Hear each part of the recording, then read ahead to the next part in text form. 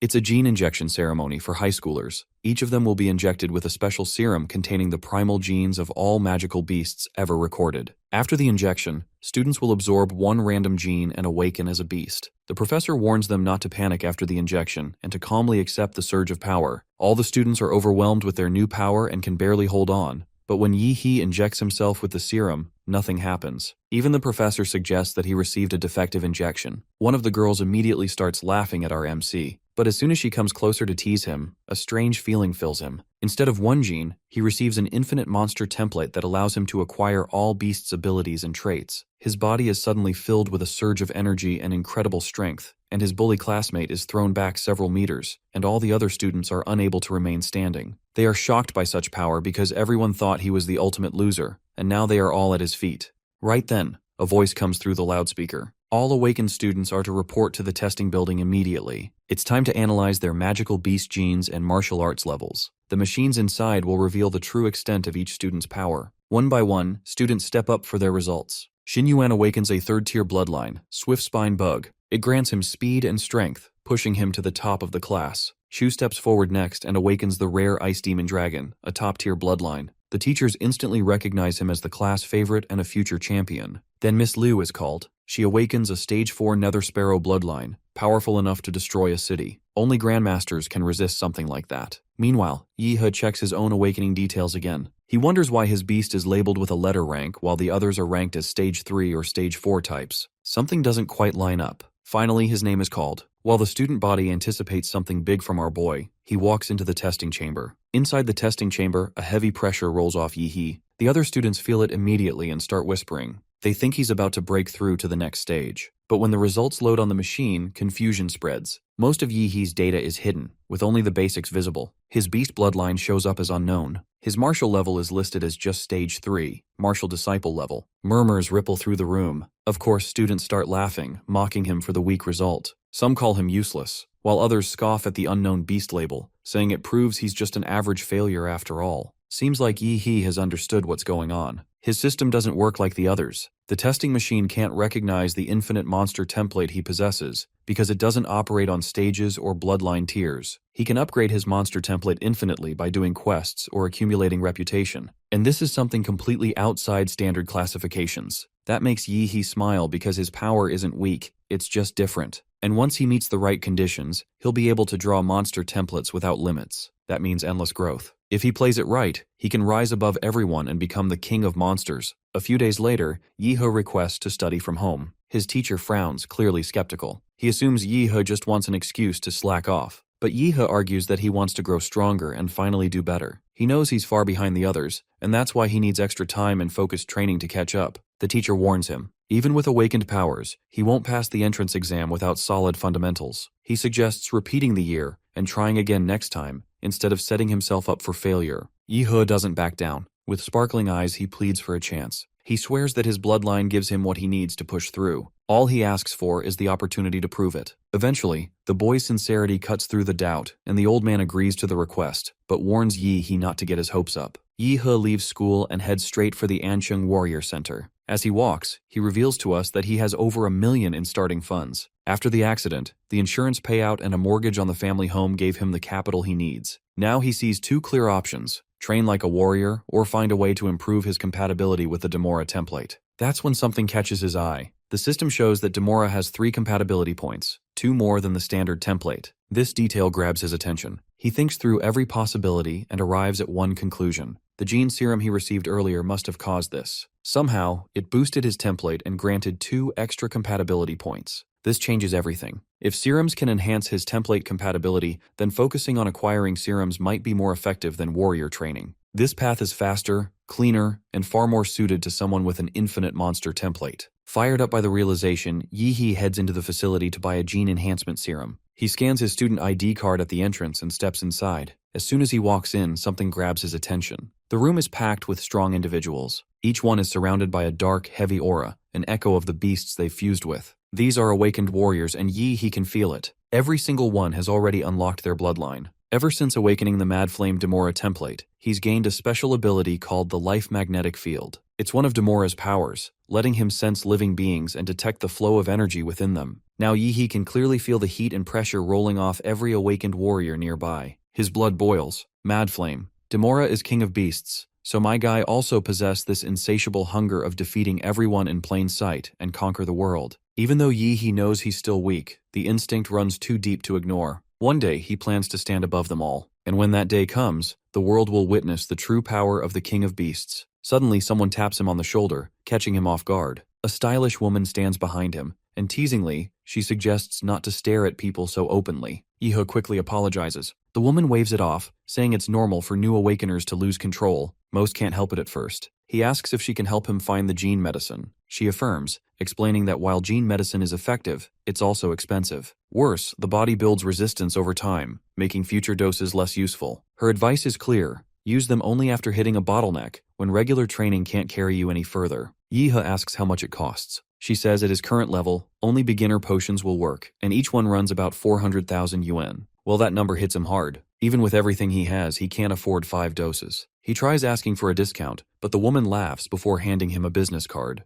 As a veteran warrior, she tells him he can get a referral discount by using her name. Yi waves goodbye and thanks her with a grin. She smiles back, wishing him luck. From somewhere nearby, someone watches silently, their glowing blue eyes fixed on Yi, ready for what's coming next. First, he goes to receive all the money he has left. Then he visits the warrior's weapon shop. All the weapons are extremely expensive, but not that he can have any choice in the matter. After a long spending day, he finally injects himself with all the serum he bought. With effects taking place, his stats begin to spike. One after another, values climb. The mutation pushes his body to the edge. Every muscle feels like it's burning. But at last, he's finally leveled up, a thought that brings great joy to our boy. For the first time, he genuinely believes he has a shot at dominating the college entrance exam. Even with a cheat-like ability, it means nothing if it can't push him past the true geniuses of the world. To climb his ranks further, he sets his sights on the secret realms. These otherworldly zones are ranked by danger, from E-class to the catastrophic S-class. S-class realms hold beasts so powerful that if they ever escaped, the world wouldn't survive. Today, Yi arrives at Ancheng number 3, an E-level secret realm reserved for rookies. He heads to the counter, books his entry, and signs the standard death waiver. Moments later, he stands before the realm's glowing portal and locks in his ambition. He's going to become the king of beasts. With that, he charges forward into the rift, diving headfirst into the pulsing energy. On the other side, Yi lands like a hero. The realm stretches endlessly, scattered across the stars of Kanglin, Anhui, and Taijin. He's read about places like this before, but seeing it in person is something else entirely. It's breathtaking.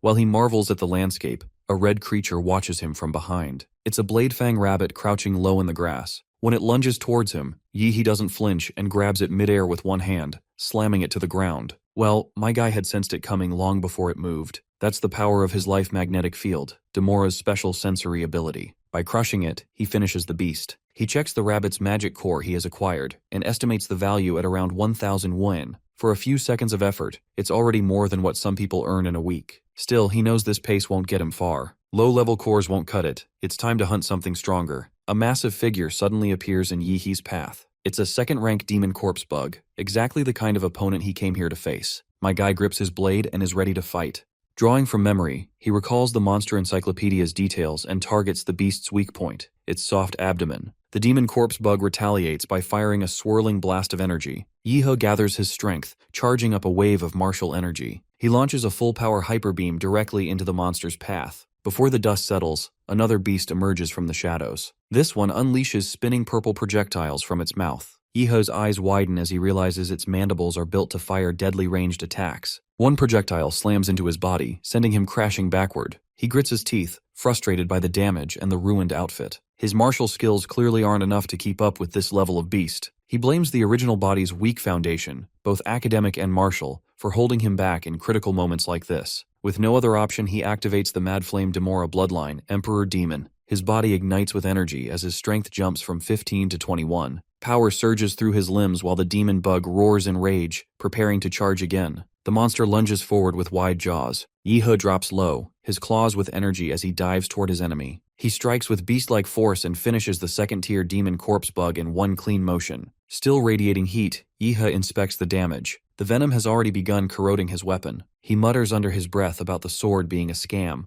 annoyed by its poor resistance. Suddenly his stomach tightens due to hunger, and conveniently enough, he smells something appetizing in the air. Yi-he turns toward it, eyes landing on a green-grade magic core emitting a surprisingly rich aroma. It's the magic core of the monster he just killed. Despite the evident risks, he proceeds to consume the stone. As soon as he swallows it, energy bursts inside his body, spreading through his limbs. The system flashes an update. His compatibility with the Mad Flame Demola template has increased slightly. You see, even cheap magic cores can improve compatibility more efficiently than high-priced potions. This stone gave him the similar results which he would have gotten after consuming 4 bank-breaking serums. He can't believe how much money he wasted on pay-to-win gene potions. It is then that Yi-he makes a decision. He's going to hunt all night to make up for the losses. Activating his life magnetic field, he sends out a pulse to scan the surroundings and locks in on nearby targets. By the next afternoon, his compatibility reaches 9%. His physical stats also climb to 15.8. With white-grade cores no longer improving him, he decides to stop consuming them and sell the rest. When he puts over all the stones on the counter, the receptionist is boggled out of her mind.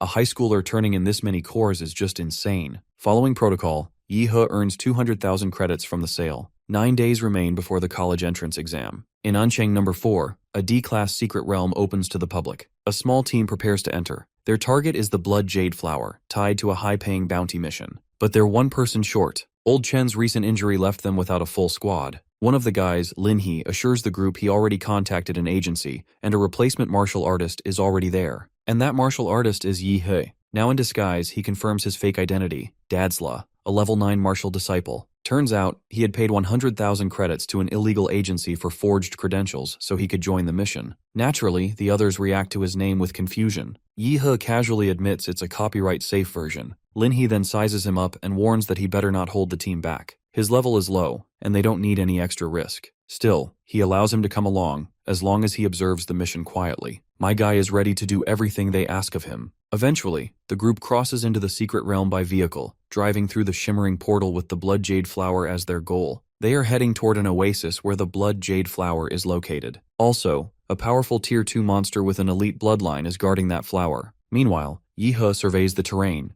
Unlike the lush rainforest he explored last time, this realm is nothing but wide-open desert. Without warning, a swarm of earth demon rats bursts from the sand and gives chase. The captain reacts instantly, shouting for Hood to handle it. Without a word, Hood gets ready with his blades. As the rats close in, Hood unleashes a set of massive bladed weapons, slicing through the attackers with ruthless precision. One after another, the rats are shredded mid-chase, exploding into dust as the vehicle speeds through the desert. Once it's over, Hood calmly confirms the threat is handled. Yi-he watches from his seat, quietly noting how efficient and brutal Hood's combat style is. In the distance, the desert stretches wide under a sky of glowing planets. A green oasis sits at the center, likely marking the location of the Blood Jade Flower. The team advances on foot beneath a burning sky. Yi-he wonders why they aren't using the vehicle to cover more ground. Lin-he explains the reason clearly. If they drive any closer, the engine noise will draw nearby monsters. From here on, they travel quietly. Roles are also assigned as they move. Xiaoxia will use a stun grenade, while Wu and Hood will handle trap placement. Old Lu is in charge of cover fire while Lin-he leads the frontline assault. As for Yi-he, he's told to stay back and observe. My guy quietly agrees, keeping things simple. Finally, they put their plan into motion. The stun grenade is detonated, releasing a cloud of pheromones that draw monsters in. A roar answers the signal, coming from a powerful Tier 2 Earth dragon that charges out of the smoke. Lin-he launches a sword slash, slamming into the dragon's body. The beast crashes down after losing its head, while the team cheers for Lin-he for the win.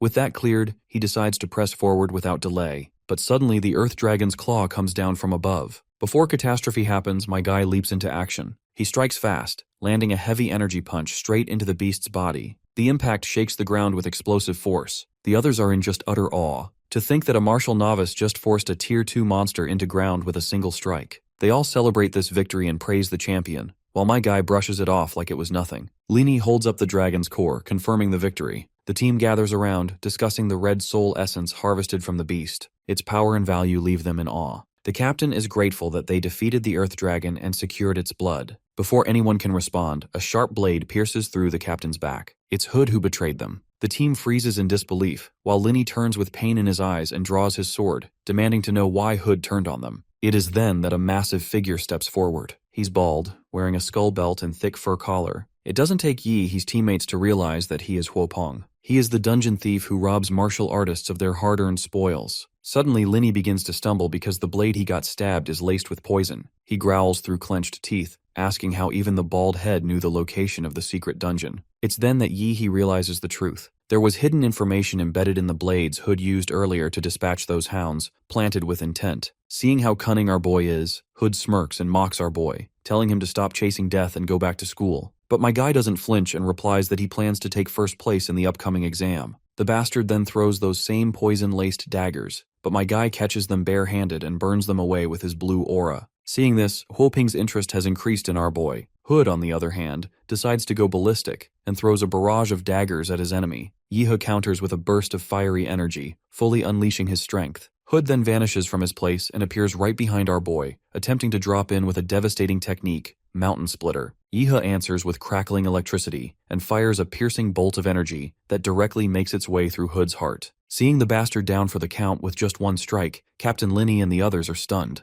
The supposed novice just took down Hood in one strike. As my guy is aura farming with his enemy dropping from the sky, Huoping is shaking in his boots. He demands to know what kind of powerful family Yehe comes from. There's no mistaking it, he recognizes the gene technique. Yehe answers coolly, saying he's from the Damonra clan, and throws in a sharp remark about Huoping's growing desperation. The enemy responds with a roar of dominance and lets go of his human form. He has activated his bloodline transformation, unleashing the terror of Tyrant Terror Black Bear. His muscles swell and his body mutates into a towering beast. Using the martial technique Peak Shaker, he charges forward. Yehe strikes first, aiming low. His attack lands hard against the beast's legs, but Huoping swings back with a spin punch. His massive paw slams into the earth, blasting debris in all directions. Instead of towing around with this bastard, my guy decides to end this. He channels everything into one strike, core-fused mountain-crushing fist. The technique helps him unleash a barrage of devastating blows, pounding his enemy to the point that the bastard is no longer in the state to fight. His teammates stare from a distance, struggling to process what they just witnessed. The so-called martial novice just brought down a powerhouse.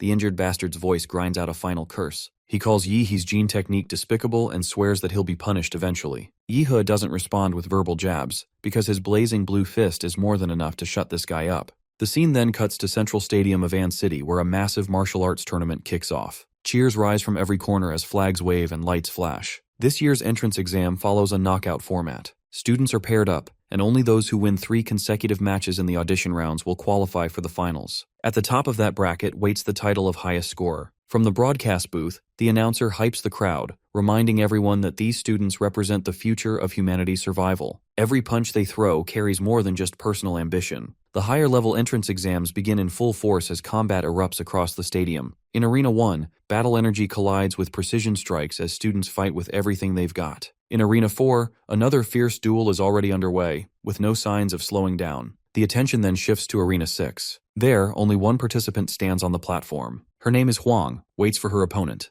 The commentator updates the audience, explaining that while Huang has arrived, her opponent, Yehe from Ancheng Middle School, is still missing. With no sign of him, the match may end in a forfeit. Meanwhile, the woman looks fired after recalling the humiliation she endured in the past. She has trained hard for this moment, hoping to claim revenge with the help of her fierce fire lizard. But once again, the one person she wanted to face didn't even bother to appear. Meanwhile, students and spectators mock Yehe, calling him a coward for failing to show. The referee raises his hand and prepares to confirm the forfeit. Then everyone notices that the sky is shifting. A streak of blue light cuts through the clouds. It's our boy, descending from the sky like a goddamn meteor and crashes into the arena floor with thunderous force. The ground shakes as dust and debris scatter from the impact zone. Huang flinches, thrown off balance by the blast. She is unable to make sense of what's happening. From within the smoke, Yehe launches straight into action, driving his foot into Huang's face with overwhelming force. That single kick lifts her into the air and sends her flying across the platform. After knocking her opponent, my guy is farming some extra aura by acting nonchalant. Huang lies defeated on the ground as the announcer declares Yehe the winner. The crowd erupts with excitement, cheering for his strength and praising the legendary sky kick that ended the match. Also, our boy's power stems from the blood jade fruit he got from the captain for saving their lives back then.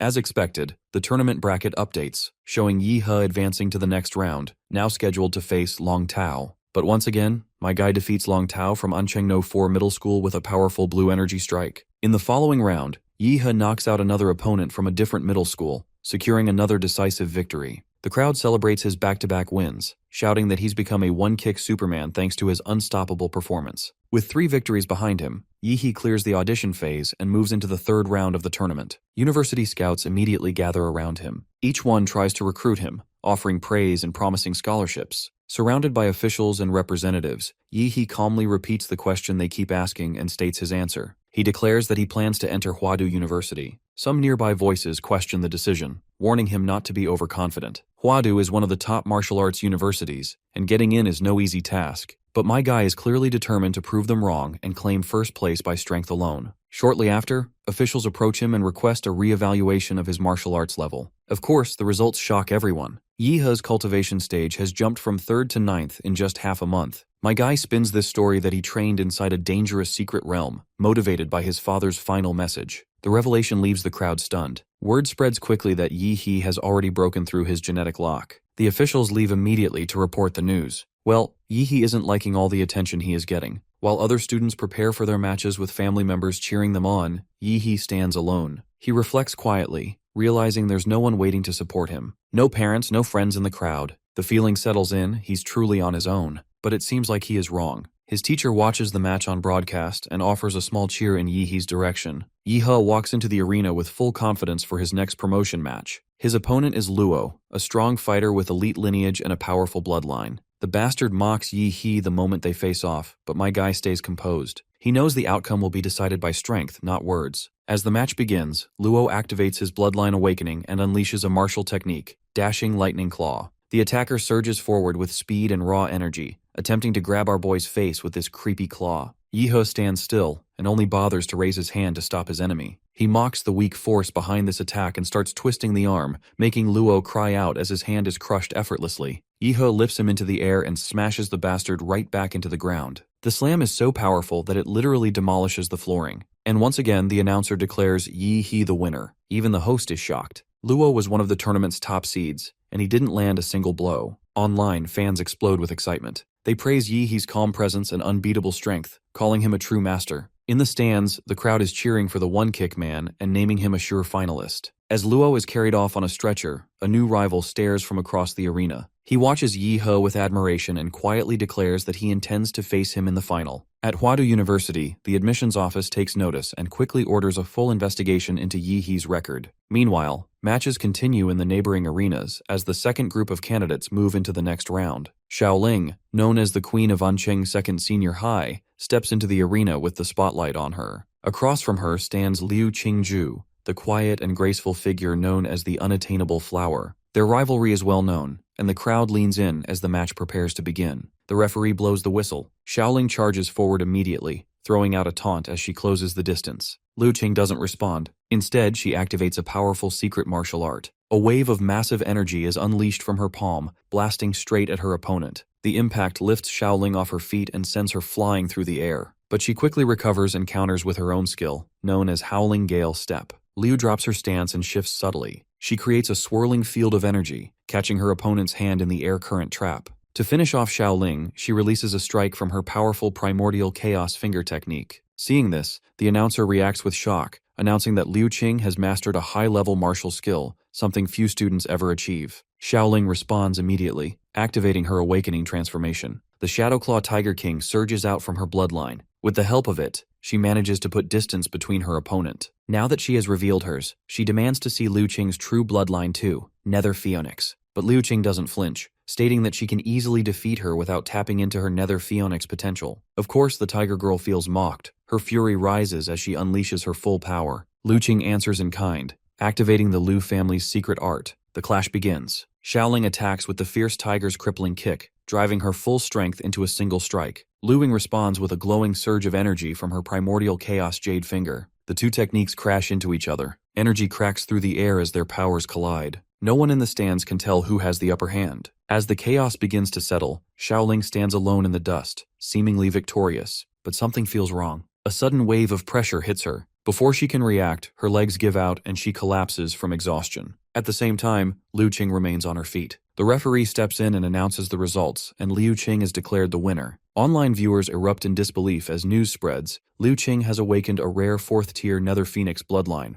With the battles narrowing, the tournament prepares for the top 8 advancement draw ceremony. Yihe steps forward to draw his placement and pulls slot A for the next round. His opponent is revealed moments later, Shen from Qingfeng Private High, who also draws into Group A. Since they will be battling in the second round, Shen suggests they stay to watch the first fight. In the arena, Luo is on the ground, seemingly overwhelmed by his enemy. His energy control is sharp, precise, and built for high-tier combat. Yihe watches closely, realizing the mysterious victor is actually his schoolmate, Chuzhou. The Qingfeng principal fumes as the school's representative falls in the very first top 8 match. Yihe turns to Shen and asks how he compares to Luo. Shen answers with confidence, saying he's the president of the martial arts club and that even 2 of his teammates together couldn't beat him. He admits our boy is the only real threat in this year's entrance exam for him. He describes Yihe as a dormant volcano, hiding a terrifying beast beneath the surface. With no time left to talk, Shen signals that it's their turn. The second match of the top 8 advancement tournament begins. Yihe steps onto the battlefield opposite Shen. The announcer declares the start of the round. Immediately, the two clash, their powers surging with equal force. Spectators fall silent, watching the explosive back and forth. My guy isn't going slow, he has managed to make this bastard's nose bleed. Shen then also decides to get serious, and surrounds himself with a solid martial energy shield.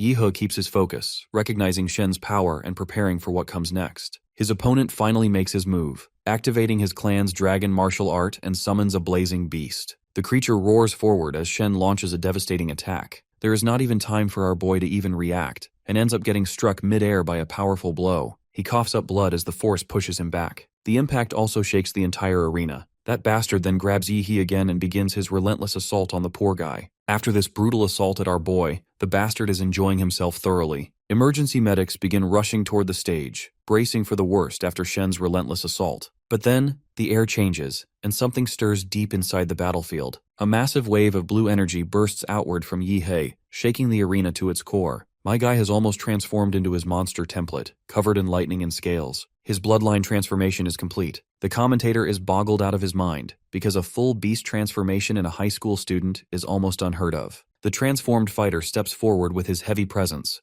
power. Meanwhile, an elder examiner watches the field closely and notices something else. Yihe's core energy is skyrocketing. A defensive barrier activates instantly, triggered to contain the explosion of core radiation coming off his body. The spectators are having the time of their lives watching this all happen. Yihe's bloodline awakening is like nothing they've seen before. My guy smirks in his awakened beast form, fully aware that no one on this planet understands what he's become. Across the arena, Shen starts bleeding again. The pressure from Yihe's energy is too much, and his body can no longer contain it. In response, he also transforms. His beast form erupts into view, glowing with golden energy that scorches the air around him. Both begin charging their ultimate martial arts techniques. My guy strikes first, and obliterates his opponent's hand in the blast. It's clear who is the winner here, and our boy wants his opponent to realize this already. Shen starts to sense that Yihe's strength has gone beyond control after his awakening. My guy doesn't waste any time and dives in once again, throwing a rapid barrage of strikes, hammering into Shen without pause.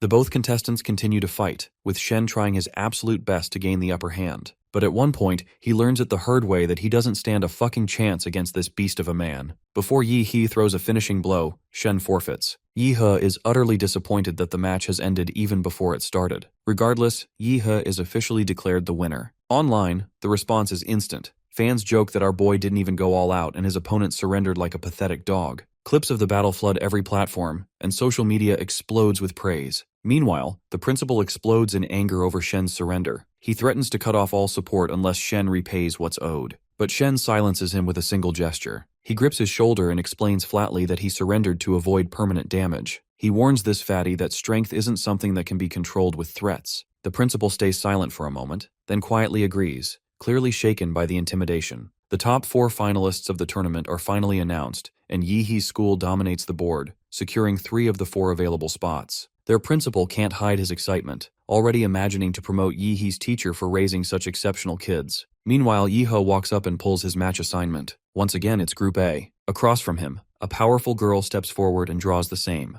With that, the semifinal match is confirmed. Yihe versus Liu Qing. Excitement erupts through the arena, with fans chanting for what's expected to be the most intense battle yet. Liu Qing possessed divine phoenix powers. With ease, she had previously crushed a top-tier bloodline user, which clearly explains that her power is overwhelming. Fans also revere Yihe's Thunder Beast powers. In the semifinal venue, once the both contents step forward, the referee signals the match to begin. My guy takes the initiative to start the show. Seeing his display of power, Liu Qing stays calm and composed. The only thing she's hoping for is that he's strong enough to push her limits. The commentator can't see Jack due to the swirling dust, struggling to describe what's happening. Let's cut to our boy's inner monologues. He quickly realizes she's not just powerful, her battle instincts and intelligence are far beyond most opponents he's faced. Understanding the risk of dragging the fight out, he acts first. His body ignites with blazing energy as he charges directly at her, launching a full-force attack. Lu Qing surrounds herself with energy, preparing to counter as Yi He closes in. At the last moment, he spins into a sweeping strike, trying to catch her off guard. She reacts instantly, blocking just in time, but the move surprised her. My guy leaps again, driving his energy into a direct punch aimed straight at Liu Qing. Clearly, my guy isn't giving her a single chance to strike back or fall back, overwhelming her clearly. After this continuous back and forth, she decides to act for real this time. She activates her bloodline,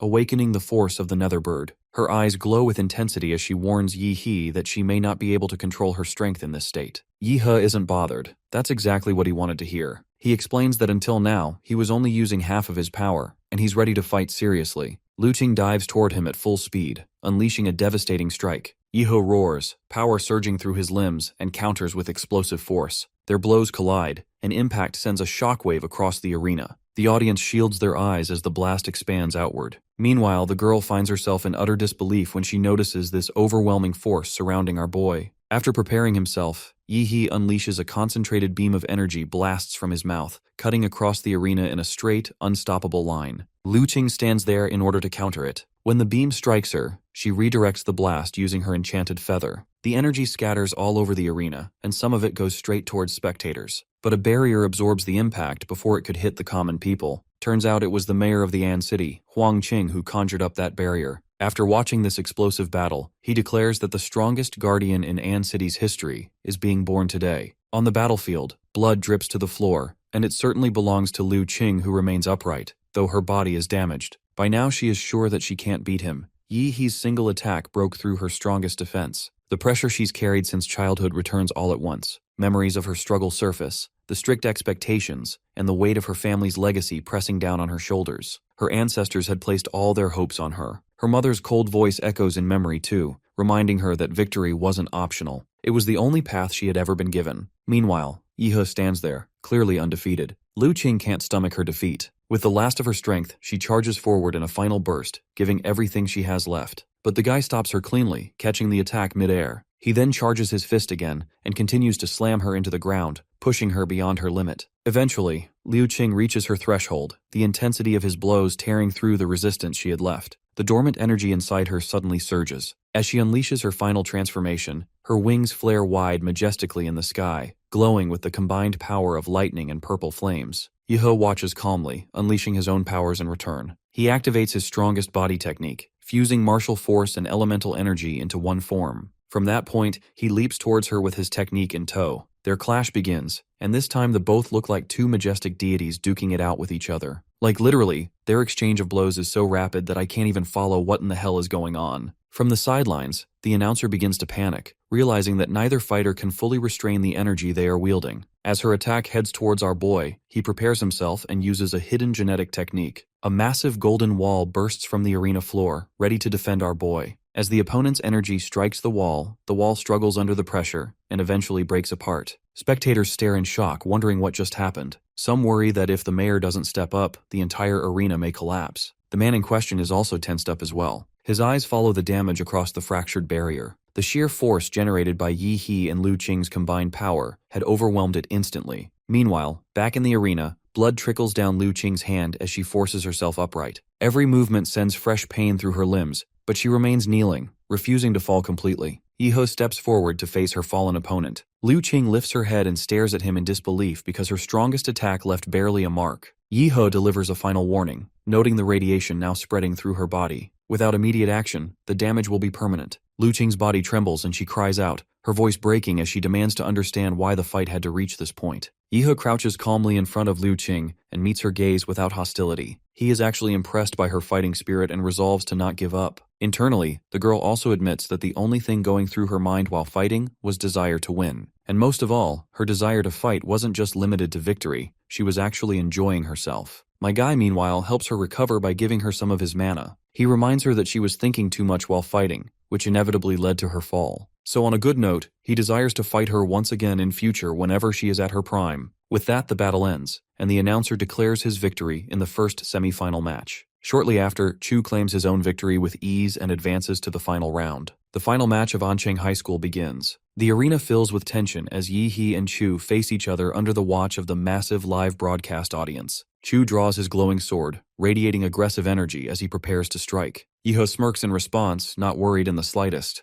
Chu charges with a spinning slash, coming at our boy with 7 clones of the blade, while Yi-He gathers energy around him, preparing for a counterattack. When he strikes his explosive fist against the opponent's sword, the explosion of force sends shards and impact waves in every direction. Of course, the impact of that punch was heavy, forcing Chu to comment on Yi-He's brute approach. Instead of hunting down the real sword, Yi-He attacks every clone in his path with sheer force. By now, Chu is sure that none of his defensive strategies are going to work against this monster. Despite the setbacks, Chu decides to take another approach. With close combat no longer an option, he chooses to strike from a distance and exhaust his opponent. Energy builds rapidly around him as he summons a giant fierce dragon formed entirely from raw power. The dragon roars forward, charging at Yi-He with unstoppable momentum. Activating his bloodline ability, Chu releases the power of Ice Pulse. Freezing energy floods the battlefield, spreading outward in a rapid surge. Jagged spikes of ice erupt across the terrain, generating a towering ice mountain that seals Yi-He inside. Meanwhile, a faint sweat forms on Chu's face because the intensity of his power is taking a toll on his body. Moments later, the ice begins to melt. From deep within, a burst of golden and blue light explodes outward. A shockwave ripples through the stage as Yi-He breaks free, tearing the mountain apart with overwhelming force. With the first attempt failed, Chu braces himself and prepares to launch another ice-based technique, targeting a massive crystal structure right at our boy. Before he can even land a blow, my guy renders the attack utterly useless. Still catching his breath, Chu asks how much chance he has to win this match. Yi-He responds with a calm smile and dismisses the odds as barely higher than that of a stray cat. Just like any sane person, Chu raises his hand without another word and surrenders. The final result is called. Yi-He is announced as the winner of the Ancheng High School final battle. Cheers erupt across the stadium as Yi-He supporters celebrate his victory. Standing tall at the center of the stage, he absorbs the energy of the crowd. His name echoes from every corner of the arena. Screens around the city flash his face, broadcasting the win live as his popularity skyrockets. People begin calling him the strongest champion in Ancheng's history. The host steps forward and makes it official, declaring Yi-He the tournament champion. After 3 full days of intense battles, the title is his. During the closing ceremony, a reporter approaches and asks about his rise from the bottom. Yi-He responds by thanking his teacher for offering support during the most difficult moments. From the edge of the stage, the principal also calls out to him to show his appreciation. He announces a scholarship offer, $2 million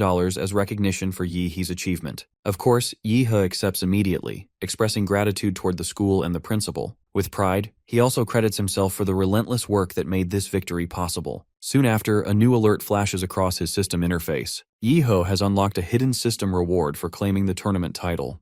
Later, he walks down the quiet stadium corridor, but the moment he steps outside, a crowd explodes around him. Reporters, students, and camera crews rush in from every direction, overwhelming the hallway with lights and questions. Several students push forward, holding up suggestive images and asking bizarre, inappropriate questions. Caught off guard and unable to respond, Yi-He bolts through the doors, shouting that he doesn't have time for any of it. He slips into the basketball gym, finally shaking the crowd. Breathing easier, he is excited after learning that he can earn other template abilities as well, meaning he is not limited to using just one template. Before he can mull over it any further, a man steps out of the shadows and congratulates him on winning the tournament. At first, Yi-He assumes it's another reporter, but the man quickly clarifies that he isn't from the media. He introduces himself as someone connected to Huadu University, here to discuss a matter related to genetic locking. Of course, my guy gets a little alarmed after hearing this term. After all, he gained all his power through monster templates and had never used any system related to genetic locking. The man then asks if this term was something Yi-He learned from his father, who was just a regular taxi driver. Yi-He confirms it, but the man pulls out confidential documents and says the information doesn't match his father's background.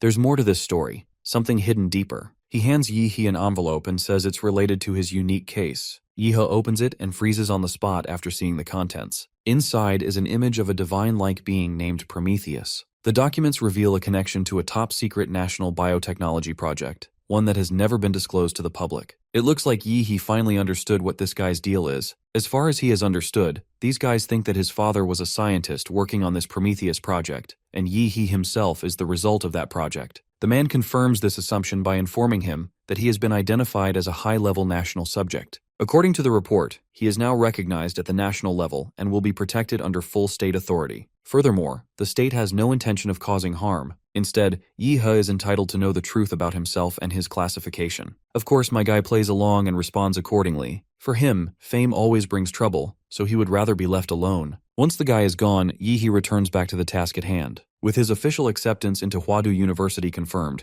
he is celebrating the substantial scholarship and prize money he received. Most importantly, he is excited to draw the template ability he has been awarded for clearing the exam. Waiting no longer, he activates the system's template draw function. A glowing portal-like structure materializes before him, radiating with powerful light. As energy gathers around the vortex, a massive godlike mechanical being emerges. The system identifies it as an D-rank template, supergiant humanoid. This thing is 60 meters tall and has a 1% fusion rate. The reveal leaves Yi-he stunned. He immediately begins calculating the potential. If the supergiant humanoid could be fused with the Demora template, the result would be devastating. A visual forms through the system, an imagined fusion of both monstrous powers, towering and violent, radiating near limitless energy. Elsewhere, a mysterious big shot cancels all of his scheduled appointments. He simply states that private matters must be addressed. The guy this big shot is talking to is an investigator in a hazmat suit, reporting that no body was found among the ruins. However, remnants were recovered near the last signal location. Testing reveals signs of nuclear radiation and traces of a massive energy explosion.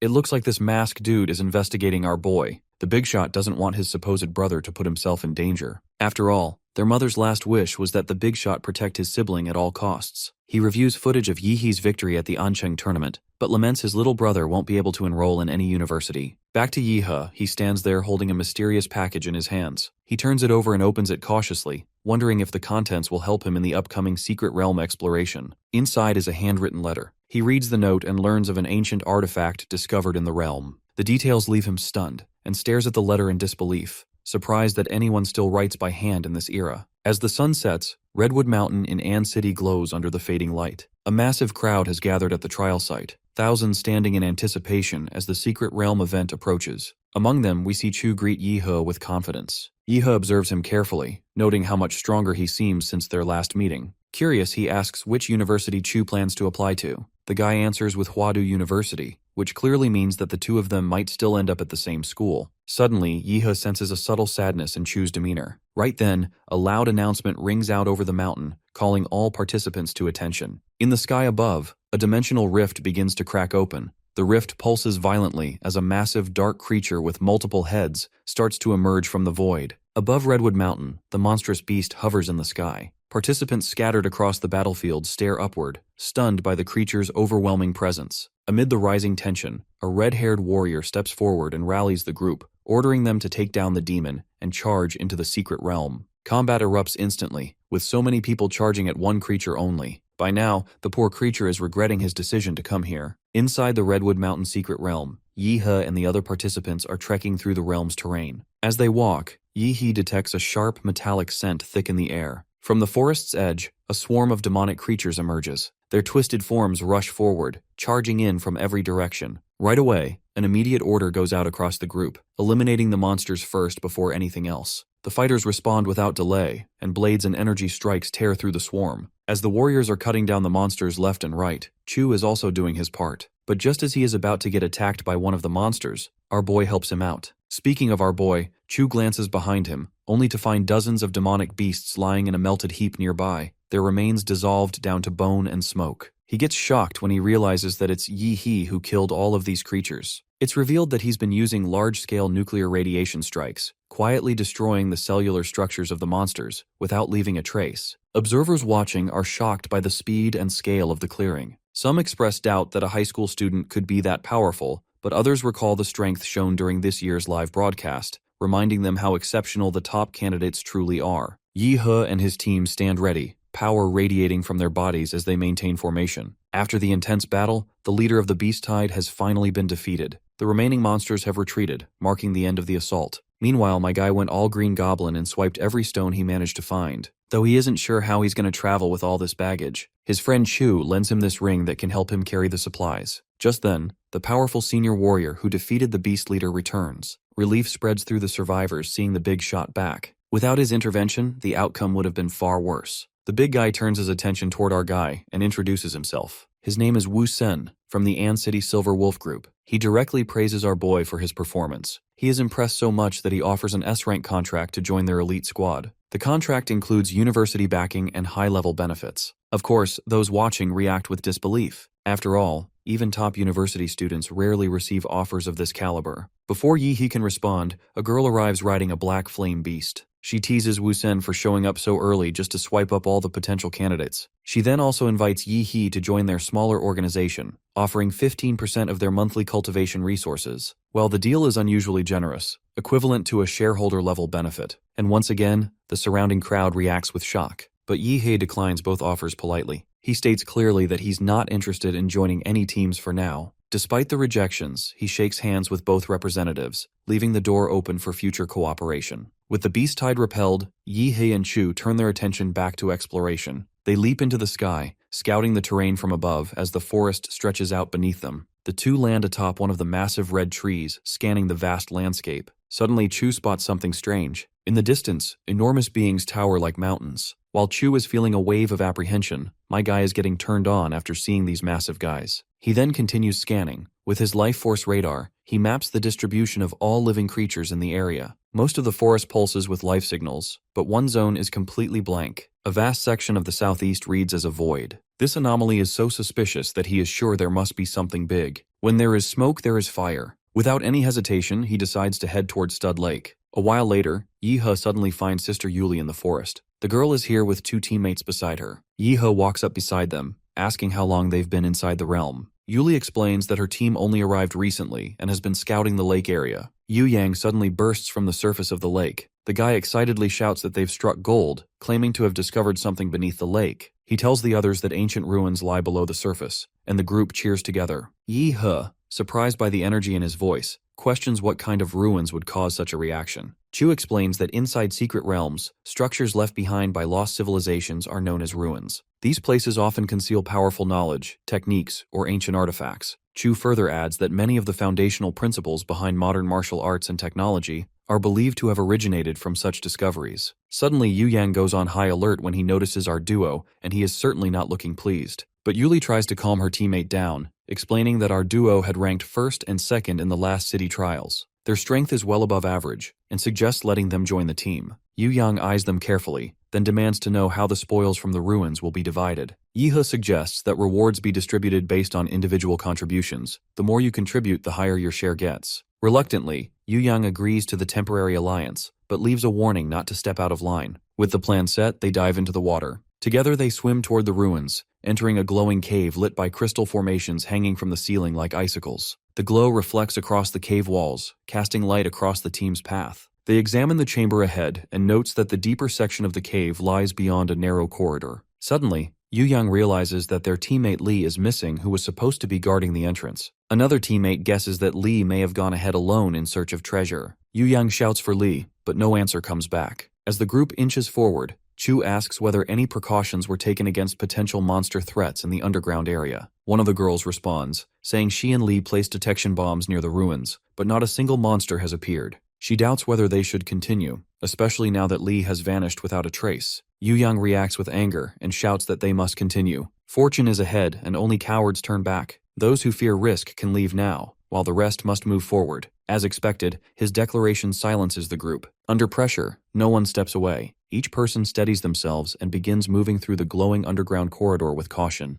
As they go deeper, our boy can sense the danger ahead, but there's no time left to assess the situation further. The danger has already begun. In his mind, he realizes that Yu Yang and Lee finding this hidden route in such a massive underground cave is too precise to be coincidence. The path they followed was likely a trap. Even so, Yi-hee doesn't falter. He smirks slightly, confident in the trump card he has yet to play. The group proceeds into a vast underground chamber. There, eerie green vines crawl across the walls, pulsing faintly with energy. As they look closely, they come to notice skeletal remains wrapped tightly in vines, evidence of a massacre that occurred here. Above there, they also see the remains of Lee's body, which has been dissolved into nothing more than a skeleton. The group is shocked out of their minds, so much so that Yu Yang drops to his knees. Not only the relic they came to find is missing, but Lee also lost his life. But right then, something starts affecting his body. The same force that took Lee is now consuming him. He tries to warn the others to run. Before he can say anything further, green vines explode out from his skull in a bloody fashion. He's killed immediately, his body yanked upward and impaled by the same demonic vines. My guy steps forward and blasts the body into smithereens before shit escalates further. Turns out, the demon beast is more intelligent than expected. It captured 2 warriors and used Yu Yang to make a perfect bait in order to draw more prey. It's already too late to realize this, since they've walked straight into the trap.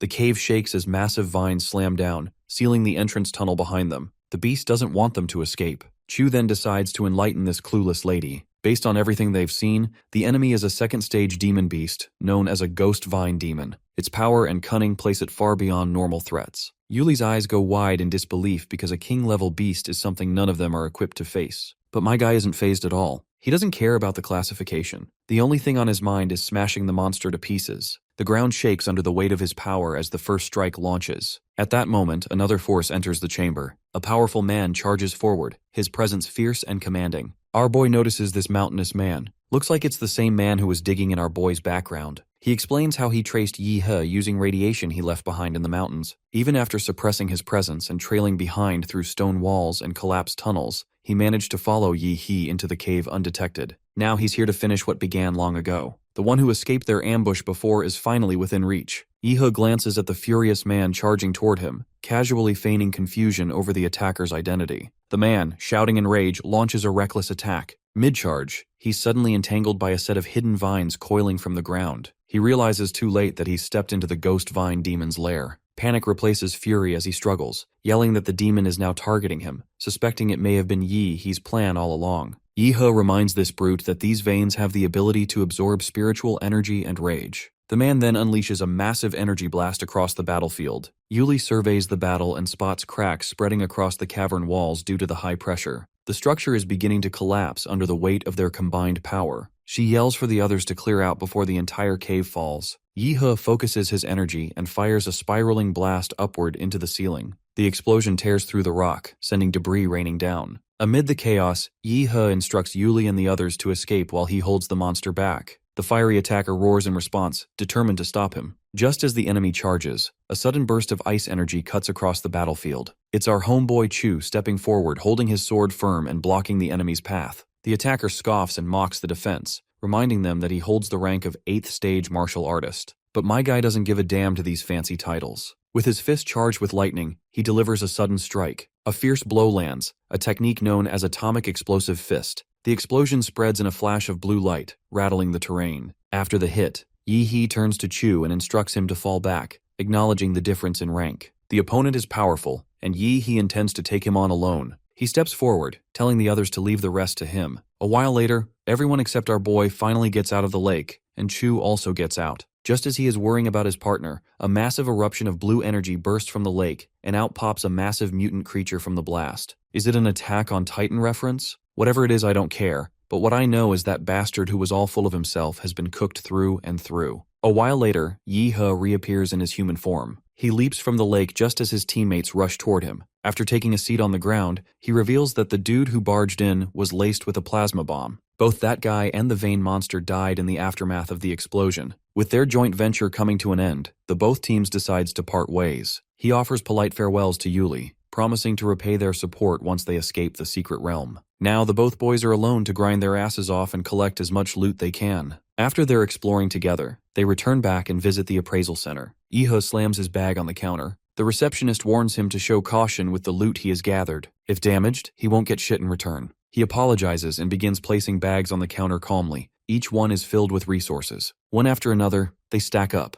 By the time he places the final bag down, the receptionist stares in disbelief, barely able to keep up. She hesitates before asking if he's finally finished unloading. Yi He smirks and tells her to begin the calculations, adding that he still has plenty of spirit medicines waiting to be appraised. Not long after, people gather near the center as they start to recognize the rare herbs in Yi He's possession. The crowd is totally stunned by their high value and rarity. Meanwhile, my guy is busy mentally sorting through his inventory, planning to sell off the lower grade magic cores. After all the exchanges, his account receives a credit transfer of 27 million yuan after the sale. My guy exits the center, preparing to sell the appraised spirit herbs next. But suddenly, a luxury car pulls up in front of him. An older man steps out, the owner of Ping Pharmacy. He greets Yi He directly, mentioning that he heard about the herbs Yi He had brought in. He offers to buy them at a price above market value. Yi-He quickly realizes that someone from the appraisal center leaked the information, but he doesn't mind selling. The buyers came to him on their own, and the price is just right. After the transaction, the luxury car drives away, while the man reminds him to reach out again the next time he has more spirit herbs. He checks his phone and sees that his bank account has received another deposit of huge cash. With the money in hand, he begins planning his next steps. Standard supplements and low-tier herbs from the market have done little to improve his cultivation. If he wants to grow stronger, the next investment needs to be in power. The resources required for significant breakthroughs remain out of reach. But another option comes to mind, one that doesn't rely on wealth. He decides to pursue martial arts training. With that goal in mind, he sets off immediately. At Ancheng No 1 Middle School, the doors of the principal's office open. Inside, a warm drink is served, setting the tone for a respectful and formal conversation. The principal greets Yi-He kindly and expresses mild surprise at his visit. Yi-He presents a small package from Ping Pharmacy,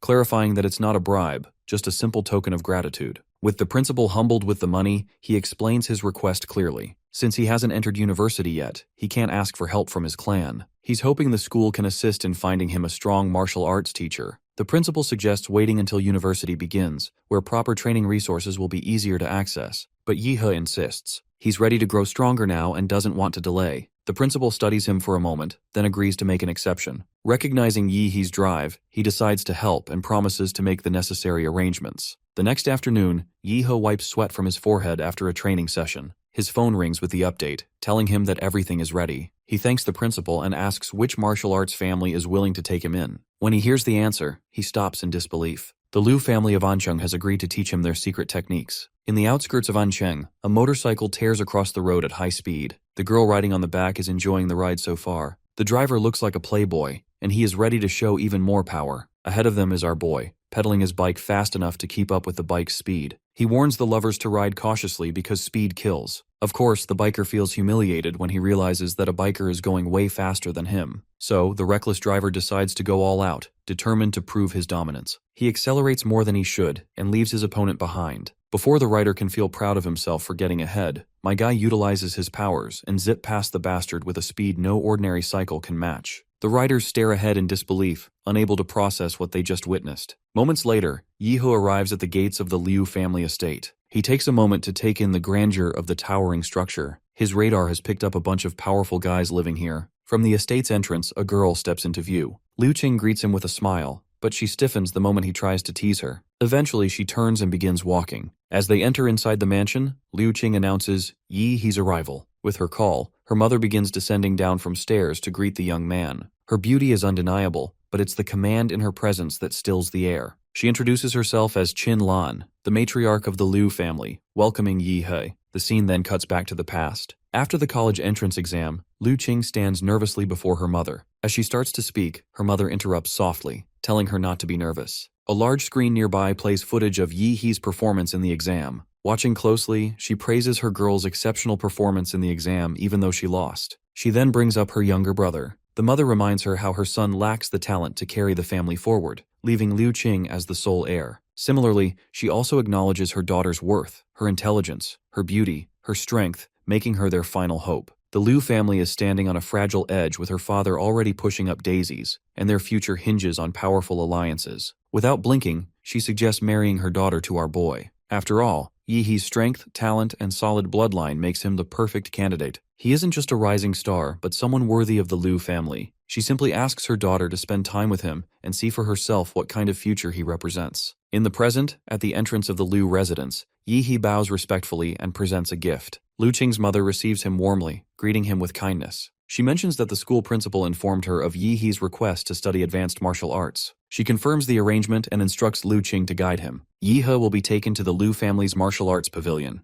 According to the family's rules, he will be granted 1 day inside to train. She explains that deep within the pavilion are 3 powerful martial techniques, and whether he can comprehend any of them depends entirely on his own talent. Yi-He bows again, offering formal thanks to the Liu family rather than to her alone. The gesture does not go unnoticed. Liu Qing's mother silently marks his awareness, noting his political tact and steady demeanor. The girl meanwhile watches the exchange, puzzled by the way her mother seems to view Yi-He with new interest. Without commenting, she leads him through a long underground corridor toward the martial pavilion. As they walk, Yi-He decides to lighten up her mood by making a teasing remark, prompting a flustered denial from Liu Qing. He leans in too close to her face and she reacts with irritation and embarrassment. The cause of her embarrassment is already clear to us. The poor girl just can't shake off the fact that he is going to be her hubby one day. Anyhow, they arrive at a massive sealed gate, carved from a rare, reinforced material designed to endure high-impact martial techniques. Yihe studies it closely and asks if he's allowed to strike it directly. Liu Qing looks at him, clearly unsure if he is even supposed to ask this question. Moreover, why this goofball isn't so impressed with this stone's material. Without waiting, Yihe unleashes a glowing blue punch filled with martial energy. As he is about to strike the surface, Liu Qing stiffens slightly. The technique's color and force bring back fragments of past memories, ones she would rather forget. Yihe follows up with a second strike, launching another wave of blue energy into the gate. The impact ripples through the air, but the stone doesn't crack or shift. Liu Qing lets out a quiet laugh over his failure, while the guy is totally confused about what just happened. All he felt was his energy being absorbed into the void. Anyhow, she escorts him further inside the scroll library. Going further through this library will arrive the secret vault containing techniques. Before heading further, he is told he may select any technique and unlock it using the identity card he has been given. The girl also warns him that mastering a profound level technique in a single day is almost unheard of, and advises him to begin with something foundational. Yihe responds with another casual tease, earning a hesitant, flustered response from her. Regardless, she inputs the code and unlocks the secure vault where the techniques are placed. As the chamber opens, we see small vaults that contain the techniques. She further educates him that learning Xuanhuang martial arts is all about feeling the marital rhythm inside him. If he fails to feel it, then he won't be able to learn it. Long story short, Xuanhuang martial arts are living things. It's not the martial artist who chooses the art, but it's the art that chooses its martial artists. A while later, Yihe sits beneath a glowing statue. All he is supposed to do is soak in this light pouring out of this statue. To get context, we cut a little back in time where the girl educates him that the Xuanhuang martial arts are not passed down through scrolls. Their transmission is tied to statues. Sculptures, tools, vessels, any object capable of carrying the imprint of martial rhyme can store and preserve a technique. Legacy is not written but forged into matter. Liu Qing explains that only a true master possesses the ability to forge martial intent into a physical medium, transforming it into a lasting vessel of transmission. So what happens next depends entirely on him. Back to Boy, he stands there for a moment, then lies down flat on the floor. Liu Qing observes from the monitor, looking totally unimpressed due to his shenanigans. Inside the chamber, our boy realizes that this martial rhyme is some kind of spiritual world, and being currently inside, he doesn't possess his powers. Even the system notes that he has entered a spiritual world. The statue behind him comes to life, and reminds his guest that only those with true strength and will can master martial power. It demands proof, strength, resolve, and the courage to walk the martial path. To prove himself, the old man tasks Yihe with guard duty where he is supposed to safeguard this temple from the hundreds of ghosts who will roam this place nighttime. With water drops dropping down marks the beginning of the trial. Right away, red demonic ghosts begin to swarm the area. As those bastards leap toward him, Yihe channels his power. He charges into the wave with his blade in hand. My guy continues his slaughter, slashing down these ghosts left and right as if it's nobody's business. Meanwhile, the statue watches in silence. Its tone is filled with contempt as it mocks the weakness of the current generation, dismissing how far martial arts have fallen. Meanwhile, my guy is doing his job diligently. But just as he is attacked by one of the ghosts, nothing happens to him. Even the watching statue is forced to acknowledge what he sees. Yes, baby, ghosts can't do a damn to our boy. It turns out that his system is automatically protecting him from these spiritual beings. So within minutes, bro massacres all the ghosts with his majestic golden energy, much to the statue's shock. Now the next step is to dive into that well in front of him. The well before him holds more than just light. It contains the condensed essence of the old master's life, a reservoir of pure martial energy accumulated over generations. Within the well lies a forbidden technique known as the devil in the flesh. If he can endure the process, there's a chance he can integrate the technique into his body. With that in mind, Yihe dives in. The observer watching from above tenses at the sight.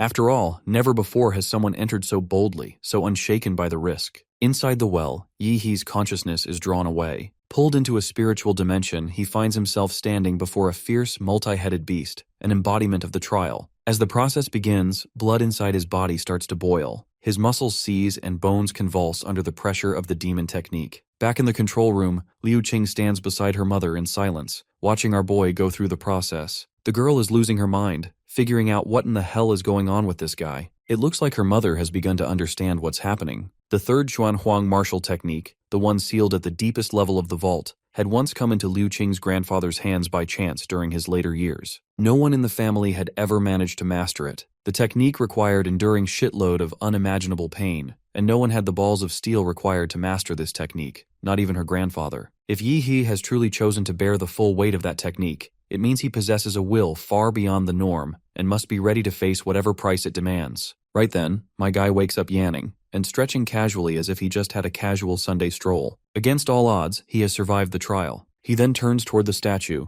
and gives his thanks to the elder, directing his words toward the ancestors responsible for creating the technique. Though his base stats remain unchanged, he confirms that mastering the technique has doubled his combat capacity. Moments later, Liu Qing and her mother step into the room, still processing what they've seen. Liu Qing looks directly at him and asks whether he truly completed the technique. Yiho responds with a casual salute and confirms that he succeeded. Of course, her mother struggles to find words. The technique had defeated every practitioner in the family for generations, yet Yi He completed it in under an hour. As Yi Hu is feeling all smug, Liu Qing silently watches him. Though praised as a genius herself, she knows that the one in front of her stands on a different level. Yi He then turns back to the group and prepares to demonstrate his power. In an instant, blue and red energy surges from his body. His martial aura erupts like a storm, drawn directly from his internal martial world and transformed into force. Liu Qing senses something darker buried in the energy, a presence that carries the echo of trapped demons. As for her mother, she is visibly impressed and compliments Yi He's strength with admiration. Not gonna lie, mommy looks totally turned on. Liu Qing then suggests he use the rest of his time in the vault to study the remaining techniques. Meanwhile, the mother feels disappointed for her girl. While she clearly discourages the idea of marrying our boy, she is still handing over literal generational wealth to this boy without any reason. But surprisingly enough, Yi He declines further training, explaining that absorbing the last technique took significant effort, and that he has other responsibilities to tend to. Liu Qing's mother accepts his answer and instructs her daughter to escort him home. Before they leave, she casually brings up a rumor about our boy arriving on a bicycle earlier that day. So, she offers to open her garage from where he can pick any top-tier vehicle he may like. Remembering that couple on that cool Hayabusa, Yi He also decides to grab a heavy bike for himself too. We then cut to that Hayabusa walking down the road on foot after losing his bike in an accident. Turns out, he is that pathetic brother of Liu Qing her mother had mentioned. Suddenly, a high-end motorcycle blazes past the estate entrance, kicking up a trail of dust behind it. Of course, it's our boy. That young man outside freezes mid-step, realizing with shock that it's the same person who was racing on his bicycle. Back at our boy's residence, Yi He prepares a strange and unconventional meal. On the table sits a bowl filled with glowing spirit crystals,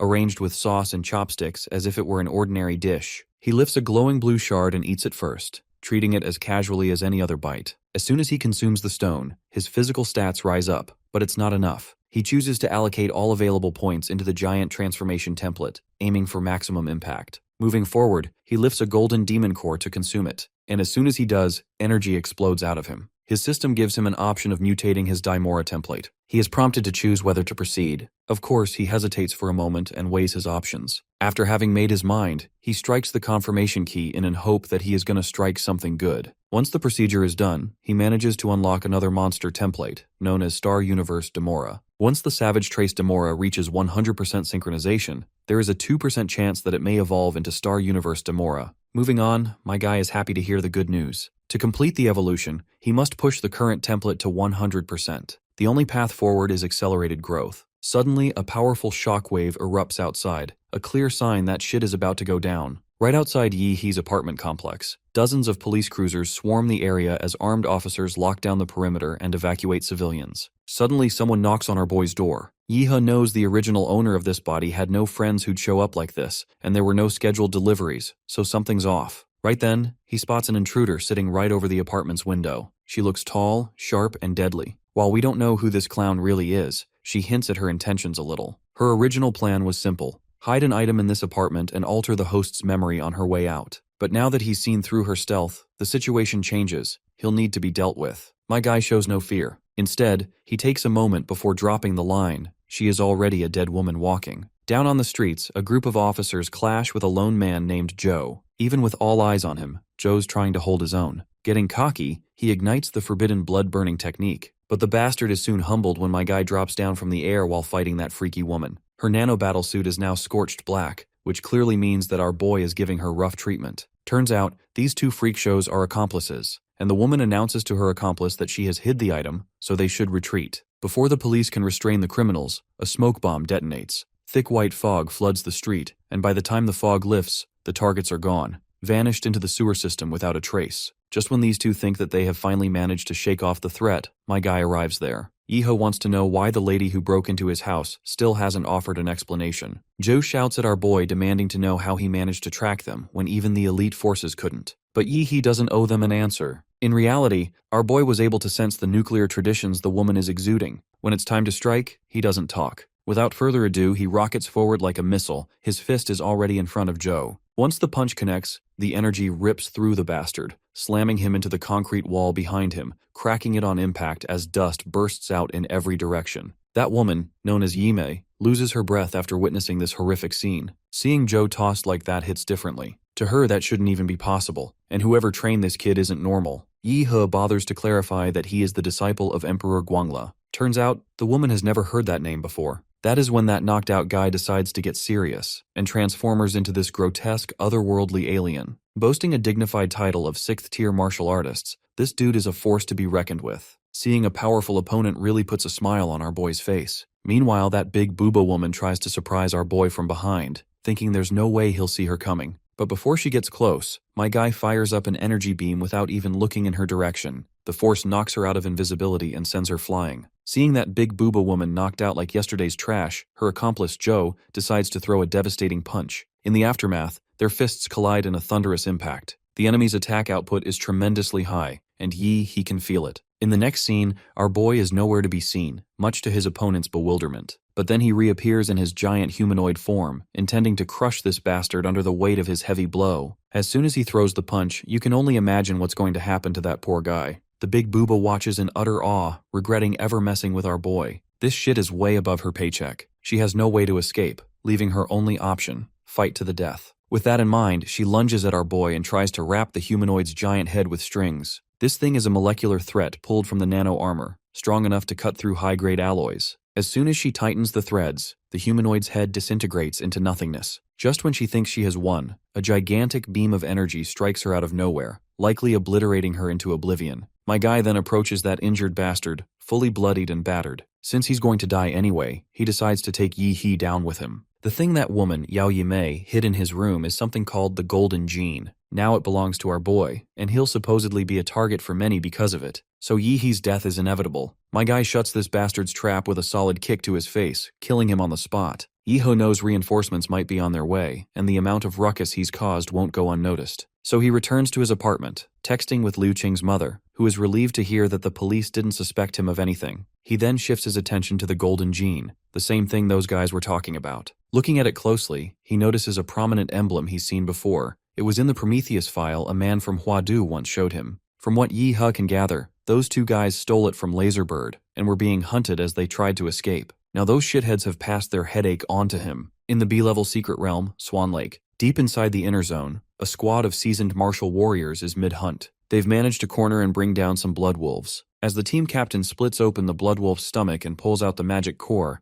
a low, ominous rumble breaks through the forest. The ground shakes under the weight of countless monster footsteps, pounding like thunder, all running in a certain direction. What they see next freezes them in place, an endless wave of beasts, tearing through the forest and swallowing everything in their path. The highlight of this show is a massive beast, known as Sovereign-class beast, Sinwolf. Seeing the monster leading the chaos, the adventurers' party bolt in full retreat. With this sovereign-level beast tide marching toward An City, the adventurers are sure as hell that An City won't survive this. You see, high-tier magical beasts almost never leave their own turf. That's why the Swan Lake secret realm had stayed stable for so long. Now a monster of that level showing up here meant one thing: something seriously wrong. That giant ape-like monster roars and throws these meteor-like objects, and within seconds, the warrior team is torn apart, crushed under the weight of massive boulders. Outside the Swan Lake secret realm, alarms begin to scream across the city. People in the city freeze where they stand. A second later, the mayor's voice breaks through on the citywide broadcast. A massive beast tide is advancing from the B-level Swan Lake realm. Estimated time to breach, 20 minutes. The army has already mobilized, and all citizens are ordered to shelter or evacuate. The mayor's broadcast goes out, calling every warrior in the city to stand and fight. Armed police hit the streets right away to keep order. Government agencies kick into overdrive, trying to keep the city stable and calm as best they can. Inside the mayor's office, he moves from one call to the next, doing whatever he can to stall the inevitable. The second his secretary bursts in with an update, he asks about the reinforcements, who's sending troops. The answer's bad. This city isn't the only one under siege. Beast incursions have hit multiple regions. Most cities are too deep in their own disasters to offer any support, and the ones still standing are locking themselves down, building fortifications and bracing for impact. His voice shakes as he asks about Huadu. Maybe someone from there, a Grandmaster-level warrior or higher, could be sent to help.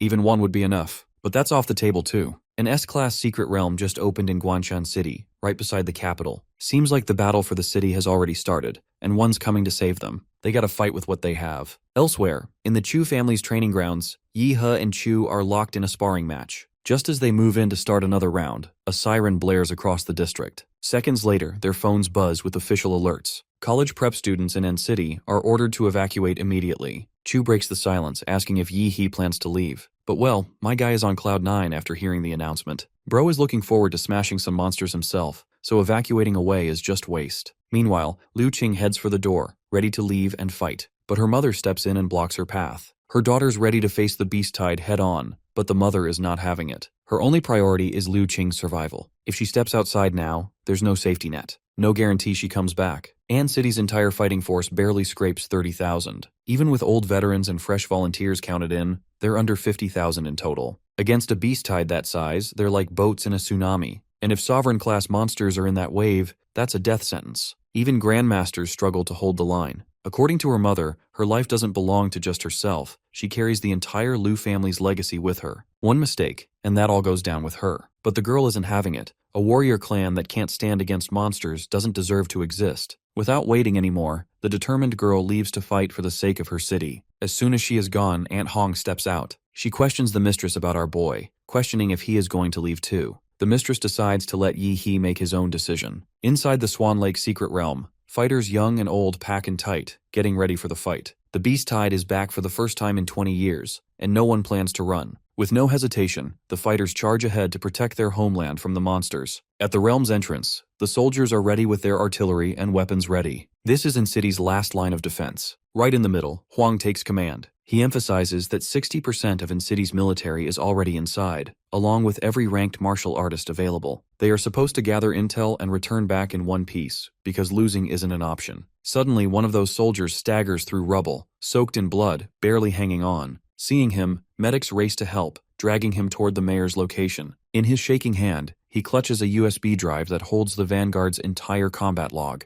Huang demands answers, wanting to know where the rest of the unit is. The soldier lifts his head and delivers the worst possible news. No one made it alive. He warns his seniors about that black ape, responsible for wiping out the entire platoon. Finally, the monsters have started to make their move, ready to burst out of the realm's gate. These bastards are cunning. They're intentionally targeting the landmines buried near the realm gate near the tower. As soon as the mines are triggered, everything begins exploding. The traps that humans set up turn into noose in their own necks. Huang roars out the order. Hit back with everything they've got and wipe out the enemy before the damage spreads any further. Explosions detonate across the battlefield as flaming debris rains from above. But the main monster boss is sure that these little bitches can't hold their ground much longer.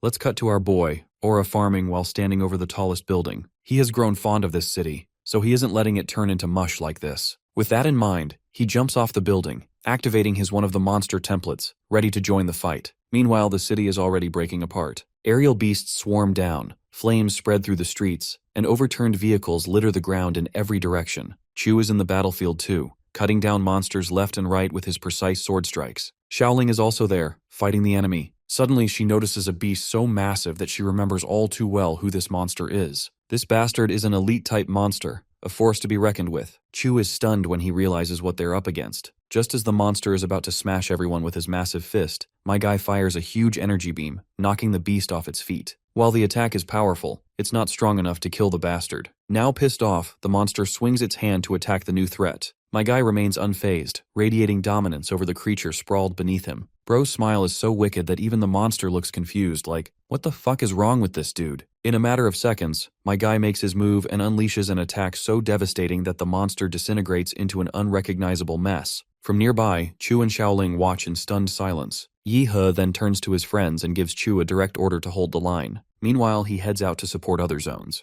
High above in the air, he begins scanning the area for bigger prey. Down on the battlefield, a monstrous creature resembling a spiked elephant is causing chaos. The soldiers are trying their best to take it down, but guns are useless against this beast. One soldier tosses his rifle aside and shouts the order to switch to blades. With everyone now armed, these fools charge straight toward their own demise. As expected, not a single one survives. They all end up impaled on the elephant's spiky tusks, giving the monster a downright badass look. While the remaining soldiers argue whether to retreat or fight until their last breath, the elephant prepares to strike them down with its massive trunk. But before that happens, the bastard is pierced by a burst of blue energy that kills it instantly. Of course, it's our boy, crashing down to the ground like a goddamn meteor. Meanwhile, on other battlefronts, the monsters have started retreating to a single location. The awakened fighting there are confused by the sudden withdrawal. One girl explains that the enemy isn't retreating, they're swarming Yi He from every direction. As for his introduction, Yi He is a top candidate who already proved himself in the entrance exam. In this case, the guy with her suggests they can't let him get overrun by monsters. He proposes joining the chaos to help protect their top scorer.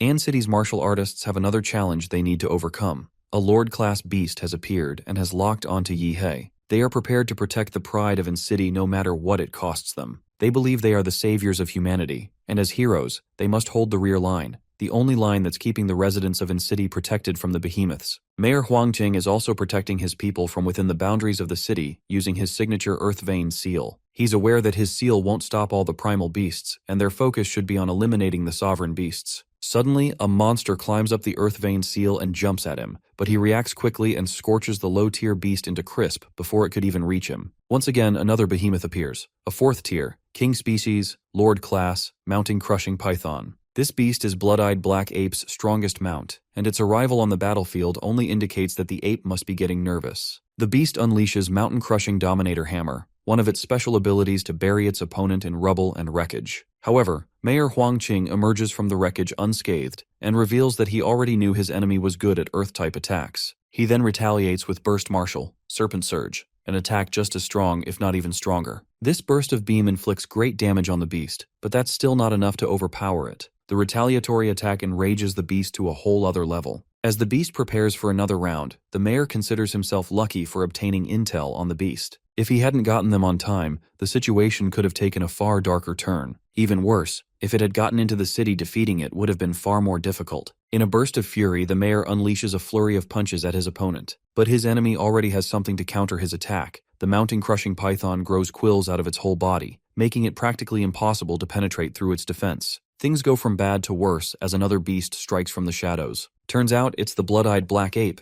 and he was hiding inside the stone spike. The ape isn't satisfied with the way this battle between the mayor and his minion is unfolding. To prove how insignificant humans are, he crushes the mayor with his bare hands. Acknowledging Mayor Huangqing's capabilities, the Black Ape claims he has confirmed that there are no strong martial artists left in An City, which means he can kill everyone without restraint. However, Mayor Huangqing is not ever going to let that happen. He casts Bladewine Tempest to stop him, but the enemy dismisses his actions as pointless, declaring that his death is inevitable. The ape further adds that he no longer has a natural enemy in this field. This has become a game for him. He wants to make humanity drown in fear and despair. The Bladewine Tempest unleashed by the mayor makes no difference. The caster himself admits that it was fast, but unbelievably weak. In his second attempt, the mayor does the exact opposite. He shoots a powerful attack, but it's so slow that the enemy dodges without even breaking a sweat. After the mayor's multiple failed attempts, the ape decides to demonstrate the best of his strengths. Once he closes the distance between them, he throws a jab at him, which the mayor surprisingly absorbs as if it were nothing.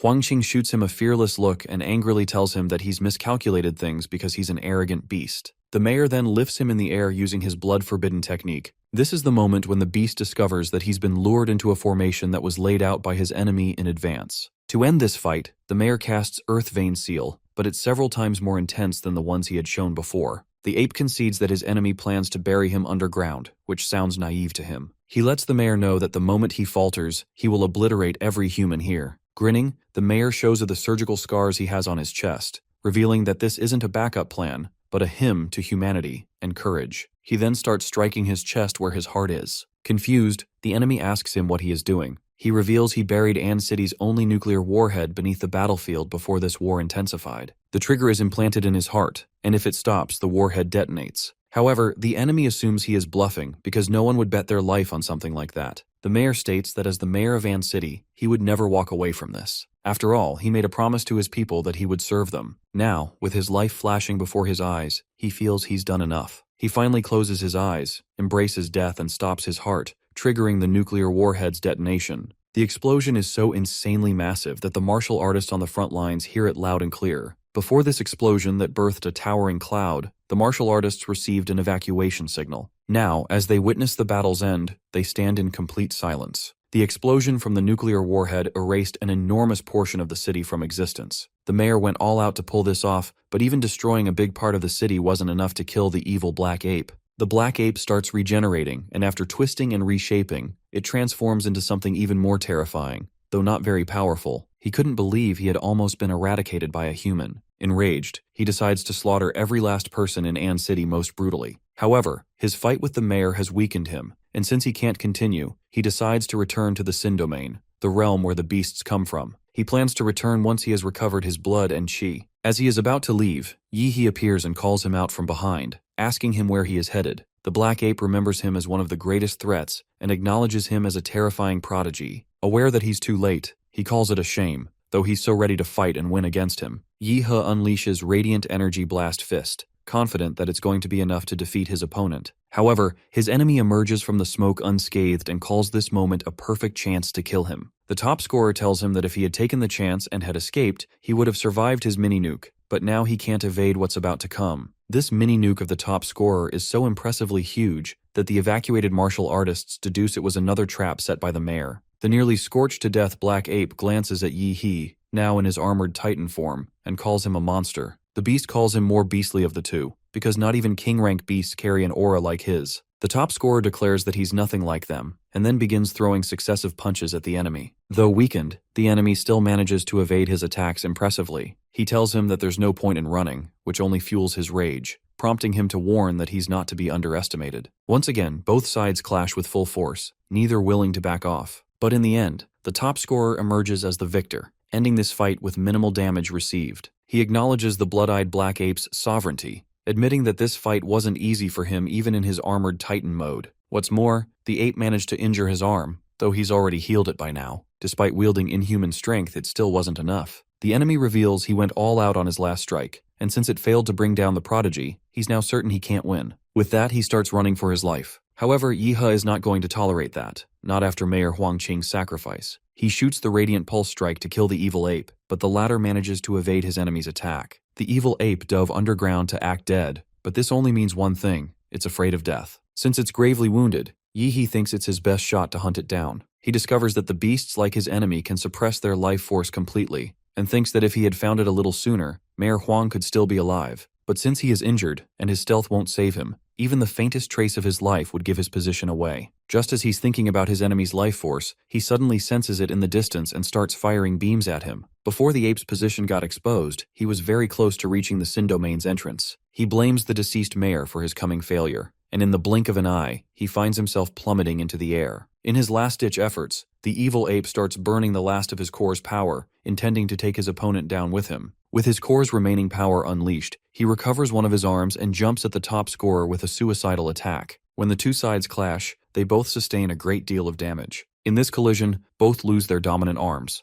the one they used for their ultimate attacks. Just as Yi believes he has destroyed the enemy, his head begins to spin from a sudden mental attack. He guesses that another beast might be inbound. When he looks behind, he catches a glimpse of countless limbs peeking out of the ground, pulling the ape out of sight. Soon after, the limbs start growing out of his giant's joints, jamming them to the extent where he's unable to move them. The top scorer smiles, realizing that this is what the evil ape is pulling to stop him, which is never going to happen. He activates Wicker Flame Howl, a spell that allows the giant to unleash flames 1,000 degrees hotter. Meanwhile, being pushed by the limbs, the black ape gets very close to reaching the entrance of the Sin Domain. However, despite making it this far, he's not escaped death yet as the flames are closing in. He panics seeing the literal death following him, and in that critical moment, the limbs that were carrying him towards the Sin Domain's entrance begin to merge to form a face. Soon after, these limbs shape themselves into a colossal creature with female-like characteristics, and witnessing such power, he wonders if he's seeing another sovereign. If this is its true form, he thinks he will be done for in a second. This newly emerged sovereign opens its eyes and screeches so loudly that the scream echoes in his enemy's head,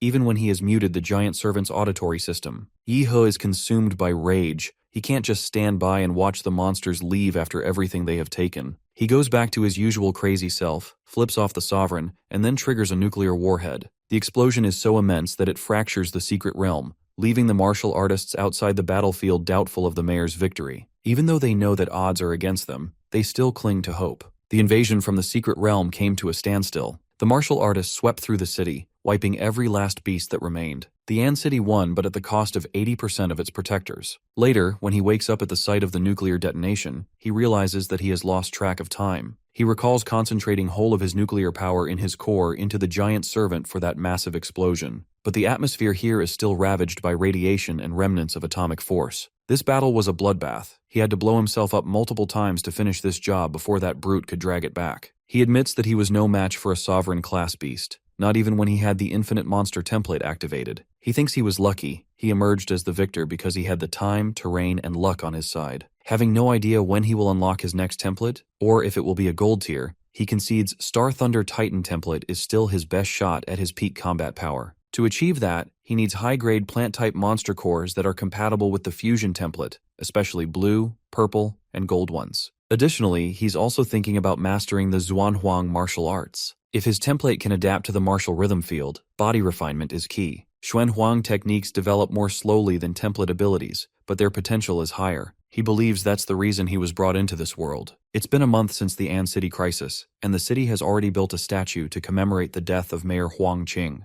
The top scorer is sitting on a bench in a local park, watching a broadcast that's covering the beast tide's devastation. Through this bulletin, he discovers that the beast tide struck 18 cities across the Xia nation, 12 of which were overrun. Among them, Guanshan City vanished into the S-class secret realm. To investigate this mystery and rescue the people of Guanshan City, 30 Xuanwu martial artists and 5 grandmasters led by Du Jingming of the Great Xia Dragonfinch organization were sent. After everything that happened, Guanshan City is now the 12th global death zone, with more than 1.8 million dead. Shocked by this coverage, he realizes that he can't sit still anymore, though he already seems to have an idea of his next move. He immediately calls Qin, who picks up the phone thinking he's going to ask her for the other 2 Xuanhuang manuals. Nervously giggling, he informs her that he plans to collect high-quality plant-type monster cores, preferably blue, purple, or even gold tier, and needs help with that. She first lets him know that he's demanding something rare to an extreme. Lord-class cores cost a fortune, and since he's asking for something of that caliber, she's expecting something in return. In response, he explains that Huadu University holds a realm trial for new students, and says he'll team up with Qingzhou to help her take first place. That's what he plans to do in return. However, she thinks he's underestimating the other city elites, and honestly tells him that her daughter is at best mid to upper tier. Furthermore, she believes that even if he triumphed over her in a spar, he's far from being a monster himself. He confidently tells her that he's the one who can restore the Liu family's legacy. Surprisingly, he seems aware that this is why she's been supporting him from the start. He's ready to sign a promissory note. If he can't help Qingzhou win, he's going to serve their family for life as their servant. She finds this offer amusing and decides to help him in this one. Yihe arrives at An City's central hospital to visit Chuzhou, but right when he sets foot inside the hospital, a herd of people calling themselves his fans block his pathway, expressing how much they love him. Getting past the crowd, he arrives at the room where his friend is admitted, covered in bandages, from head to toe. He starts cracking silly jokes about his miserable condition. Just as he's laughing at his friend's miserable condition, a stranger suddenly greets him. When the top scorer doesn't recognize him, the stranger introduces himself as Luo Xuan, his first opponent in the tournament. The top scorer is stunned when he notices Luo Xuan's amputated leg, but the boy asks him not to look at him with such pitiful eyes, because his leg isn't toast yet. In the worst case, he might get a regeneration surgery or a combat prosthetic. Seeing how optimistic Luo Xuan is despite having lost his leg, he considers him a real one. Abruptly, the top scorer receives a call from an unknown number. Thinking it's a spam call, he tries to mark it as spam. As he is about to flag it, the principal of his alma mater calls him and tells him that he has blocked a big shot from Huadu University and urges him to unblock that person. Once he does as told, Wang Tao, an admissions officer from Huadu, tells him a special train will pick him up in 3 days. While Yihe speaks with an admission officer, his friend also receives an invitation to Huadu from a professor named Liu. Meanwhile, seeing both his rivals getting an invitation, Luo Xuan feels upset for not being invited. Before enrollment, Yihe remembers something that he needs to do. A few days later, at Swan Crater Lake, he arrives to disperse the thick ashes and smoke clouds from the atmosphere. He activates the infinite monster template to make it a success. His fight with the blood-eyed ape pushed the Damonra's sync rate up by 1.5%, which is a massive jump, and training for 3 consecutive days boosted another 6%. He's glad that this place proved worthwhile. After achieving his goal, he decides to leave the place. Elsewhere, Chuzhou is waiting for him to come so that they can board a train to Huadu together. Flying at nearly Mach 1 speed, Yihe lands at the train station. Sensing his presence before he even touched down, the nonchalant martial artist acknowledges that his friend has become stronger once more. As he hops onto the train, he realizes that this is his first stop since transmigrating. With that, he bids An City farewell. Noticing Yehe making things awkward by not sitting still in his seat, his best friend tells him to stop making everything so intense. He first informs him that everyone on this train is a top scorer from different cities of the Xia Kingdom, and then explains that this train is made with next-gen alloys, meaning it's capable of not breaking apart even when it's hit with tons of force. The top scorer used life sense to sniff around, and he found a few real powerhouses abroad, but none of them could last more than 5 moves against him. All of a sudden, the driver reports that the train is under attack by unknown forces, and it's a level 1 alert. While the professors and the staff are assessing the situation, the students are instructed to evacuate the carriages immediately. Everyone on board starts panicking. Some guess this is a trial from the Huadu University, while others suspect the enemy nation must be behind it. Chuzhou asks his friend, who's just about to take a nap, for his opinion. Since the top scorer trained all out before coming here, he now wanted to rest and recuperate. However,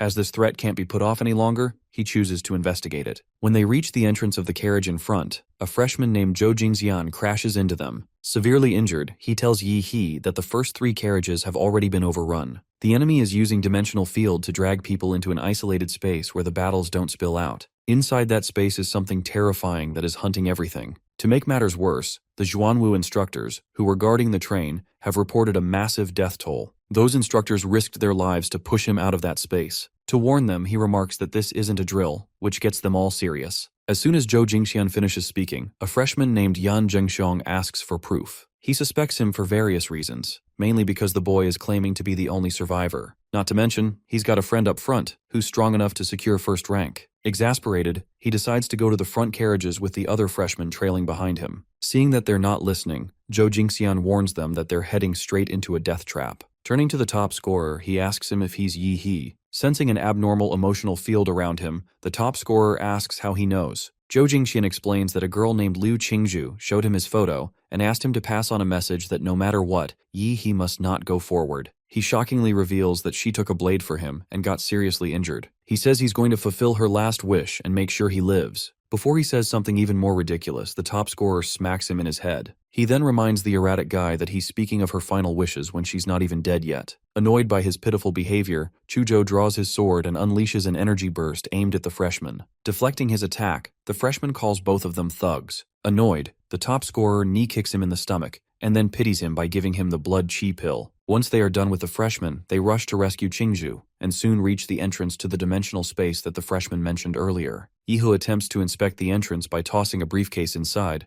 but when there's no response, no sound, no feedback, and not even his life sense can detect any energy inside, he deduces that the freshman must have gone inside. He wastes no time and jumps into the portal with Chuzhou. Making it inside the dimensional space, he starts to feel unwell. However, the thing he appears to be mostly concerned about is that he doesn't see his friend anywhere. He's vanished. Despite that, he continues forward and soon finds himself in a ruined city. Realizing that he can't use his life sense, he wonders if he's being blocked somehow. Intending to utilize what's working in this situation, he climbs up a building and shoots an energy beam up in the sky. Hidden in the depths of the ruined city, the martial artists alive at the time are witnessing Yi He's detonated explosion. Awestruck, they are wondering which big shot is showing off their extraordinary power. Qingxu gets emotional as she recognizes her friend's strike, though she's still worried about him. His attack was so flashy that not just his soon-to-be classmates but even the enemy caught a glimpse of it. The enemy appears to be wearing a pig mask and is equipped with a machete. The top scorer wastes no time and immediately jumps at him, but the enemy takes his nuclear fist head-on without even flinching. The enemy retaliates by stabbing him with the weapon, which turns out to be ineffective due to Yi He's super regenerative ability. He grins as he speaks about his healing, letting the enemy know that his muscles alone can jam his blade. He's surprised by the enemy's weapon. It can cut through his defense like it's paper. He grabs the enemy's jaw, forces his mouth open, and blasts a magic burst ray from his mouth into the enemy's, successfully ripping his head off. Inside the mask, he finds a pendant and wonders if this is a Huadu trial that requires securing the loot. He guesses that the masked guy's weapon must be reinforced with a high-level martial artist's chi. It was unbelievably sharp up until the chi faded. Curious about the pendant he's just found, he assumes his task is to hunt down more pig-masked enemies and snatch their pendants from their helmets. Just as he starts thinking he's in a battle royale setting, another enemy ambushes him from behind. Although he's able to detect the enemy's presence, he's still caught up in its attack. Even so, the low-level attacks don't harm him, and in the next moment, he unleashes the armored Zodiac unit to fight back. He goes all out against the new threat, taking down an entire building with a single shot. Since everything happened unusually fast, he wasn't able to see the enemy's face and is now curious. Closing the distance, he confirms that it's indeed a rabbit-themed mask, Zodiac-themed. When Yi He attempts to strike again, the enemy outsmarts him by changing his trajectory mid-air, shifting his path, and hitting when there's an opening. But at the crucial moment, an ice wall shield appeared before him. Trapping the rabbit-masked enemy in the ice walls, Chujo jumps forward, but the enemy dodges effortlessly. The rabbit mask attempts to counter by using his sharp spear, only to be overpowered by his opponent's ice magic. Just as he's forced back, He seizes the moment and crushes him in his palm. A few minutes earlier, a group of survivors hidden across the ruined city is wondering if he's alive. They are making that guess because even with 10 of them combined, they couldn't leave a single scratch on the masked enemies. One of the women survivors, a martial artist, thinks that whoever came in blasting light beams must have entered Huadu University by sheer luck. From what she's heard, prominent names like Yan Zhengxiong and Ouyang Zhe from Modu, Lan Yusi from Chengdu, and Xin Chen from Liuli Island have already started hunting the evil masked guys, something quite unbelievable. Furthermore, she believes this year's top rank will come from that group. That's how strong they are. But then she realizes that the locals of Huadu always take the top spot, and the students of the Xia Nation can't compete with them at all. Suddenly, another ridiculous blast, a railgun, catches them off guard. Spectating the blast from another area of the ruined city, a few of the strongest freshmen mentioned earlier concede that it was likely triggered by a fellow freshman. Ouyang Zhe, an elite from Huadu, is curious to find out that someone outside the Huadu elites possesses such power. Between him and Zhengxiong, they have already collected the rat, dog, monkey, and horse pendants, and Lan Yusi of Chengdu most likely has collected the goat pendant. Xinchen from Liuli Island has the snake pendant, and Qingzhu, who seems to have joined forces with them, killed the minotaur and snagged the ox pendant. Assuming these masked ones follow the zodiac pattern, only 5 pendants remain: pig, rabbit, rooster, tiger, and dragon. However, the dragon-masked fighter is like an unkillable boss, a guaranteed death encounter that they can only flee from. He's sure that whoever fired the blue beam must have at least a few pendants. Furthermore, he believes Xin Chen and Lan Yusi will get drawn there too. With that, this game is entering its final stage, and if they want to win, they must steal from others. Elsewhere, Chuchu notices the boar pendant in his friend's hand and asks him about it. Yihe explains that before he got here, he took out a warrior with pig mask, and they pulled this pendant from its very head. He seems to have figured out how this trial ends, collecting every zodiac pendant hidden in the masked guys. His friend also understands that they are proactively hunting down the masked ones. The top scorer tells him about another masked enemy he encountered earlier on a rooftop,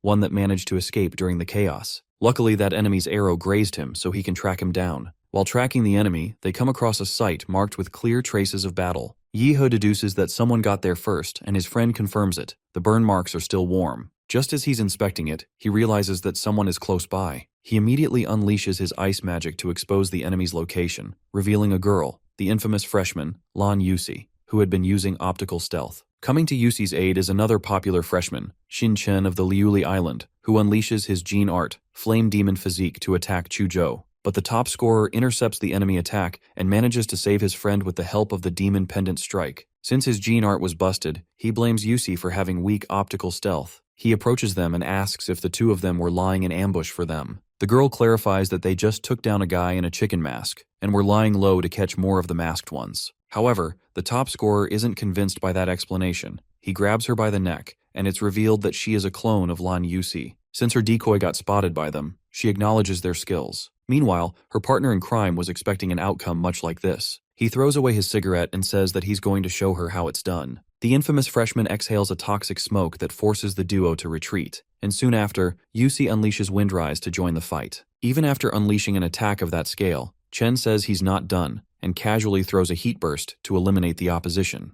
Thinking they've fallen into an eternal sleep, Chen mocks them, urging them to laugh. Just as he finishes, Yihe claps and scatters his flame cloud, and before he can even acknowledge his physical strength, the top scorer's punch sends him flying. None of these top guns has broken into the true martial artist rank yet, including both Yusi and Chen. They are all stuck at the martial disciple level, and their physical potential is sealed by an invisible barrier. Even Huadu freshmen have a slight advantage at this stage. But Yusi has never encountered someone like Yihe, whose physique goes way beyond the boundaries of conventional thinking. Since she was too focused on the top scorer, Chuzhou cast his ice magic on her feet, making sure she can't run. Realizing the tide has turned, she admits that even together with Chen, they stand no chance of winning. She makes the logical choice, deciding that running is the best option. However, the top scorer grabs her ankle midair and slams her face first into the ground. As he's about to go for another strike, the girl uses hollow chaos steps to attempt an escape. Watching her running for her life, he grins momentarily, and then unleashes fleshbound demonic art, Shadow of the Demon Realm. This enables him to restrain her from running, and since she can't flee, he tells her to surrender. Lan Yusi finally surrenders and hands him all the pendants she's collected. He tells her that things wouldn't have escalated if she had been honest from the start, and urges her to reveal everything she knows. She explains that to win this trial, they must collect all 12 pendants. Since they are in the last stage, the other participants would come to snatch the pendants from him even if he doesn't strike first. She adds Ouyang-ze and Yan Zhengxiong from Evil City are among the top freshmen, and they probably have already grabbed quite a few pendants. Knowing she has no chance of winning, she offers to escort him to the elite freshman, intending to stir up trouble. He responds by telling her that she shouldn't be worrying about that. Meanwhile, Zhe and Zhengxiong are moving closer to the location where they detected the blue burst. The former assumes their companions have likely already located them, and the result of the fight doesn't matter. Whoever wins, they'll simply snatch the pendants afterward. Not long after, they come across a body split in half, and when they get closer, they realize that it's Chen. A few minutes earlier, after battling Yi He and barely escaping, he was ambushed by the Dragon Mask enemy. Shaken by the sight, he couldn't react to the enemy's attack and was consequently split in two. While Zhengxiong wonders why Chen died here, his friend appears to have already figured out who was responsible. He enlightens his friend that the only one capable of landing a clean and decisive one-hit kill is the Dragon Mask. However, the Dragon Mask was supposed to operate in the underground parking lot. He says he had taken over 20 freshmen underground to find Zhe at the time, but now only the two of them came out alive. They assumed this was just a trial where students weren't meant to be killed, yet the Dragon Mask slaughtered them all. Zhengxiong asks him what they should be doing now that Chen's pendant has been taken. Furthermore, he's certain the Dragon Mask may have left the underground lot because the freshmen must have completed some condition, such as defeating all the masked enemies. If that truly is the case, then the boss can move freely now, and will proactively hunt the freshmen like the other Zodiac masked ones did. Confronting the Dragon Mask head-on is nearly impossible, and that's exactly why Ouyang-ze aims to reach the others and seize their pendants. He can't allow the others to fall into the enemy's hands. With a well-thought-out plan in mind, he transforms into his ultimate form and sends out a signal to attract the other pendant holders. He wants a fight that's going to decide the winner of this trial. Somewhere in the Dead City, the injured Qingzhu remembers how she ended up there. She was going to take a bus to Huadu, but was inexplicably dragged into this eerie dead city. She seems to know about Dragon Mask's killings and encountered a teacher who offered to take one person out. However, she can't leave without her friend. Lacking the strength to search for him now, she's still certain he won't lose to anyone given his immense brute strength, so long as he doesn't face Dragon Mask. She suddenly gets a tingling sense that someone else has discovered her, conceding that some other party has spotted her presence and will come to snatch the pendant from her. Even though she doesn't care much about that, she has a feeling that her counterfeit fiancé needs those pendants. Right now, she could only think of luring the enemy over there. Turns out it was Z's signal that exposed her. Watching from above, he notices that the figure below is Qingzhu. She appears to have the ox pendant, and he also realizes that she's luring him into the underground parking lot where Dragon Mask awaits. He considers her a fool, since Dragon Mask has already left and there's nothing left in the lot. Asking Zhengxiong to wait for him there, he goes after her to catch her. Chasing after Qingzhu, he calls her out, saying she can't run. Just as he's speaking, he senses a sinister energy. Frightened, he looks around and spots the silhouette of Dragon Mask, something impossible, since Dragon Mask should have been pursuing the other pendant holders. Sensing the enemy's killing intent, he wonders if his targets are actually the ones carrying the pendant. Since he's got 4 pendants, he's certain the Dragon Mask would come for him first. Unable to withstand the pressure, he admits he was overconfident and has now put himself in danger. Just as he's about to escape, the enemy drags him inside his domain. It's a technique that works when one makes eye contact with the caster, and Z was forced into it. Now that he's captured his prey, Dragon Mask strikes promptly. Elsewhere, Ihe and Chucho are confronting Zhengxiong. It seems the duo watched the signal from Ze and pursued it. That's how they ended up here, coming face to face with him. The nonchalant martial artist tells his friend to let him take this one, simply because he wants to test his strength. To their surprise, the enemy overhears their conversation and suddenly charges at them. However, Chujo evades his strike with Ice Vein, only to be attacked once more. This time, though, he counters by blocking with the Wind Soul Severing Blade. Yan is proving to be a formidable opponent. He's fighting as one with his blade and is fearlessly pushing his opponent back. After exchanging a few considerably inconclusive successive punches, both sides begin unleashing bigger guns,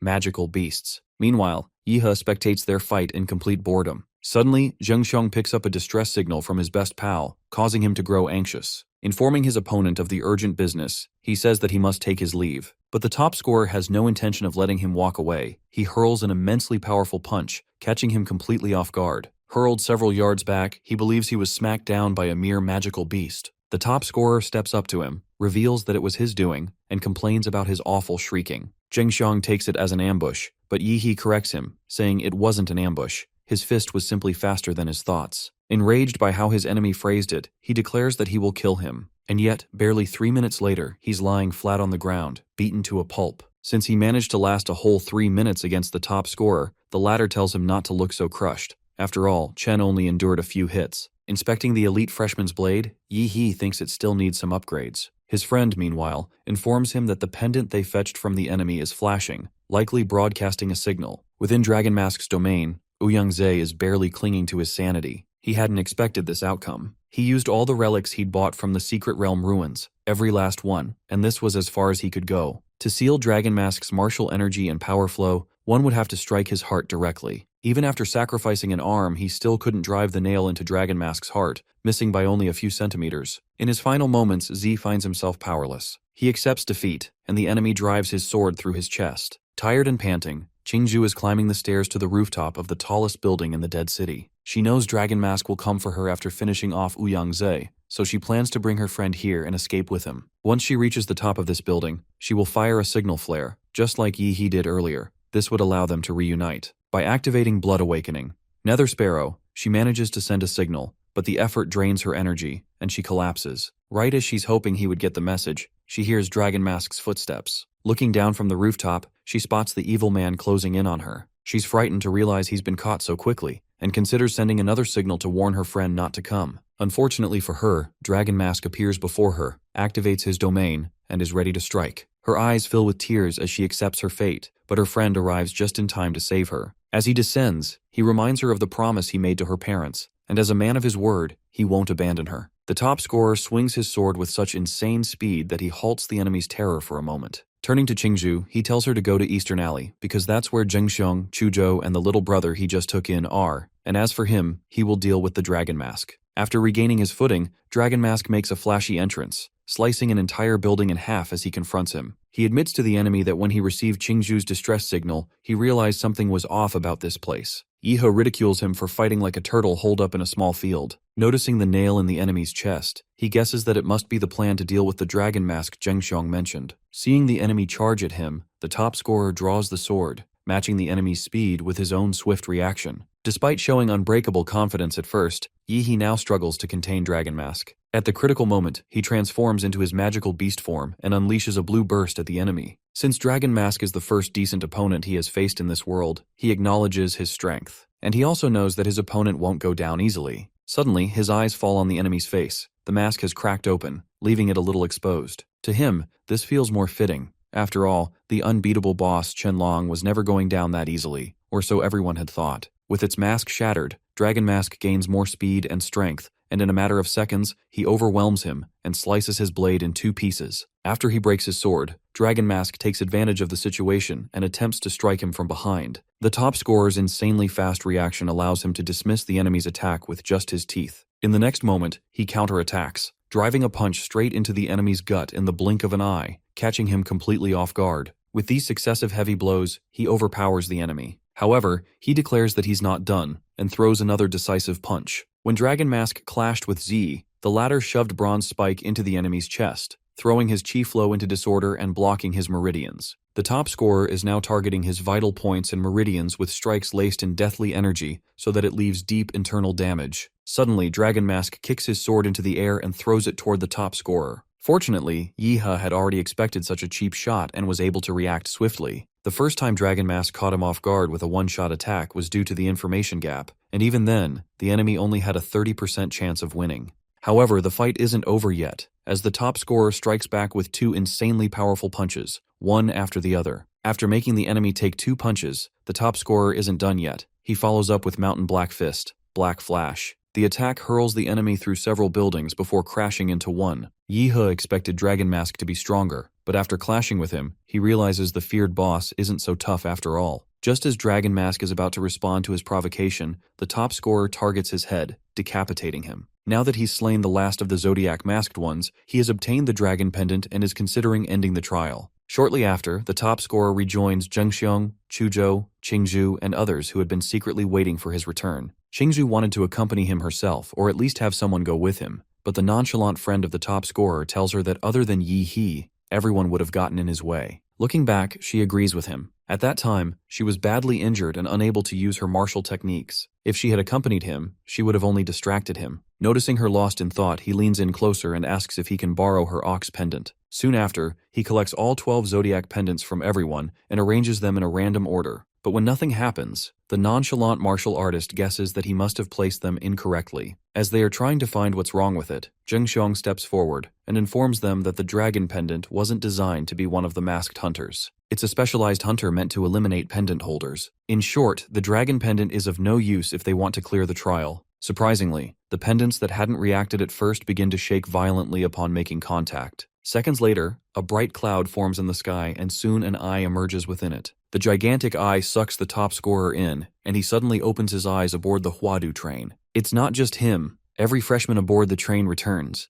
even the ones who had died. Once everyone snaps back to reality, an announcement is made through the train radio. The train attendant, likely an instructor, first reveals that everyone was drawn into a magical illusion realm created by an artifact called Mirage Eye, and this was the first year's freshman trial for Imperial Capital University. Following this, another announcement is made, with the train attendant declaring Yi He, Qingzhu, and Chuzhou as the top rankers for collecting all the zodiac pendants. Furthermore, the top scorer will be receiving a special award upon enrollment for his outstanding performance. The freshmen are all stunned by the announcement. None of them expected an unfamiliar face to take the first place. The top scorer's system notifies him that he outperformed all freshmen in the trial, so he's rewarded with one template draw. This template turns out to be a D-class level 13, known by the name Vampire Rakud. Yi He celebrates drawing the Vampire Rakud, even though its bloodline ability isn't worth mentioning. Fortunately, the evolved form of this template possesses a time freeze ability. As he's busy celebrating, he's approached by Z and his friend, and the former asks if he's the one who defeated the dragon mask. The top scorer corrects him, saying he didn't defeat the enemy, he simply killed him.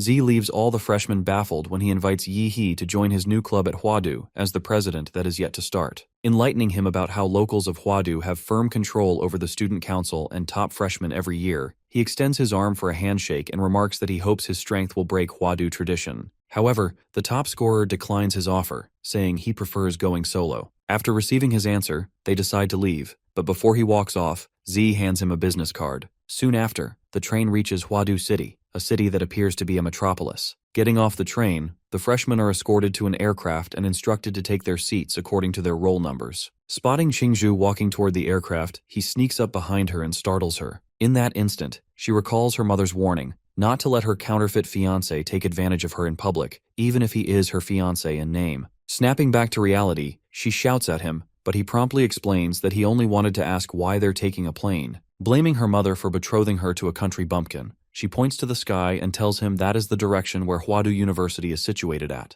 A little later, after boarding the aircraft, he looks out of the aircraft at the breathtaking city of Huadu, awed by its revolutionary technology. As the aircraft passes through the electromagnetic net, he notices the detection range shrinking, making him realize just how prestigious Huadu University is. After the aircraft lands, he's issued an ID card and directed to the maglev station, where a train will take him to his dormitory. Arriving at the Huadu dormitory, he proudly celebrates, unsettling other freshmen. Yi He's room is on the 42nd floor, Unit A3, while Chuzhou gets off the elevator on the 45th floor, Unit B7. Upon entering, the top scorer discovers his dorm room is a spacious 100-meter single room, something that feels like a dream. He also finds a fully equipped latest computer model and a massage bath in there, which further elevates his excitement. After jumping on a warm and cozy bed, he realizes that it's time to get down the business. For starters, he plans to max out the Vampire Rakud template. Back on the maglev, he figures out how to use his student ID and log into Huadu's dedicated app's Huadu Pass. The Academy City's marketplace is accessible only with a Huadu Pass and operates exclusively on Academy points as its digital currency. Luckily, he converted over 30 million coins into Academy points at the bank. When he checks his phone, he discovers that 100,000 coins equal just 1 point, a complete daylight robbery. However, the Academy marketplace has serious goods, and there are also items that are not sold on the regular market. He labels this exclusive privilege, one of the perks of being a Huadu student. He plans to buy only a blood attribute magic core. Soon after, drones arrive to deliver his package, containing blue and green cores. Once he has eaten all the cores at once, his Vampire Rakud template compatibility reaches 100%,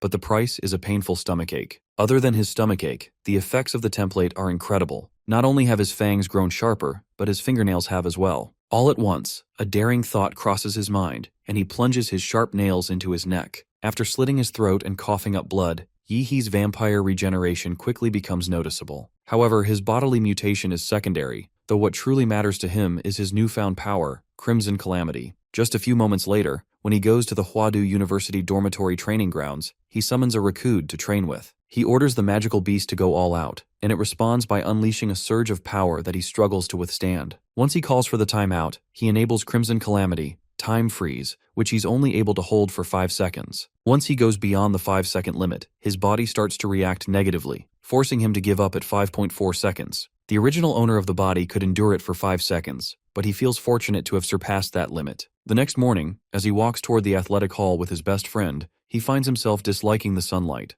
though it's nothing too serious. Chujo asks him if he's seen Huadu University's new academic reform for the year. Since he was busy fighting Rakud last night, he simply remarks that he hasn't heard about it. The nonchalant martial artist explains that Huadu University has changed its previous classroom-based teaching model and adopted a group mentorship system. That means each academic year, students will study under a main mentor, with assistant mentors supporting them. When Yihee says they need to find a mentor, his best mate tells him that everyone except him has to. He reveals that an announcement was made last night, and since the top scorer has collected all 12 zodiac pendants, the institution is granting him the right to directly choose any mentor. Arriving at the athletics hall, they find the place to be crowded. While his best mate joins the queue, Yihee decides to take a walk. Since he can choose a mentor at will, he's not concerned about the timing of entering. Leaving the hall, he catches a strange scent of blood. He figures that if it were ordinary, it wouldn't be unusual, but this blood carries a hidden, ferocious intent, like an undersea of murder and sin. Following the trail of the scent, he ends up coming across a girl eating organs.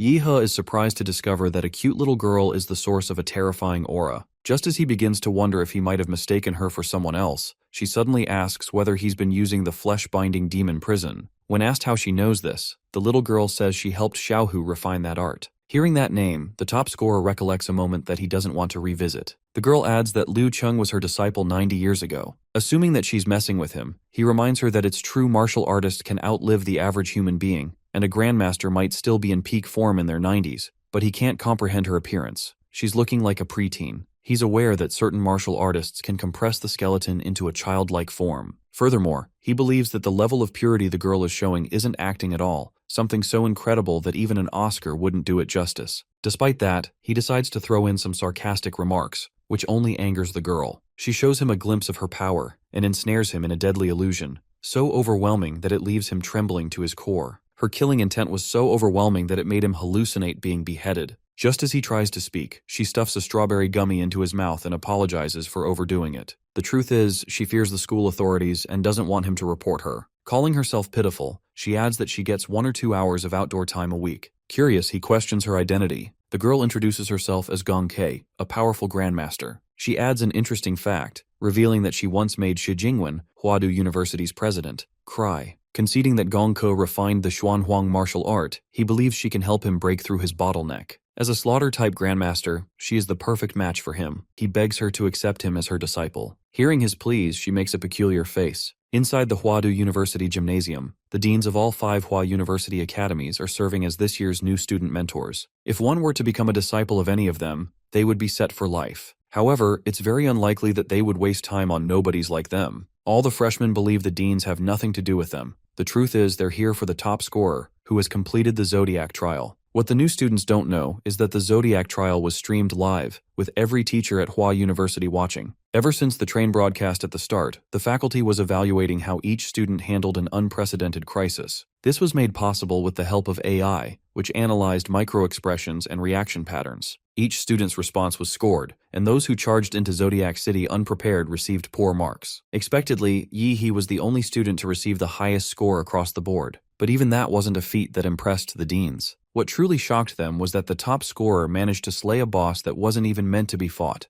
the untouchable certain death boss, Chenlong. This boss was a battle model designed by Nuwa, the national-level supercomputer, trained on the data left behind by Fu Hongsheng, a national-level martial artist, from when he entered Hua University. Even though not all of Fu Hongsheng's abilities could be fully replicated in the Mirage realm, the fact remains, Fu Hongsheng is the strongest martial artist in the history of the Xia nation, or possibly even the whole world. For Yihee to slay a model based on him, Even if it wasn't a perfect replica, it's already proof of his monstrous talent. As long as nothing hinders him, he is certain to reach the Archmaster level. From here on, the deans can only wait until he chooses his mentor. Just as they are waiting, word arrives that the top scorer has asked to become the disciple of Gong K, the former Imperial University professor and current special personnel. Back to Yihe, he's hugging and nagging in front of Grandmaster, begging that she take him in as her disciple. Though she looks like a lowly, she's technically over 100 years old. That's exactly why he is kneeling to her openly in broad daylight. In response, she says that she may have been expelled from Imperial University. He snags her by remarking that he's going to restore her freedom in 2 years,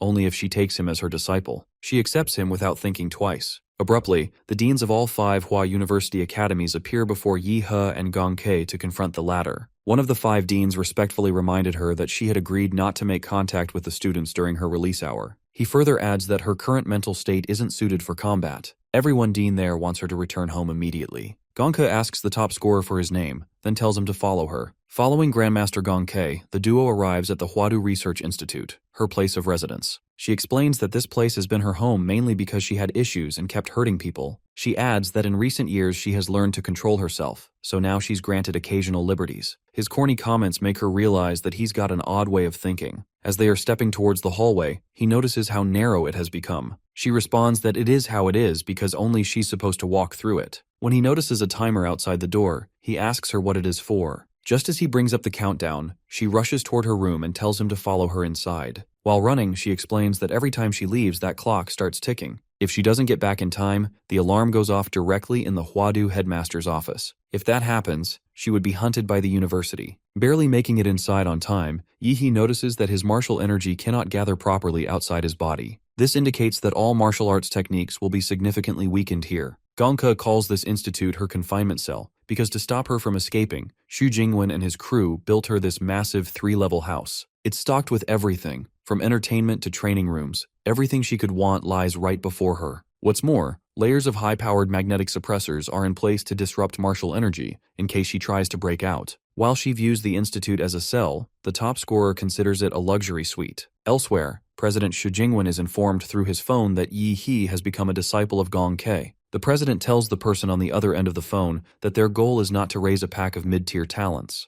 They are raising someone who can shoulder the future of Xia and all humanity. When a true genius appears, their job is to fully support them. He wants the top scorer to train under Gong K. With the special training camp for local freshmen nearing its end, Yi He will serve as the whetstone to sharpen those fledgling blades. Afterwards, he's informed that Gong K has returned to the confinement zone on time, and that everything remains stable. However, predictive analytics still label her as dangerous, even with someone accompanying her. The president calculates the top scorer's chances of survival and concludes that they are slim at best. The special class combatants are either death row convicts with incredible strength or martial artists who have uncontrollable power. Their freedom is restricted during free time, but when Xia faces a true crisis, they are deployed to the front lines as national-level weapons. He hopes for the new generation to grow fast. At the confinement room, B3 level, training hall, she reveals it's been decades since she last taught anyone, and now wants to start with a spar to see where he's at. Before the session begins, she suppresses her cultivation down to the martial stage to spar with him. Once he's ready, he signals her, and the fight begins instantly. He doesn't want to experience that guillotine illusion from earlier, so he plans not to hold back. In an instant, she moves forward and aims for his throat. He ran through at least 5 dodge patterns, but all failed. She was reading his body like a book. With only one choice, he changes into his magical beast form to take her attack head-on. She smiles upon realizing that he's trying to use his bloodline awakening to boost his speed, defend, and counter all at once. However, she leaps over him, grabs his shoulder, tells him she's quicker, and drives him hard onto the floor. The impact with the ground caused bleeding from all across his body. Grandmaster didn't hold back. She went full throttle, and as a result, his bloodline awakened to go back to normal. Tasting the blood that dripped onto her face and murmurs that it's been so long since she last tasted blood. Admitting that he's no match for her in physical combat, he lets her know that he's going to use slightly unfair martial arts. Unleashing the mega humanoid template, he feels lucky that he spent all night maxing it out.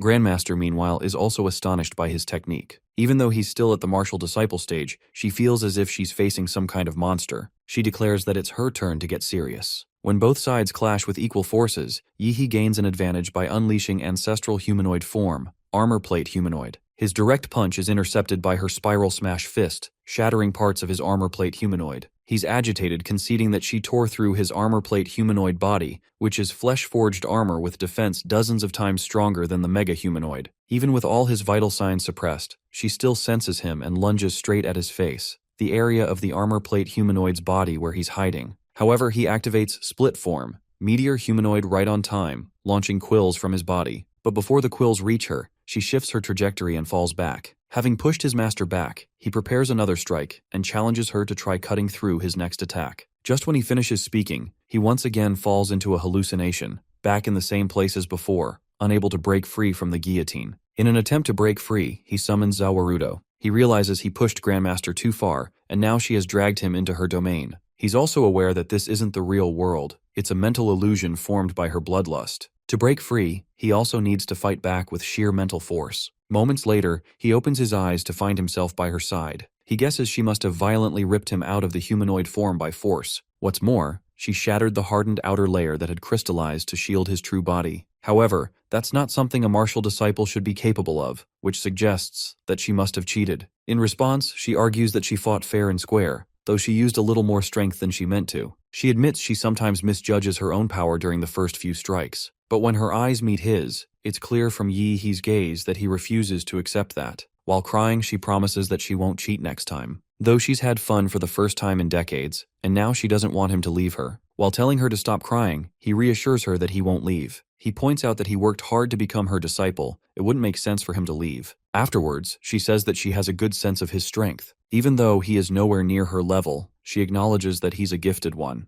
Now that they can train, she asks him what he would like to learn. He responds that he wants to learn advanced martial techniques and understand how she cut through both lightning and his humanoid's arm. She refers to that move as slashing and claims that it's hard to teach. She adds that one would get a feel for it after cutting enough things. When asked what kind of feel, she explains it is called the line. Whether it's the human body, a magical beast, or any object, there's always a precise point of entry, a line that can be cleanly severed. It seems to him that Gong K's style differs from Qianlong's, even though the latter also focuses on slashing. If Qianlong's slash is all about overwhelming force and piercing sharpness, then Grandmaster's slash is like a butcher with perfect precision. Since learning slashing is a complicated process, she recommends that he become a martial artist first. Without a solid martial foundation, he isn't even qualified to learn most of the techniques. She suddenly asks him if he knows the difference between martial disciple and martial artist. Seeing that he's clueless, she tells him it's more than just physical improvement, it's about the mind as well. Compared to disciples, martial artists gain a critical new ability, inner vision. With inner vision, a martial artist moves from broad martial cultivation to detailed, micro-level refinement. Through it, one can see their own meridians, pressure points, and internal organs, then use martial energy to reinforce them, expanding the limits of the physical body. She puts it simply, a strong spirit comes first, and then the strength of the body. Having comprehended what she just said, he realizes how great a teacher his master is. It's no wonder she is a professor at the Imperial University. Even if she's a little unhinged, her knowledge didn't regress at all. She suddenly speaks, telling him that she's noticed a distinct rise in her mental state. This will give her a huge edge at the martial artist stage. Intrigued, Yi-Hee asks her how the advancement methods differ once someone reaches that stage. She explains that advanced techniques and martial skills are ranked in 4 tiers: Tiangang, Disha, Xuanhuang, and unranked. Normally, students from vocational colleges or lower-tier schools only have access to unranked advanced techniques. The benefit of these techniques is that they are easy to use. Anyone with sufficient blood energy and martial power can break through.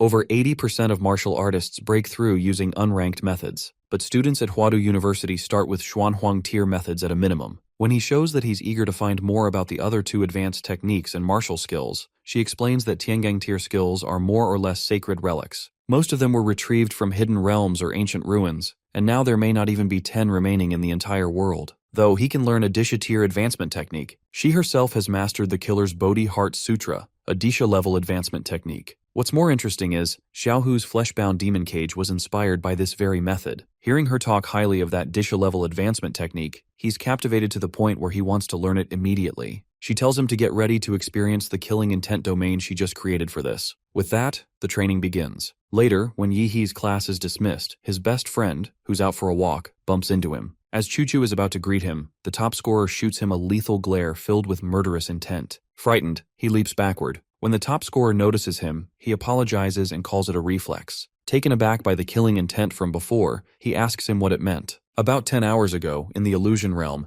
Yi was fighting a horde of zombies. Gong K commands him not to use any martial skills or powers. He must rely only on the blade in his hand. However, when he mentions that he's not optimistic about a great deal of zombies, she explains that the point is to let his body remember the sensation. This would help him to get accustomed to the feeling of slicing skin and splitting bone. Furthermore, he can train his muscle memory so he can instinctively locate the kill line and strike better. Once he starts slashing down the zombies, his master is surprised by his remarkable swordsmanship talent. It's dangerous to train inside her Dishatir technique, and most martial disciples aren't even qualified to attempt it. It's thanks to Yi he's abnormally high mental stats. Otherwise, the killing intent alone would have devoured him. She now understands why Shi Jingwen calls him the rising star of Huadu. The next morning, he already feels tired from just a single day of training, but he now understands why this is considered the best university in Xia. While he's taking a bath, Qingzhu calls to tell him that her mother has sent over what he asked for. It's now with her. She adds that her mother also wanted to thank him for helping her daughter secure first place in the freshman team trial. He replies that he'll drop by her place to pick it up soon, but she assures him that she will just send it over by drone. Following that, he gets her to reveal that Dean Bai had taken her as a disciple just because she thought Qingzhu had potential. When she asks him who he got as his mentor, he chooses not to reveal that he turned down 5 deans in a row. Otherwise, she'd probably lose sleep over it. Soon, about half a semester later, the first term was nearing its end. The Huadu University was an eventful ride for freshmen. For instance, Z did precisely what he had earlier said to Yihei. He formed the Dragon Blood Society by gathering elites from various provinces. They quickly became an influential organization among the first years. Something that's not as relevant, but after Huadu students returned from their summer training camp, they clashed with Dragon Blood. As tensions escalated,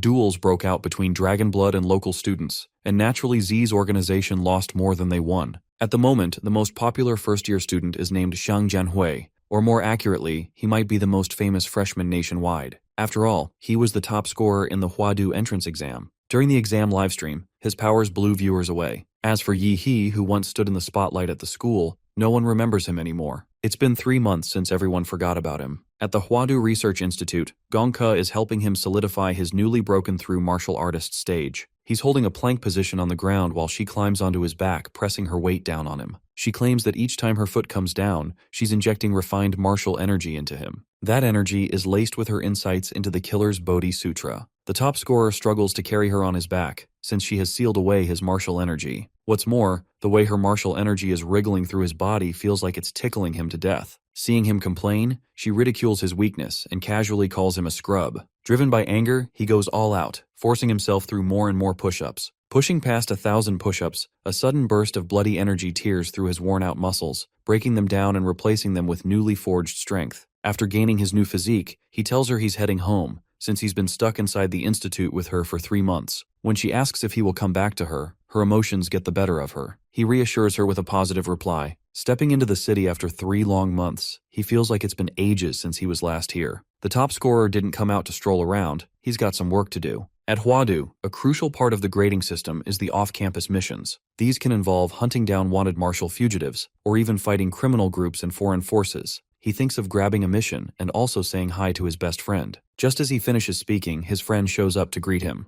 When Yi Hu asks his best friend how his level up is going, he reveals he broke through to the martial artist 2 months ago. It's their first time seeing each other in 3 months. While on the surface, there's no obvious change in his friend's build or aura. That very fact highlights just how terrifying his growth truly is. About 3 days ago, the nonchalant martial artist was invited to watch a private ring match between Huadu freshmen, Rep. Xiang Yanhui, and Dragon Blood Society Vice Chairman Ouyang Ze. As he expected, Z didn't last more than 2 minutes. But what's even more interesting is that Xiang Jianhui wasn't even going all out. He now wonders whether his insanely strong best friend could defeat the current most popular freshman. As they are having a conversation, Qingzhu arrives. Since it's been a long time, and she's finally come face to face with him. In this moment of ecstasy, she recalls her mother's advice, to do things that couples would do with Yi He. After all, they are meant to act as a couple in Huadu. Blushing, she shuts her eyes, tilts her head upward, and embarrassingly puckers her lips for a kiss. She's left flustered when he remarks that she hasn't even greeted him, despite them not having seen each other in 3 months. Now that the 3 of them are together, Yi He takes a look at a big screen that shows hot missions and standout completions.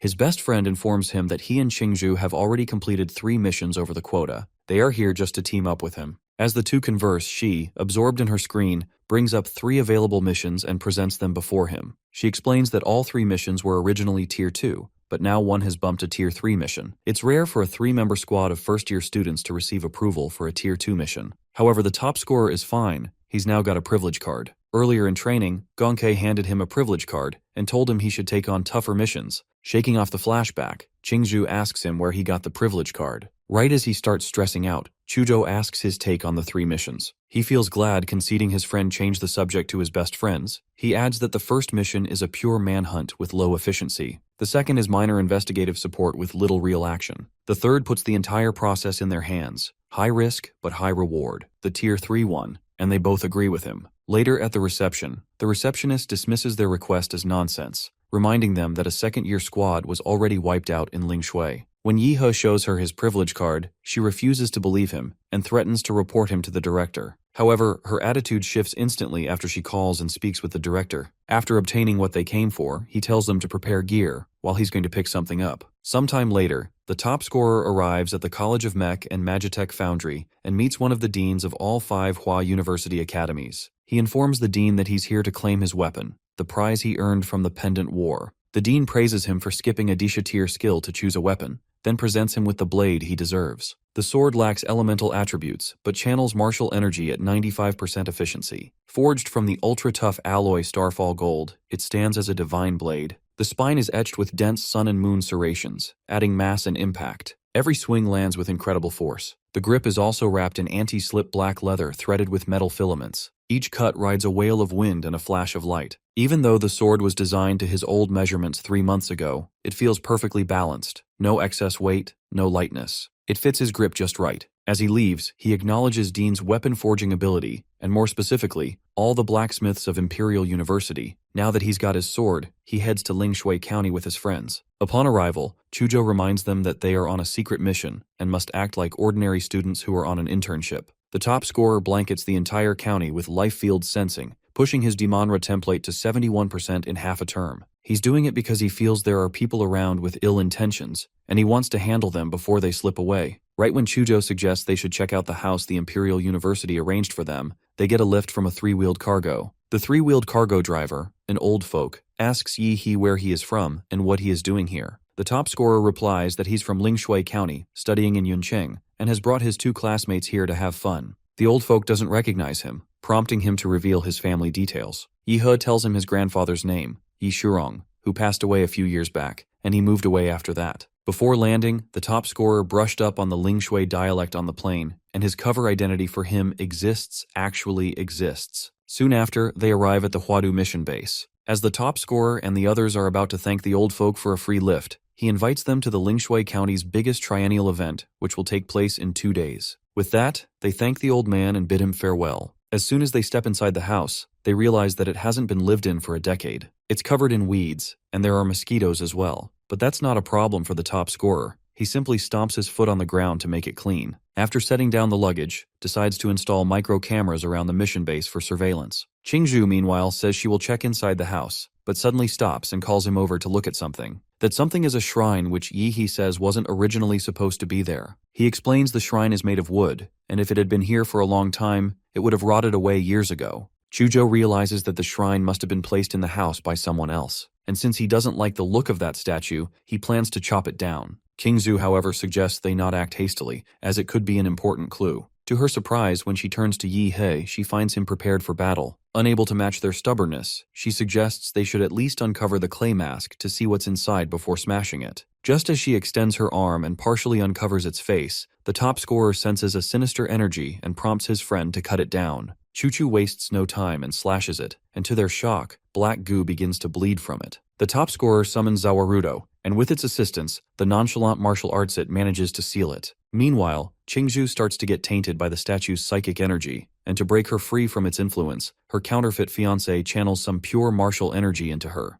With the earlier wave of terror gone, her body feels warm inside. From how it appears, all the Lingshui anomalies are tied to this strange clay statue. Thinking they have made their first real breakthrough in the investigation, he tells them to wait there while he goes to take care of something. Earlier, when they got off the tricycle, Yi tagged the old driver with a radiation marker. He believes that with the right timing, he can draw him in. Elsewhere in Lingshui County, at the Jinshan Buddhist temple, a monk greets the old driver, addressing him as a benefactor, and escorts him to where the abbot is waiting. Soon enough, They stand before the abbot, and the monk informs him that the benefactor has met the blessing standard and also has something to report. The abbot asks the old man about his intentions and why he came so suddenly. Suddenly, one of the monks, a lizard-like beast, senses the presence of someone other than the old man. Just as it is about to attack the old man, believing he's the traitor, Yihi descends from the sky and falls onto his face, distorting it entirely. Luckily, he wasn't tainted by the splashes, thanks to Zawarudo, who keeps the gunk outside. After he provokes the enemy, all the other Buddha statues in the temple come to life and launch their attacks at him. However, Zawarudo jumps to the front and blocks the enemy's strikes, though he still ends up being crushed. With the enemy now targeting Yihi, he hides his spatial ring and summons his sword, Starfall Cleaver. His sword gives him a clear advantage in the fight, but the challenge escalates when the Buddhas begin firing lasers from their eyes. Nevertheless, he dodges the slow beams and cuts through the rest of the enemies, including the old driver. From the very start, his life field sensed no vitality from the two bodhisattvas. He's now convinced that those weren't living things. What baffles him more is how a remote place like Lingshui County could have such advanced constructs. He wonders if the answers lie behind the door where the abbot is, and then commands Zawarudo to force the door open. Once the path inside opens, he walks in and discovers a giant Buddha within. Noticing no one around, he calls out for the enemy to come out of their rat hole. In no time, a monk appears and tells him the temple holds no grudge against him, asking why he is being disrespectful. It turns out the monk speaking to the top scorer was actually a robot, and he already knew it. When he slashes the enemy, another replica appears behind him, acknowledging the top scorer's blood karma. Just as he's about to charge for another strike, he falls into a strange place that looks like a sewer and has 18 doors in total. Soon, a massive herd of lizard beasts, ranging from Tier 1 to Tier 2, begins to appear. Sensing the same energy from the beasts, he becomes sure that they are mass-produced, artificial bio-androids. He's thinking of overwhelming the horde of beasts in just one strike before they gain any power. Summoning Starfall Cleaver, he unleashes Zhuanhuang Blade Art, first form Cull 1,000 Leaves. He begins slashing through the enemies with a wide smile, and in no time he piles up countless corpses. Decapitating the robotic monk, he feels annoyed hearing it loop a pre-recorded line. Even though he's wreaking havoc in the temple, the puppeteer behind the curtain is still not coming out. Just as he's thinking about the puppeteer, the monk transforms into a grand form, a giant statue, and attempts to crush him with its hand. But instead of dodging, he fully embraces it. Just milliseconds later, the giant reports an energy spike beyond its limits. The temperature rises to an unimaginable level, and he emerges in his magical beast form, breaking through the giant's hand. Now equal in size, Yihi begins to overpower the giant statue. After throwing a series of punches, he says he's not done yet and goes for decisive knee kicks. The enemy takes critical damage and begins triggering multiple warnings. Being pushed to its limit, the enemy fires all its weapons through its batteries. It can't believe it's facing someone who can force it to launch so many attacks. Yihe tells it that its weapons are useless against a martial artist, yet the giant still attacks with techniques like meteor personification. The top scorer counters by unleashing Byaokian breath, and this time he manages to smash the giant. After defeating the enemy, he finds a passage going down, and without giving it a second thought, he jumps into it. Half an hour earlier, a group of scientists running the evil plan noticed the top scorer stepping onto their grounds. When they saw him take down the mechanical bodhisattvas at the gate, they thought the newly built door would stop him for sure. After he broke into the hidden chamber, they believed their cyborg army and tens of thousands of bio units would be enough to stop him. But they were once again proved wrong. The operation's second-in-command, a scientist, tells the leader, a doctor named Feng, that their only hope is the Mecha Buddha's combat suite, which in the end was destroyed into pieces. With Yi nearing them, the doctor decides to use the guards to buy them some time, while he and a few crew members retreat and activate the base's self-destruct to not let any intel leak. In the underground laboratory, Dr. Fang lies collapsed in a corner, his frail body trembling as he struggles for breath, while Yi stands before him with calm precision, his cold eyes fixed on the dying man as he searches for the truth behind the deaths of 3 young martial artists and the secret this place is hiding. The old man weakly explains that he carries a monitoring device in his head, which will trigger an explosion if he reveals anything, and as he speaks, Yi studies him closely and notices a decayed tooth deep in his jaw, releasing a faint trace of green smoke. Realizing that his time has run out, the old man clenches his teeth, and the poison surges through his veins, burning his throat as his face twists in agony. Iha watches in silence, kneeling beside him with visible irritation as he concludes that the poison had been preloaded like another precaution used by the reckless members of Laserbird. Before he can decide his next move, the laboratory lights flash red and the sound of a siren fills the air, signaling that the self-destruct sequence has begun. Yet Yi remains composed because he knows death would be too easy a release for the man before him. He summons a vampire model and as the creature emerges from the shadows, it lunges at the lifeless doctor. Its deformed limbs pierce his throat and flood his body with venom. The venom spreads rapidly, consuming every trace of decay,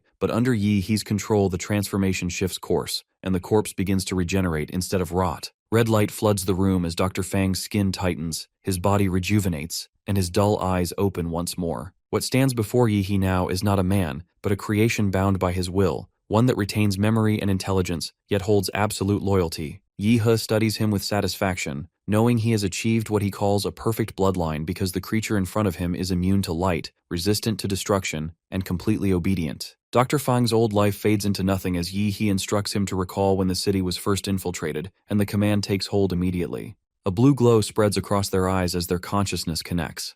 He sees a younger Dr. Fang trembling in the dim light, his hands slick with blood and his eyes wild with hunger. Around him, another doctor chews raw flesh and claims it as an offering from the villagers, calling it fresh and sacred. The images shift to a dark hall where an old man sleeps before a Buddha statue, while Fang's assistant murmurs that deep sleep makes it easier to transport people into the laboratory. Yi He feels unease settle in his chest as he realizes something unnatural is happening there. The vision changes again, showing Dr. Fang kneeling before a clay idol, whispering strange words as he rolls up his sleeve to reveal a string of numbers carved into his arm. Driven by confusion, he begins to decode them, eventually discovering that the sequence corresponds to a secret access key. When he enters it into his computer, encrypted files flood the screen, but before he can process them, his consciousness begins to fracture, and he realizes his memories are being rewritten. In one final act of awareness, he carves the code onto his arm to serve as a warning for the version of himself that will remain after the manipulation. The memories grow darker as the truth comes into focus. The raw meat is human flesh, and all the experiments and disappearances lead to a cult called Divine Decent Nation. Returning to the present,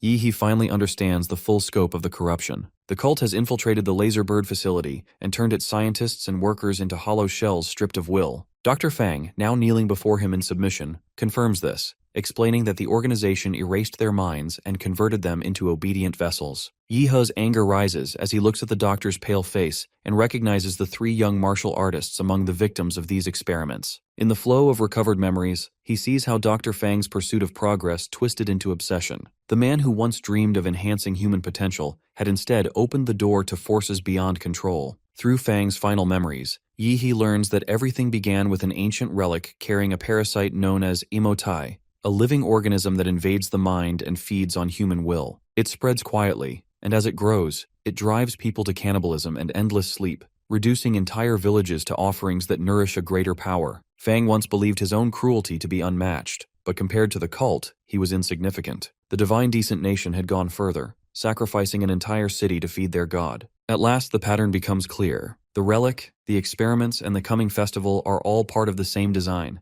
leading to the awakening of Emotai. Yi He's breathing slows as the realization settles in, and in the midst of that cold understanding, a faint memory comes that reminds him of the grand celebration to be held in 2 days, and he realizes that the old man gave him some crucial information. Yi He's eyes grow cold as he states that the memories have been fully extracted. He turns to the doctor and explains that this base belongs to the Laserbird organization, but wants to know more about the Divine Descent Nation, the Demon Fetus, and the 3 Huada warriors. As he studies the doctor, he realizes how much information he has gained from him, including the secret experiments once carried out by Laserbird. Though tempted to act against them now, he reminds himself that Huada will deal with them later on. Still, the thought of the golden gene interests him, because the doctor once studied it and understood its power, but he decided that the matter can wait until he resolves the incident in Lingshui. Thinking of the school's mission and the seal, he feels conflicted. Huada had already allowed the investigation to end, but the reward means little to him now, and he decides that he will claim the results of the Divine Descent Nation's prize for himself. After some thought, he orders Dr. Fang to hide in Lingshui. He will provide his blood and have it mixed into the water system to maximize infection. The doctor laughs, calling him mad. Yet he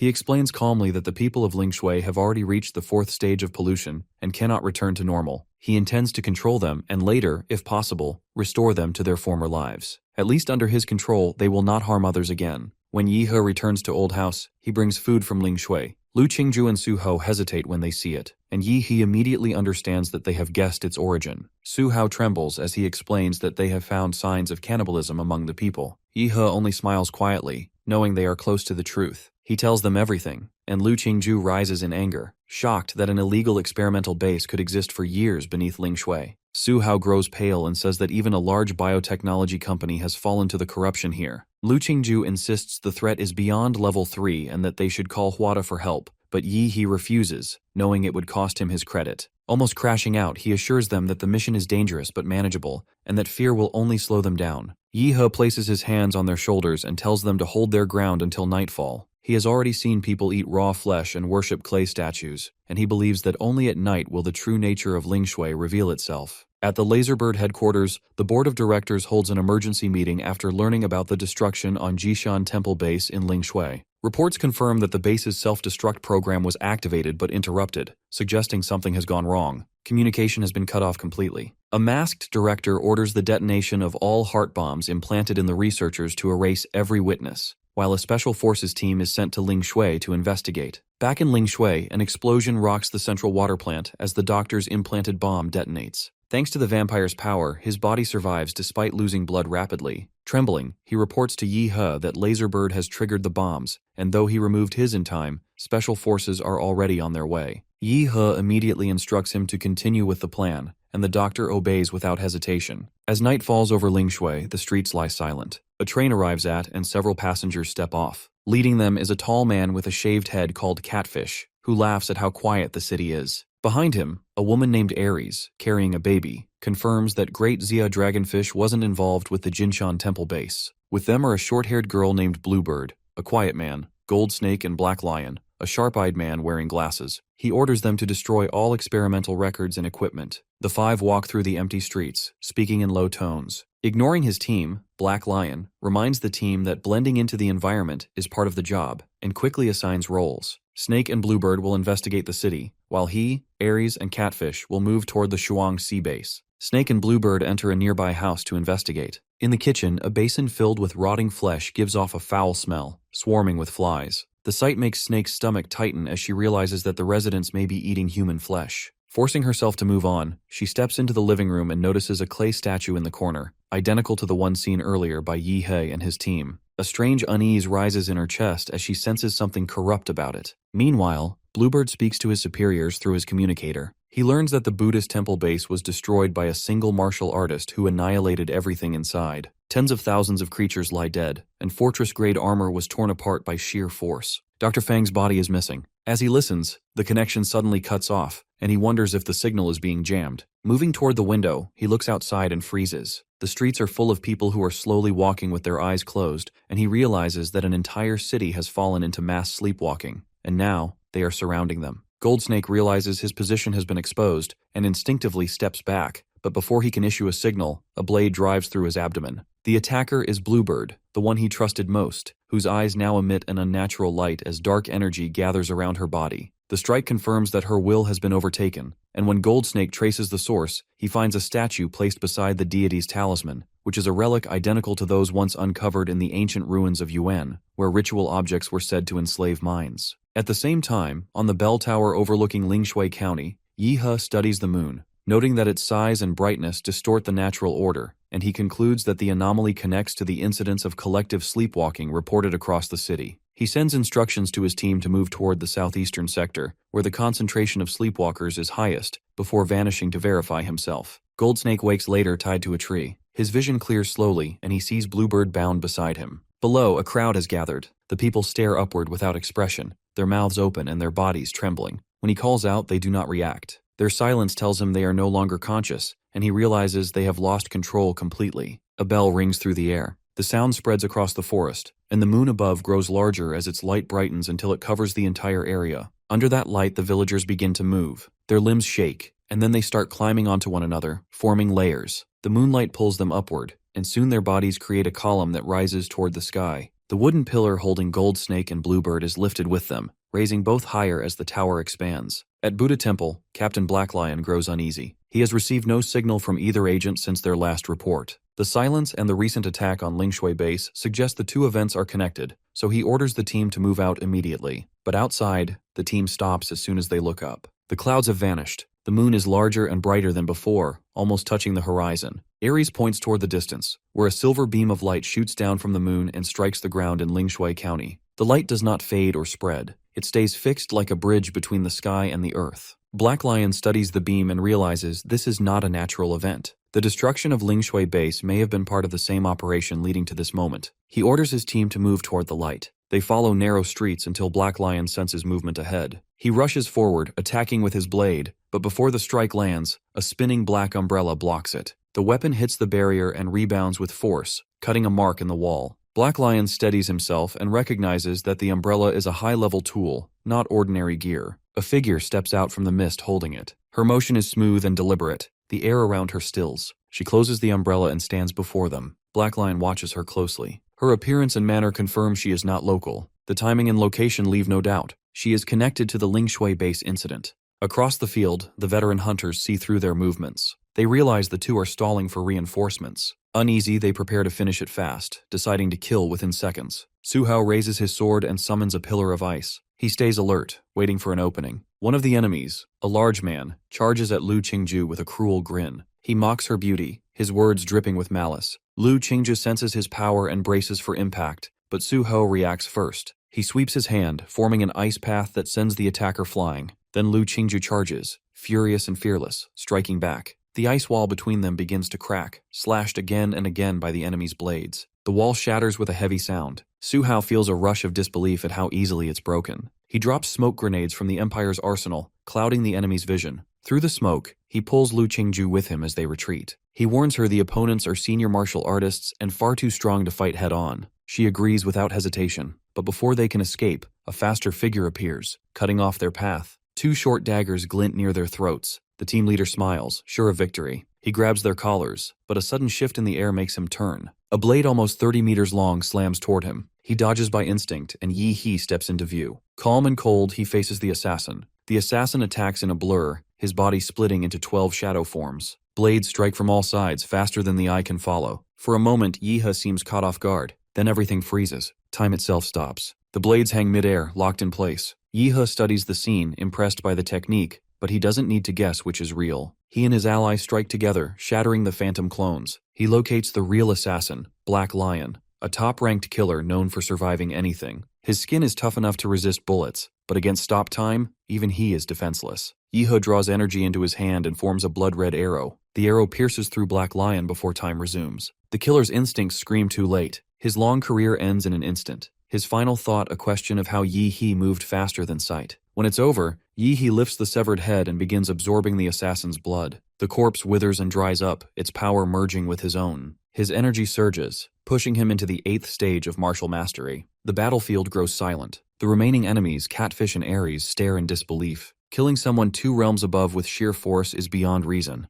They realize something is terribly wrong and prepare to retreat. Yi He looks down at the blood pooling on the ground, a twisted grin forming. The blood stirs and releases a dark red aura. From it, a monstrous hand rises, followed by the demonic shape of their fallen captain. Catfish and Ares freeze in fear. The aura feels familiar yet horrifying. Their captain's image stands before them, twisted beyond recognition. They can barely breathe. Before panic takes over, Ares steps forward and shouts for them to move aside. She lifts the small child in her arms, and the baby's body changes, swelling rapidly until it becomes a massive, 3-meter-tall monster. The child was never human, but a bioweapon designed for battle. Ares orders it to attack, and the creature charges forward with a roar. Yi He watches calmly, hands in his pockets. Ares and Catfish flee, desperate to escape before he strikes again. But Yi He already has a plan. He orders Su Hao and Lu Qingju to stay behind with his phantom and destroy the bioweapon. The 3 take position at once. Su Hao channels the Phoenix martial technique, merging the Ice Wall, Dragon Shadow, and Northern Cold Sword into one deadly move.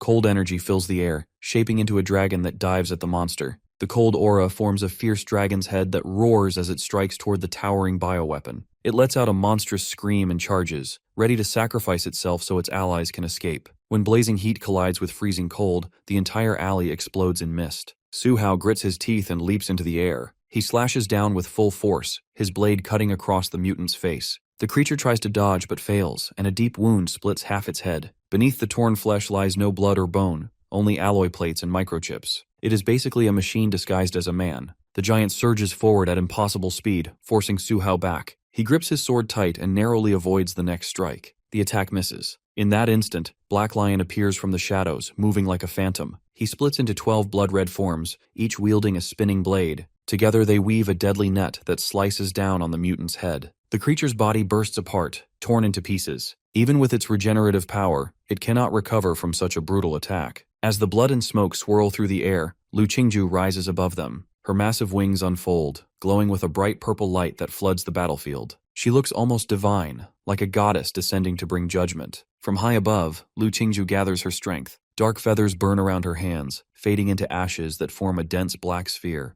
The sphere expands until it spans 5 meters across. Then it erupts, transforming into a blazing purple sun. Her cry echoes through the night, her power declaring that the enemy cannot escape. The mutant's legs freeze solid, trapped in ice. Black Lion holds it from the front, locking it completely in place. The explosion shakes the ground and a pillar of purple fire erupts, swallowing the cold moonlight and burning everything in its path. The mutant's screams echo for only a moment before fading into silence. Its body burns away completely until not even ashes remain. The battle ends in a flash of light, and the night falls eerily quiet. Far away, under the city's dark sewer tunnels, Catfish runs through the filthy water, gasping for air. His face is pale, his steps desperate, muttering curses as he flees. Suddenly a flash of blue light bursts ahead, striking down and freezing him in place. Terror fills his eyes as the light spreads through the darkness, revealing a figure in its glow. His eerie smile appears from the shadows. Panic floods through Catfish as sweat pours down his body. He knows he is being hunted and bolts in terror, trying to escape into the maze of tunnels. At the same time, Ares sprints through the narrow alleys above. A blinding blue beam crashes down from the sky like divine lightning. Her body trembles as she realizes it struck where Catfish had run.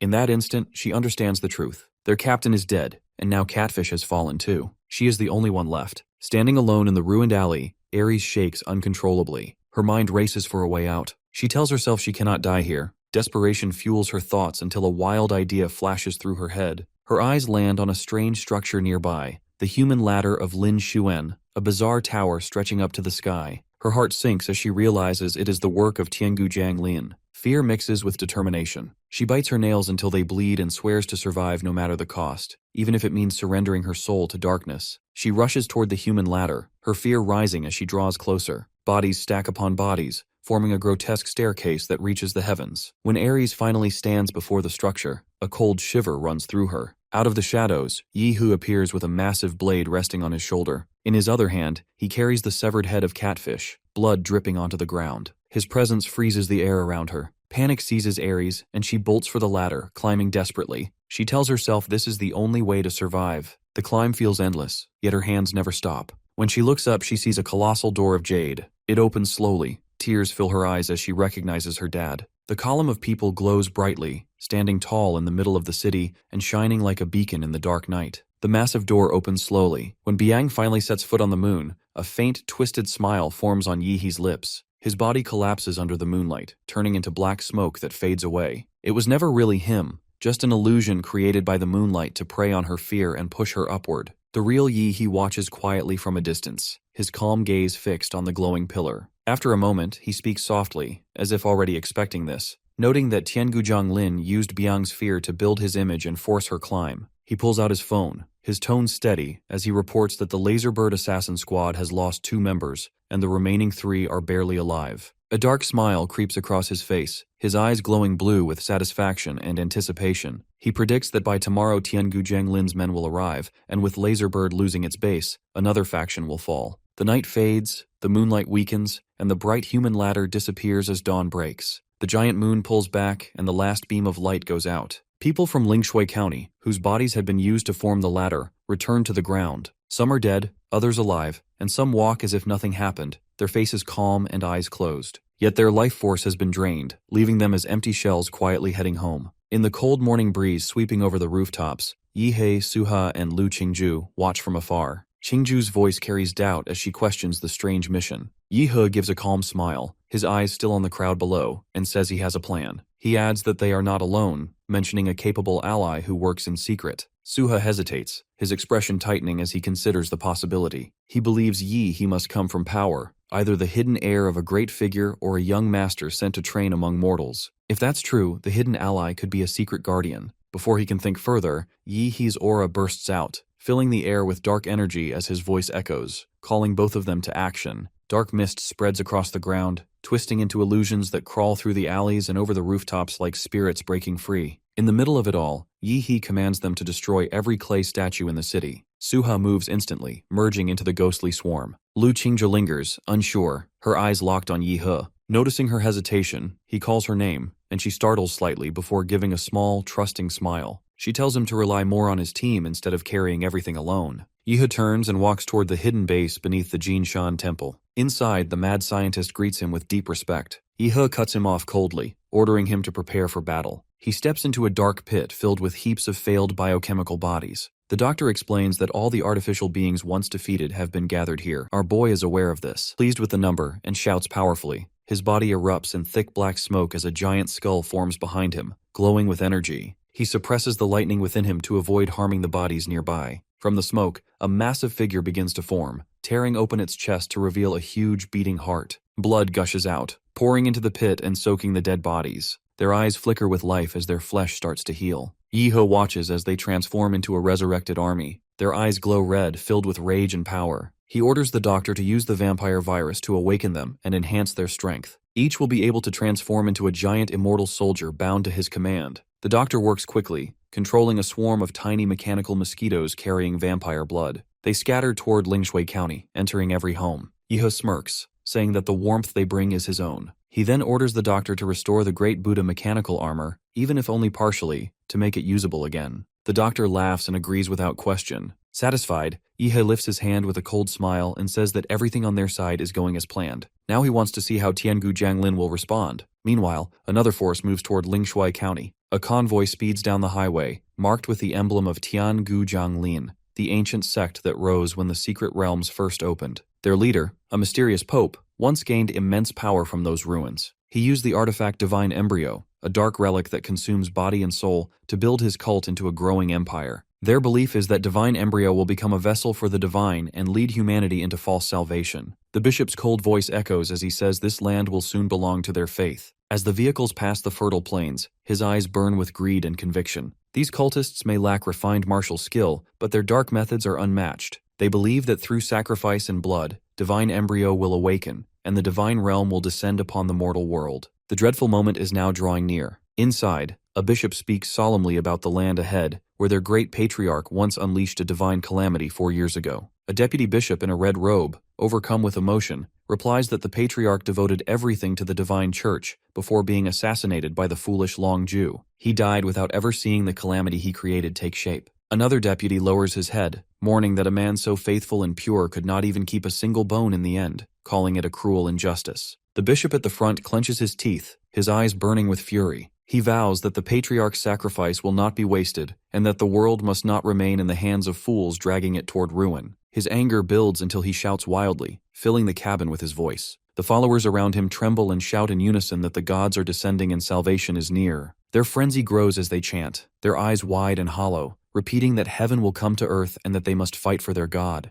By the next night, the moon hangs high with an eerie light. 2 dark holes stare down like the eyes of a demon, smoke curling around them, and the cracks beneath form a twisted smile. As the convoy reaches the edge of the human ladder in Lingshui County, the bishop steps out, his excitement boiling over. He speaks to himself about continuing the divine legacy, removing his hood with pride. Smiling broadly, he recalls that only 2 divine beings had ever been successfully born before, each one causing global chaos with storms, tsunamis, and eruptions that wiped out millions. He remembers the second descent on the Australian continent, where everything vanished into a sea of mist and became known as the Dark Forest Sea, forbidden forever. He lifts his frail hand and cuts his palm, letting blood drip onto a huge demon stone. The blood reacts violently, and waves of dark energy spread outward, forming a massive circle around him. The bishop murmurs that their cult will now welcome a third god. His followers begin to chant, and the ground transforms into a burning ritual field. When the preparation ends, he climbs the human ladder, eyes fixed on the glowing moon, whispering blood spells as he steps on the motionless bodies below. Eventually, he reaches a massive closed gate and bows deeply. His hand, covered in blood,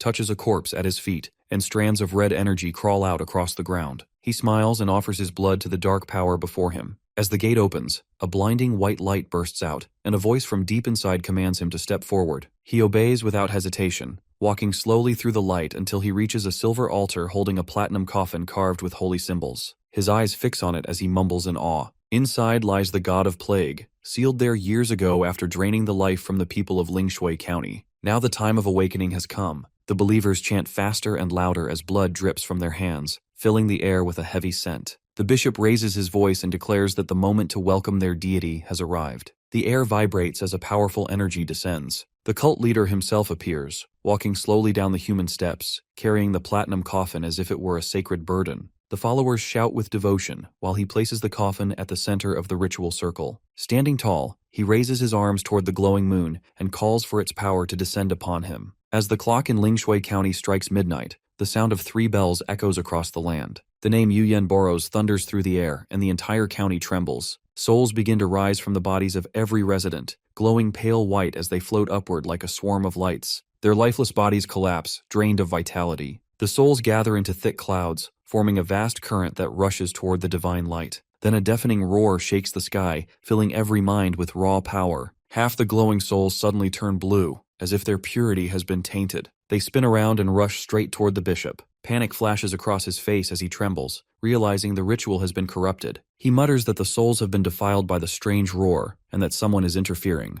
Still, the ritual cannot be stopped, and the corrupted spirits pour into the platinum coffin like a raging tide. The bishop screams in frustration as the unclean energy taints the god they have tried to awaken. In that instant, a dark figure appears beside him. It is Yi He, standing calmly with a sharp, cold smile. He says he has been waiting for this moment all along. The bishop turns in shock, his mind blank, unable to comprehend what is happening. Yi He's eyes flash with lightning as a powerful aura fills the space around him. His weapon roars to life, glowing red as faint symbols pulse along its edge. A bright slash cuts through the air, slicing across the bishop's throat in an instant. Yi He charges forward, his blade sweeping through the air in 3 rapid strikes that blend blood and light. The power of his attack distorts the world itself as time seems to split. The bishop collapses before he can breathe his last word. The dark energy around Yi He burns so fiercely that even the shadows recoil. He tilts his head slightly, a faint grin forming as he says with calm finality that what stands before them now is a demon. The pastor gasps for breath, blood spilling from his mouth as his body trembles between life and death. He tries to utter a few last words but can barely speak. Yi He frowns, annoyed that the man is still alive, and swings his blade once again and the strike cuts clean. Standing over the body, he shakes his head,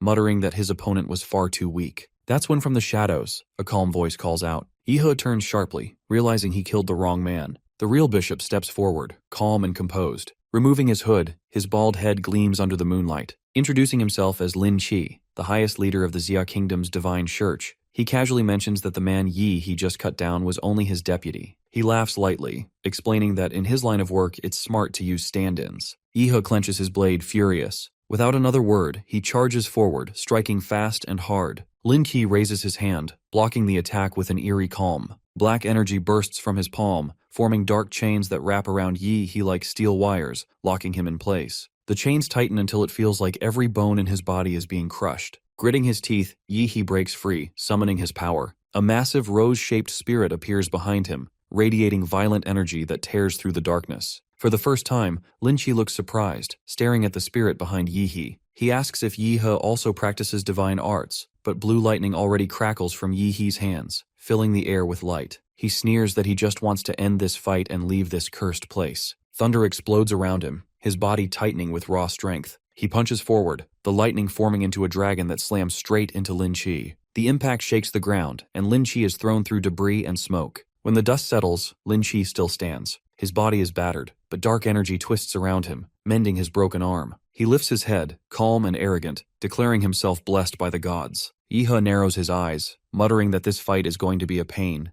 Lin Qi begins to chant in a low voice. With each phrase, the cultists around them gather again, surrounding Yi He. Their eyes are wild, their expressions empty. Without hesitation, they raise their blades and stab themselves, blood spraying across the ground. The air thickens with the smell of iron. Yi He watches, disgusted, calling it a pathetic display. But before he can move, he feels something cold crawling through the air. A sound echoes around them like wood cracking. Then a bloody hand bursts through the chest of one of the cultists. The skin rips apart as a twisted creature crawls out. Not human, not demon. Something worse. One by one, the dead bodies split open, releasing more of these creatures. Their horns curve like hooks and their teeth glint like blades. They crawl forward, leaving trails of blood as the ritual completes. Yi He doesn't flinch. He smirks and mutters coldly that these so-called gods are nothing more than monsters pretending to be divine. Yi He raises a hand to cover half his face, observing calmly. He mocks the cultists for offering their bodies to summon demons without care, letting out a short laugh. The summoned creatures reveal their true forms, twisted and bloodthirsty, locking onto him. Blue lightning erupts in the sky, intertwining into currents as Yi He announces that he is unleashing his own forces.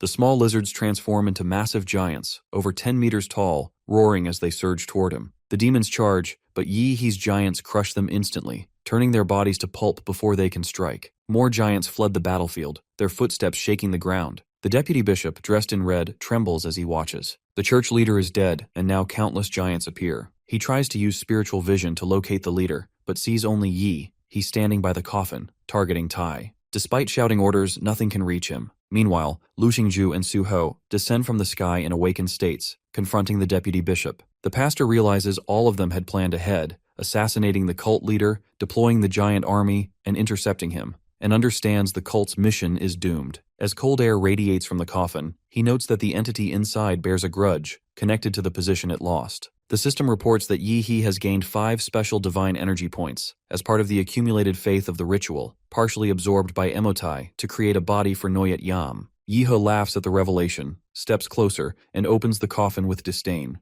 only to find it empty except for a luxurious interior. Confused and annoyed, he calls out, wondering why the deity hides. He summons his great blade, planting it firmly on the ground, and silence falls across the battlefield. The chaos of giants, demons, and battle fades as if the world now revolves only around him. Then a voice reaches him, and he turns to see a giant moon with a sinister smile, and Archbishop Lin Qi approaching, revealing that the moon and space were an illusion. Yi He recognizes him, narrowing his eyes while Lin Qi mocks him, asking if he knows when he fell into the dream. Elsewhere, Lu Qingju and Su Ho continue fighting the giant demon the deputy bishop summoned. The deputy bishop, realizing Yi He is alone, grows uneasy. He draws a jade-green blade and channels a deadly spell, intending to crush Yi He with a barrage of bloodthorns, while taking advantage of Lu Qingju and Su Ho's focus on the demon. He rushes forward, shouting that the guilty will be punished by the gods. Su Ho notices the bishop heading straight for Yi He and reacts instantly. Channeling all his strength, he forms a massive tornado of ice and wind, compressing it into a storm sword capable of crushing mountains. He uses nearly all his energy to hold the giant, urging his teammates to act without hesitation. Lu Qingju spreads her wings, soaring over the ice wall and responding firmly. The demon swings its blazing battle axe, shattering Su Ho's ice barrier instantly, shaking the battlefield. Su Ho responds, sending sharp ice spikes flying through the demon's steel-like skin, tearing it apart.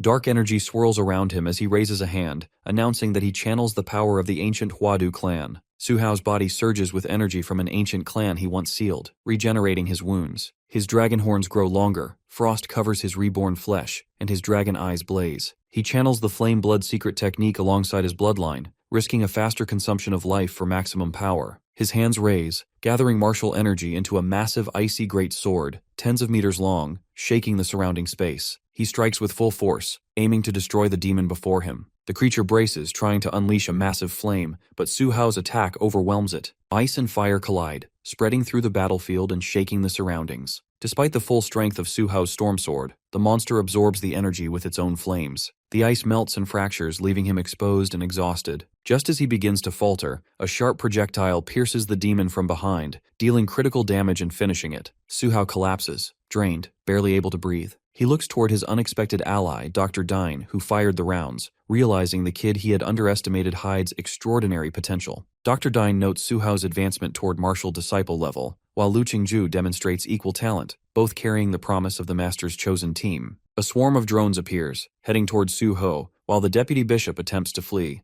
The bishop notices the youth's strength and disguises, questioning their identities, as Su Ho and Lu Qingju move forward confidently. Lu Qingju spreads her wings, soaring over the battlefield, while Su Ho carries the slain demon's head, his steps and presence commanding attention. The moon deity intervenes, dropping 6 massive coffins containing undead martial artists. The coffins strike the ground and open, revealing identical undead figures exuding martial-level energy. Some are familiar faces from the university's second team, now turned into controlled corpses. The vice bishop grows frantic, realizing the threat they pose to his divine fetus. The undead begin advancing, and Dr. Dine commands his Titan squad to intercept them, buying time for Lu Qingju. The Titans are strong but fragile compared to martial-level zombies, who tear through them effortlessly. Lu Qingju seizes the moment to fly toward Yi He. She pushes herself against the wind, sustaining injuries but refusing to fall, driven solely by the need to reach him. The vice bishop panics, redirecting his forces to stop her, but she pushes through, evading attacks and finally reaching Yi He. Exhausted, she collapses into his arms, finding refuge. Her body shakes from fatigue, but her spirit stabilizes as she rests against him, a moment of calm amidst the battlefield's chaos. After destroying the bloodthorns, Lu Qingju holds Yi He tightly, suppressing the pain in her injured arm. She burns a small amount of her inner energy to counteract the poisonous blood and keeps moving. From above, she sees the giant mutants created by Yi. He's lying in pools of blood, trampled and annihilated.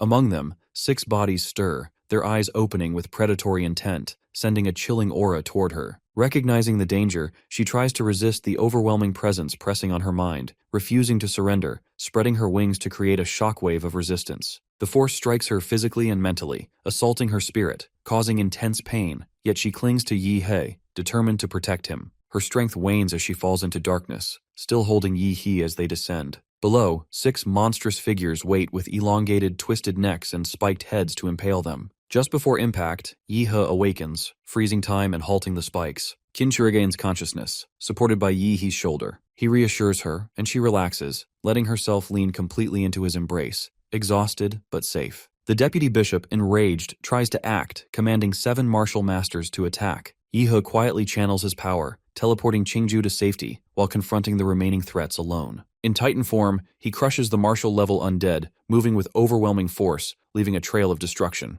The vice bishop experiences hallucinations of repeated death, driven to despair as Yi He's presence dominates the battlefield. His mind and body break under the pressure, leaving him weak and terrified. Yi He continues his assault, towering as a titan, annihilating all martial-level enemies with crushing strikes. Below, the battlefield is a wasteland of flesh and blood, as his power leaves no room for opposition. Suddenly, the moonlight intensifies, revealing a new figure descending from above. This supreme leader, cloaked in silver moonlight, stands motionless, emanating a terrifying and divine aura. His hair is long and white, his features cold and sharp, and his gaze meets Yi. He's with an unshakable presence, conveying acknowledgement and dominance. Though he shows no chi fluctuations, his aura radiates absolute power, suggesting he is the source of all the mutations and chaos in Lingshui County. Yi He recognizes the threat but faces it with defiance, prepared to challenge the figure beneath the distorted moon, understanding that this encounter may define the outcome of the conflict. A mysterious deity emerges from the moon, and it seems like she is the moon deity. Yi He lifts through a void where the city has vanished, replaced by silver light like standing on the moon. The air shifts, and although he senses cold, he realizes this is a mental realm, not bound by physical laws. Unlike illusions, harm here is real, and he lacks his invincible golden body. Silver Moon Deity reaches the final step, hovering above like a god. He acknowledges Yi He's exceptional talent and claims that part of his divine essence has been stolen, making Yi He a potential vessel. The Silver Moon Deity promises to elevate Yi He from mortal to god, offering a partnership to rule together. Yi He refuses, maintaining disdain, declaring that gods exploit the weak and rely on threats when stripped of true power. The Silver Moon Deity remains composed, explaining that even minimal affinity with a mortal is enough to destroy him. He unleashes a surge of black and silver energy, trapping Yi He's body and soul in silver light. Yi He feels the vast gap between God and man as his supergiant body shatters, leaving only a skeletal form suspended in the void. Despite the assault, Yi He's consciousness survives, protected by a talisman controlling his spiritual essence. He anticipated the god's attack, setting a trap using the resurrection energy of the Vampire Queen.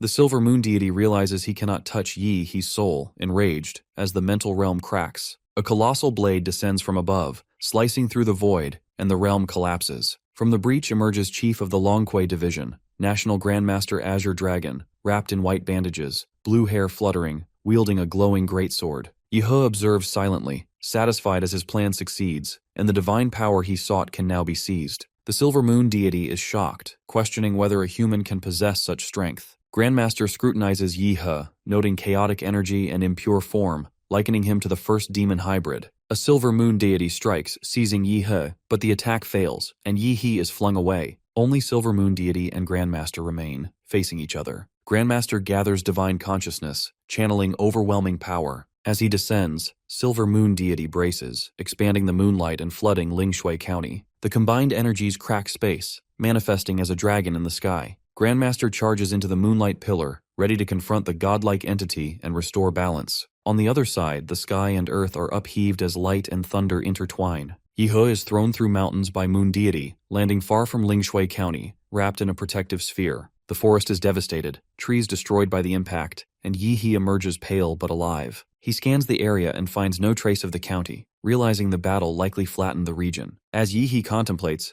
the system panel appears, displaying a moon seal curse mark linked to the master of the moon and nightmares. He understands the danger but also sees an opportunity. He studies the system interface, identifying divine attributes and their effects, particularly those related to the moon in dreams. He begins allocating points, upgrading his abilities and templates, including the vampire bloodline, moon demon bloodline, and powers that enhance under moonlight. Each upgrade amplifies his combat potential, transforming him into a war god under the full moon while remaining relatively inactive during the day. Yi tests his strength, striking with explosive force that gouges the ground and scatters wildlife. He observes his improved muscles, reflexes, and nervous system processing speed, acknowledging the full effect of his lunar curse. He notes that he is a key figure in the unfolding events and anticipates the Dragonclaw's interest. He plans to contact Hua University for support, recognizing the importance of allies and resources. He activates bat wings and departs. At Hua University, everything appears peaceful. Yi meets Principal Shi Jinwen, who welcomes him and commends the squad for completing the Lingshui County mission.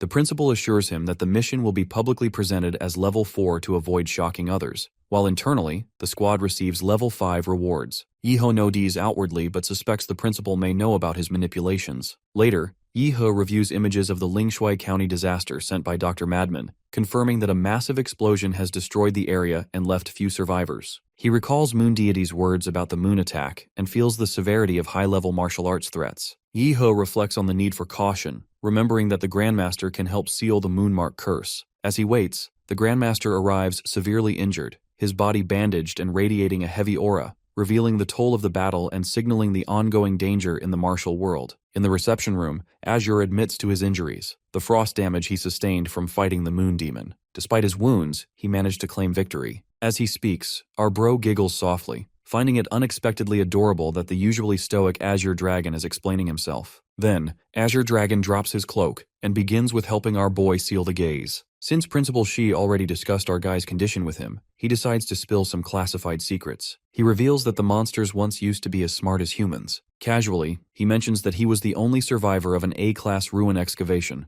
but he didn't leave unscathed. He was cursed. The curse mutated his body and slowly eroded his sanity, turning him into a beast. With no one able to help, he chose to enter an S-class realm, planning to die alone. What he didn't see coming was a massive sea storm which took him forcefully to an uncharted island where no human has gone before. He puts the stop at his jaw-dropping lore as the rest is dangerous to be revealed. As he unwraps his bandages, strange scars and glowing runes cover his body. He admits that an unknown entity on that island halted his beatification. When our protagonist sees the runes, a hellish vision grips him, his body trembles, and blood trickles from his eyes. But Azure Dragon finds it strange, because even a martial artist would suffer extreme brain damage with a glimpse at his runes, yet our protagonist only bled a little. He hopes that Yi can change the situation, since the principal has never been wrong when it comes to judgment. He follows up to imprint 2 runes into his mind, so he can have a good amount of sleep. The system displays that one may encounter the Master of the Moon and nightmares under moonlight or in dreams. After he's done imprinting, Yehi thanks him and confirms if his teacher is Gong K. He makes it clear that he has no problem with her. He mentioned her only because she was once destined to become a legendary martial artist before her brain injury cut that path short. Then Azure wonders if they could spar, and our bro isn't the one to hold back. He agrees to it, but under the moonlight. The next thing, the opponents stand in an arena. Azure Dragon urges him to strike first, saying he will only defend using one hand using only his physical power. His challenge is to move him half a step at the very least. If he's successful, he will earn 1 free request for his aid. The second prize being direct admission into Longquay Division 1st Department. The fight begins and our boy unleashes his flaring aura. Azure Dragon is a bit surprised to see that because it's somewhat similar to the moon's demon. He is doubtful, but in that while our guy lands his first strike. Azure Dragon is shaken as he's a dense killing intent. Gong K sees from somewhere, unable to decipher how could our guy figure out such a killing intent just with 3 days outside. In a hotel elsewhere, Sword Manor is with a girl who wonders what got him distracted from her in the sheets. He admits that he sensed a heavy killing aura. He's sure that the university campus felt the surge of it too, though he dismissed it as mere showmanship. The attack obliterates the entire area around Azure Dragon, but what our boy notices is Azure's punch is really simplified compared to his Asura 3 blades. He realizes Azure deliberately avoided exploiting his weak points. Instead, the dragon chose to meet him head-on, power against power, as if challenging him openly. The thought makes He's heart race. It feels raw, almost confrontational. As he's immersed in his thoughts, Azure Dragon gets ready to throw in another punch, Military Fist. The impact is fast and brutal, sending our boy flying into the air. Azure realizes he's screwed if he lets Yi die and rushes to hold him before he falls to the ground. When he holds our guy, he wakes up, blushing that he won as Azure moved more than a step. He fooled him, and Azure can't help but admire his sharp thinking skills. So, he asks what he wants to, which he keeps the promise pending. Then, Azure admires his killing intent, but urges to exercise his body more to utilize it better. Nervously, our guy admits that he hasn't even used the Demon Emperor template yet. Azure still sticks to his point. Our hero needs a physically strong teacher to serve as a guide for him. Yihe agrees to look for a teacher, but Azure secretly wants to take that role himself. He's torn between asking to make Yihe his disciple or waiting for our hero to come to him. Then, he hands him over a badge containing a top-level body cultivation technique. It is considered a national treasure-level martial art of a Western country. He gives it with the purpose of he mastering it soon with staying determined towards his practice and studies. Azure Dragon knows that this technique is tough to cultivate, and the reason being this martial spirit space from the West doesn't recognize Easterners. This is why he has to wait to reach the Grandmaster realm, and he'll obtain the martial spirit space by force and get the inheritance. Since the technique is difficult, Yihe will come to him by himself, and that's how he can make him his disciple. Later, at Yihe's dorm, our boy takes a shower while he thinks that he barely spent any time in his room. While he's looking at martial art techniques, someone rings at his door. When he opens the door, he finds Ouyang-ze standing outside. Yihe lets him in, hoping he's not here to recruit him into his club again. Suddenly, Ouyang-ze drops to his knees, begging the protagonist to become the president of the Dragon Blood Club. Our guy wonders, since when did this dude become such a loser? But he can't brush off the thought. How did he know that he was back at the dorm? Ouyang-ze admits a guy saw him come back, and that infuriates our bro, dragging Ouyang-ze for practice. A while later, Ouyang-ze is seen with a swollen face. The hero asks what's been going on with the club, and the dude admits that the club is failing, and unless they give some exceptional contribution, the university will cut off the funding. The Dragon Blood Club started off pretty nicely, getting sponsorships, which attracted many students to join. The beginning was virtuous, until it was suppressed by the student union composed of local Hua City people. It happened all because of Xiang Zhuang's leadership. The investors pulled back, commercial value declined, and the company's welfare channels were closed. Seeing the club fail, members began to leave, which made it harder to recruit new ones. Now, the Dragon Blood Club is in crisis. Yihe realizes that the club lost Xiang Zhuang, and everything started falling apart afterward. To suppress Xiang Zhuang, they can't rely on the seniors. They need someone from their own grade, and the only person who fits all the requirements is Yihe. Our guy agrees, though he knows Ouyang's true intention is to have him protect the Dragon Blood Club's assets. So, he urges Ouyang to get straight to the point. Ouyang-ze explains the Daxia Recovery Plan, a national operation aiming to rally martial artists from across the country to reclaim the 12 cities and surrounding regions completely overrun by monsters. He adds that other universities will also participate, with their own school taking the lead. Under Yihe's guidance, the Dragon Blood Club will follow official orders. However, Yihe's immediate concern is to remove the surveillance cameras, and Ouyang obeys without question. As Ouyang-ze leaves, Yihe realizes how big of a help he has been, and also notices he has great skills when it comes down to business. With his help, he can actually make the club go higher, raising the award template for the future. He then decides to master both of the martial arts templates. On the other hand, Xinchen calls Yan by his name, wondering what's taking Ouyang so long. Yan is deeply offended but also a bit worried because Xinchen is extremely provocative. Yan still informs them that the vice president and the real president will be here soon. Hearing that, Xinchen gets worried if Yihe is the president he's talking about. He urges Yan to let it go because he thinks Ouyang-ze has no chance of a comeback against Zhuang. Backing off is the sanest option they have right now. The girl on the side agrees with Xinchen too. Yan wonders what they plan to do. Quickly enough, Xinchen mentions the Zhou family, and the eldest son of it, Zhou Kai, has promised to give them a good life. So he finds this option better than waiting for Zhuang to liquidate the club. The other members start to agree with him. Sure enough, Yihe won't show up. Turns out, the people agreeing with him are actors, bribed heavily beforehand. A curly-haired guy walks in. It's Kai, and he wonders why it's taking so long for Xinchen to deal with Yan. When Yan looks at Kai, he screams at him. How did he even make his way in? Kai simply says that they fought their way in, and he will be sure to compensate for the loss he caused. Upon hearing this, he is about to hit Kai with a powerful punch, but it gets halted by a woman. He soon realizes that the woman is no ordinary woman. Then, the sponge-headed dude, Kai, orders the club to beat Yan up for his loyalty towards the club.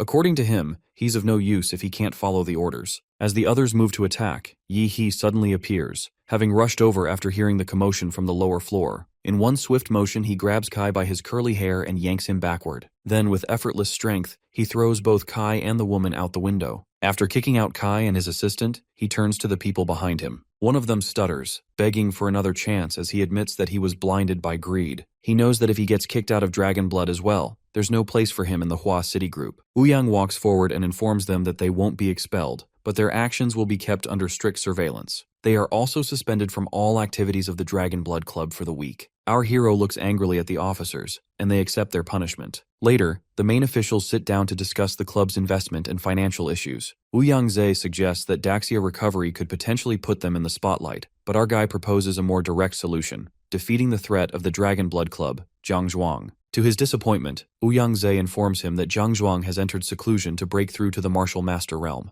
That news makes him frown, but he quickly comes up with another plan. If he challenges the top experts of the entire university, he can attract more hype, and in turn, more investment. He then inquires about the first Longquay division. Yen explains that it is the strongest martial organization in Daxia. Members of other Longquay divisions are known as Longquay agents, while the first division members are called aces. His determination shows how badly he wants to join it. Yan admits that the first division is only for the strongest. Every year, fewer than 3 Imperial graduates are admitted, making it a place all martial artists yearn for. This gives our boy an idea. He orders the Dragon Blood Club's media team to start spreading the word. He gets up and announces, as the president of the Dragon Blood Club and current ace of the Longquay First Division, he issues a challenge to all martial artists below the rank of Grand Martial Master in Hua University. He turns to the officers, wondering if the hype is big enough. Yan can't believe it, considering our boy hasn't even graduated. Yihe explains that he was directly recruited and didn't need to take any test. Ouyang wonders if he's joking, but our boy clarifies that he received the position the night before and that the documents will arrive in 2 days.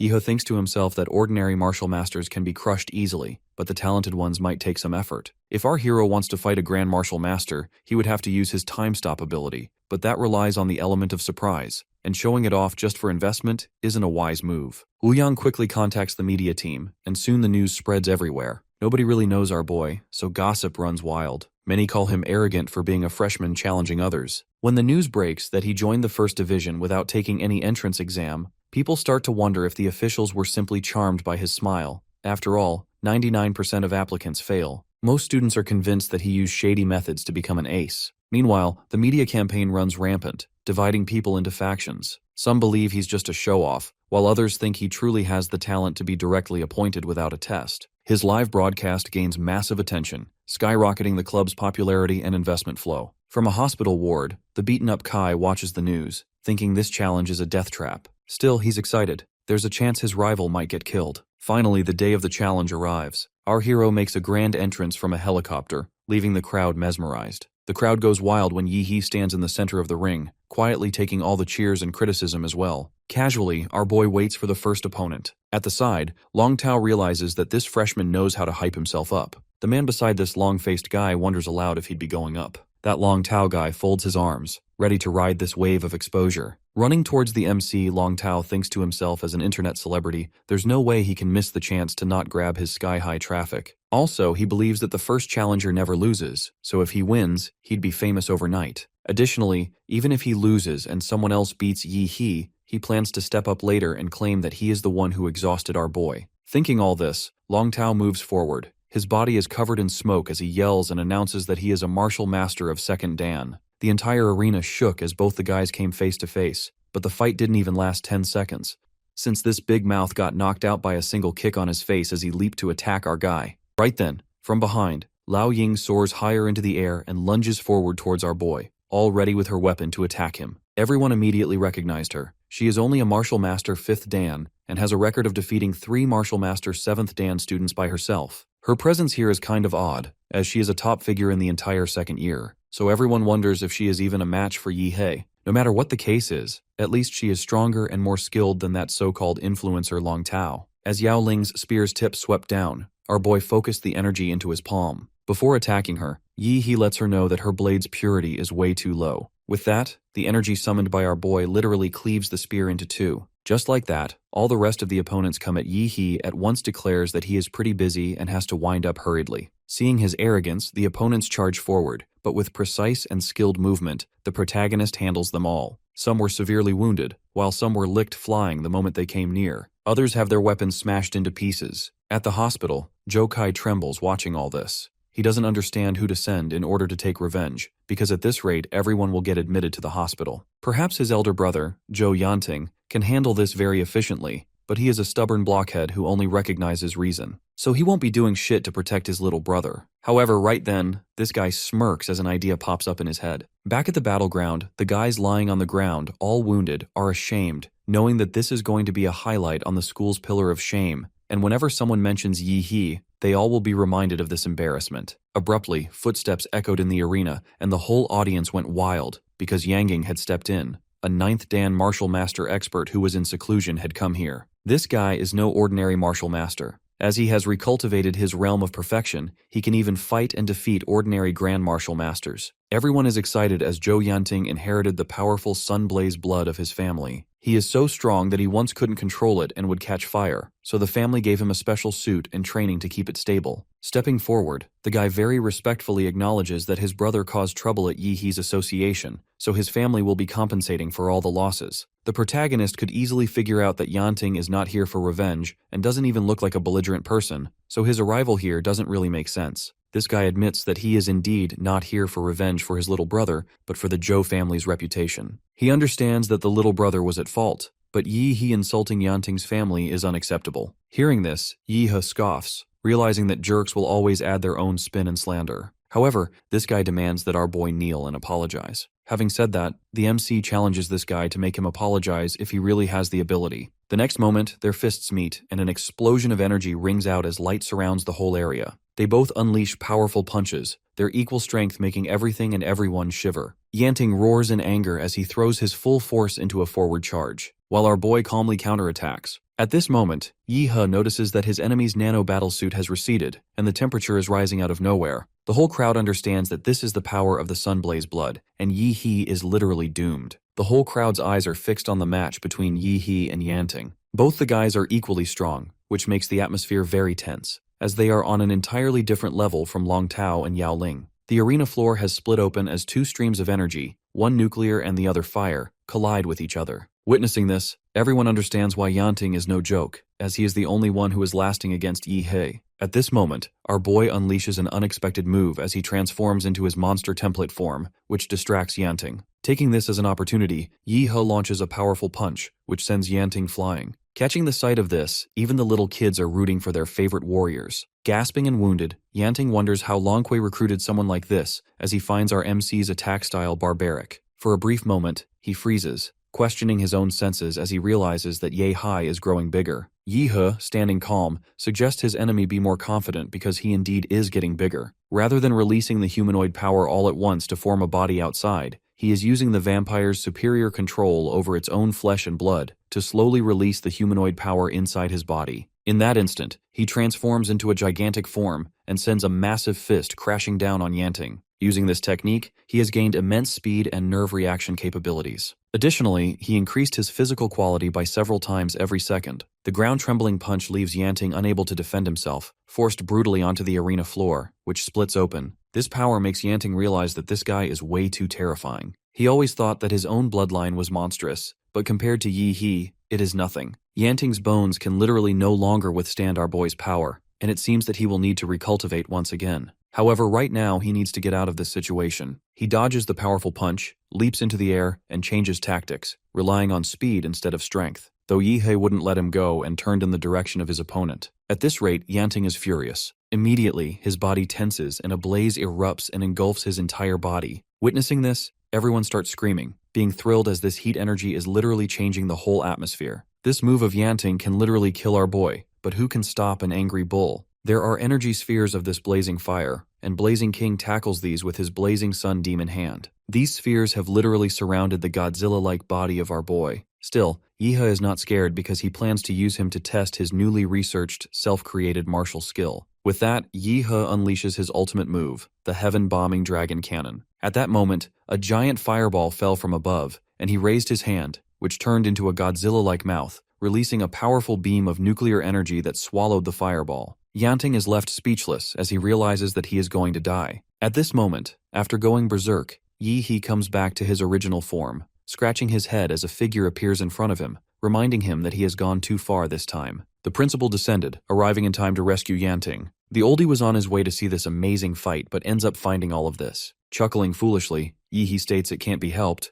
Without the principal on stage, the tournament feels less important, so he asks the principal to help him just this once. Sighing, the principal realizes that Yi-He was messing with his teacher Gong K, who always called him dull. Thus, now he decides to personally support his tournament and announces if anyone still wants to challenge Yi-He. Witnessing all this destruction and the protagonist's powers, no one even dares to say a word, and just like that, the principal declares our boy as a winner. Yi-He stands proudly as the announcement echoed through the arena, declaring Yi-He the winner, who has single-handedly challenged all the martial masters of the school, an event that will forever make his name legendary at Imperial University. Following Yi-He's title-defending victory over Zhou, and the Hua University principal declaring him a legend, he has already become a sensation on the internet, the proudest top scholar of Ancheng. On the other hand, people are still dumbfounded by the Imperial University principal Shi Jingwen's intervention in Yi-He's matter and his endorsement of a private event. And because of that, the top scorer's name has entered the field of vision of countless organizations and forces. His identity involves a top-level secret of Longquay, and the media doesn't want public opinion targeting him. Meanwhile, at the dorm, the top scorer is informed that the golden gene he hid in Ancheng has been recovered. His right-hand man has a method to open it. After all, he was one of the main engineers of the project. However, the container he found has a built-in transmitter. Once opened, it will attach a tracking electronic shock device to whoever handles it, and the Laserbird headquarters will hunt them down. Fortunately, he has already begun acquiring materials to build a shielding room, though completing it could take up to half a month. Cracking the complex mathematical password built into the container will also require at least half a month. Yi-He has just reviewed the Mad Doctor's memories and discovered that Prometheus had a close relationship with the heavenly kingdom of God's descent. Back then, Prometheus used its vast resources to secretly cultivate a demon fetus for the heavenly kingdom of God's descent. But when the demon fetus was almost fully cultivated, Prometheus betrayed them. During the long incubation period, those crazy scientists secretly introduced numerous additional substances into the demon fetus, which caused the otherworldly demon to be particularly weak when it descended. In the end, Prometheus successfully captured the first living otherworldly demon, and then methodically dismembered it, organ by organ, for experimentation. With a living otherworldly demon as research material, whose level of existence far surpassed all life forms on Blue Star,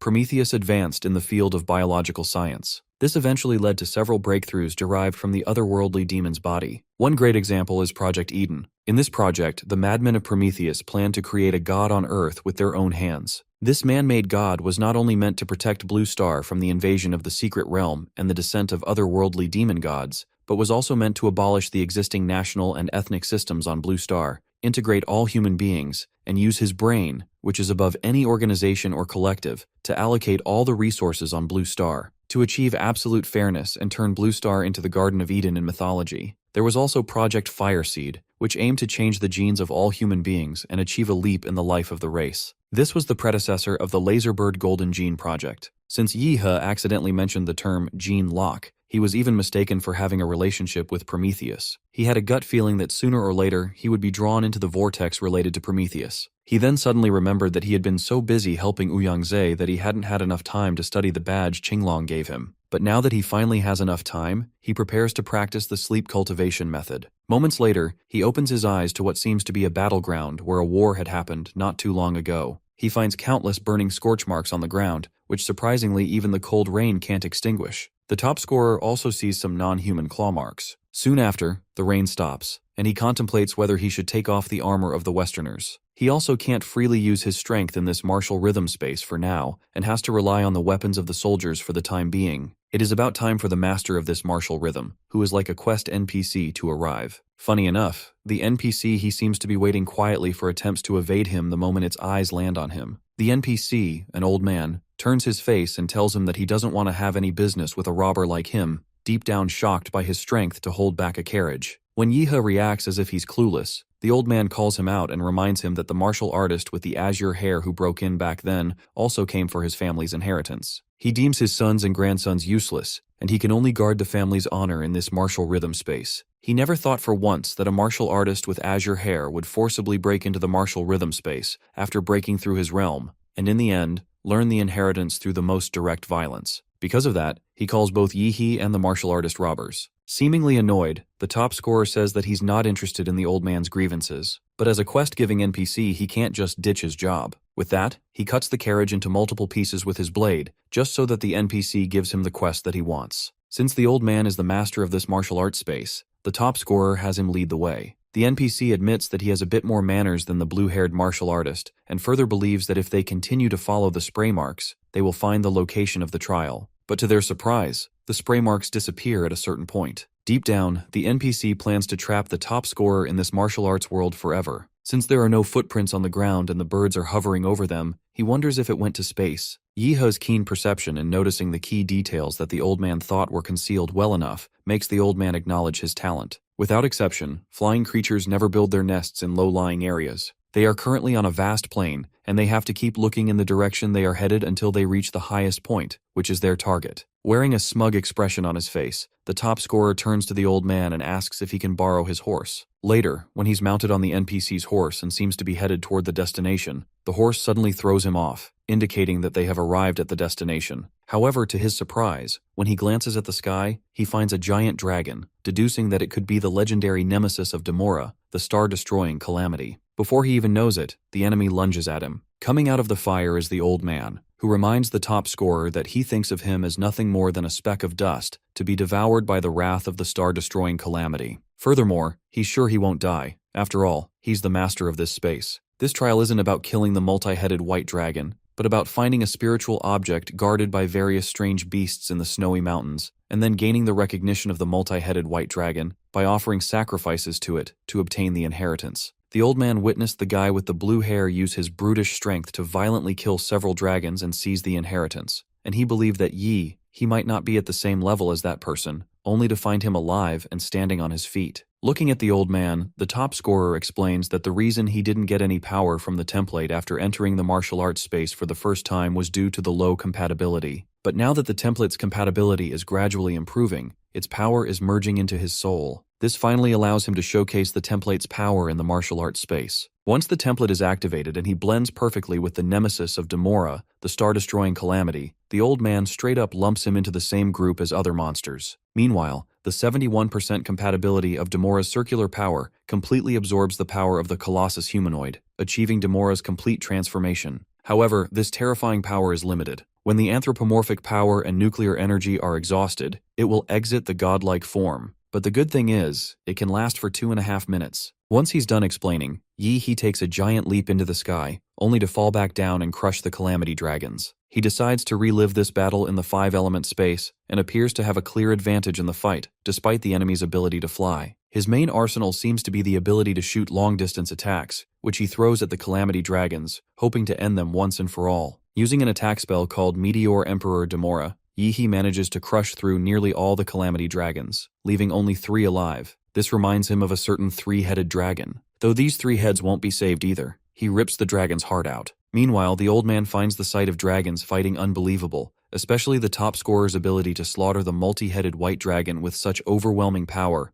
all in the form of a monster. The man himself also admits that it's very satisfying to rampage in the body of a giant beast. He claims to already know where the inheritance of this martial rhythm space is, so he won't trouble the NPC anymore. However, the snarly old man doesn't intend to let him do that and cusses at him. And since it was already evident from the NPC's behavior that he won't help him acquire the inheritance of the martial rhythm space, Yi casually shoves his arm inside the dragon's heart, which is so hot that it feels like molten iron. After digging through the heart, he eventually finds what he was looking for: inheritance of the Earth Fiend armor body. The inheritance then transforms into the abyssal dragon armor, and surprisingly wraps around the body of Yi, which shocks the top scorer himself, let alone the old man. The bodies of the martial artists who enter this space are normally too weak to bear the weight of the dragon. Even the azure-haired martial artist who forcibly put on the armor only received about 90% of the inheritance. This makes the top scorer the first martial artist in 1,000 years to be fully recognized by the dragon armor. What boils the NPC's blood even more is when Yi says there was no difficulty in putting on the armor.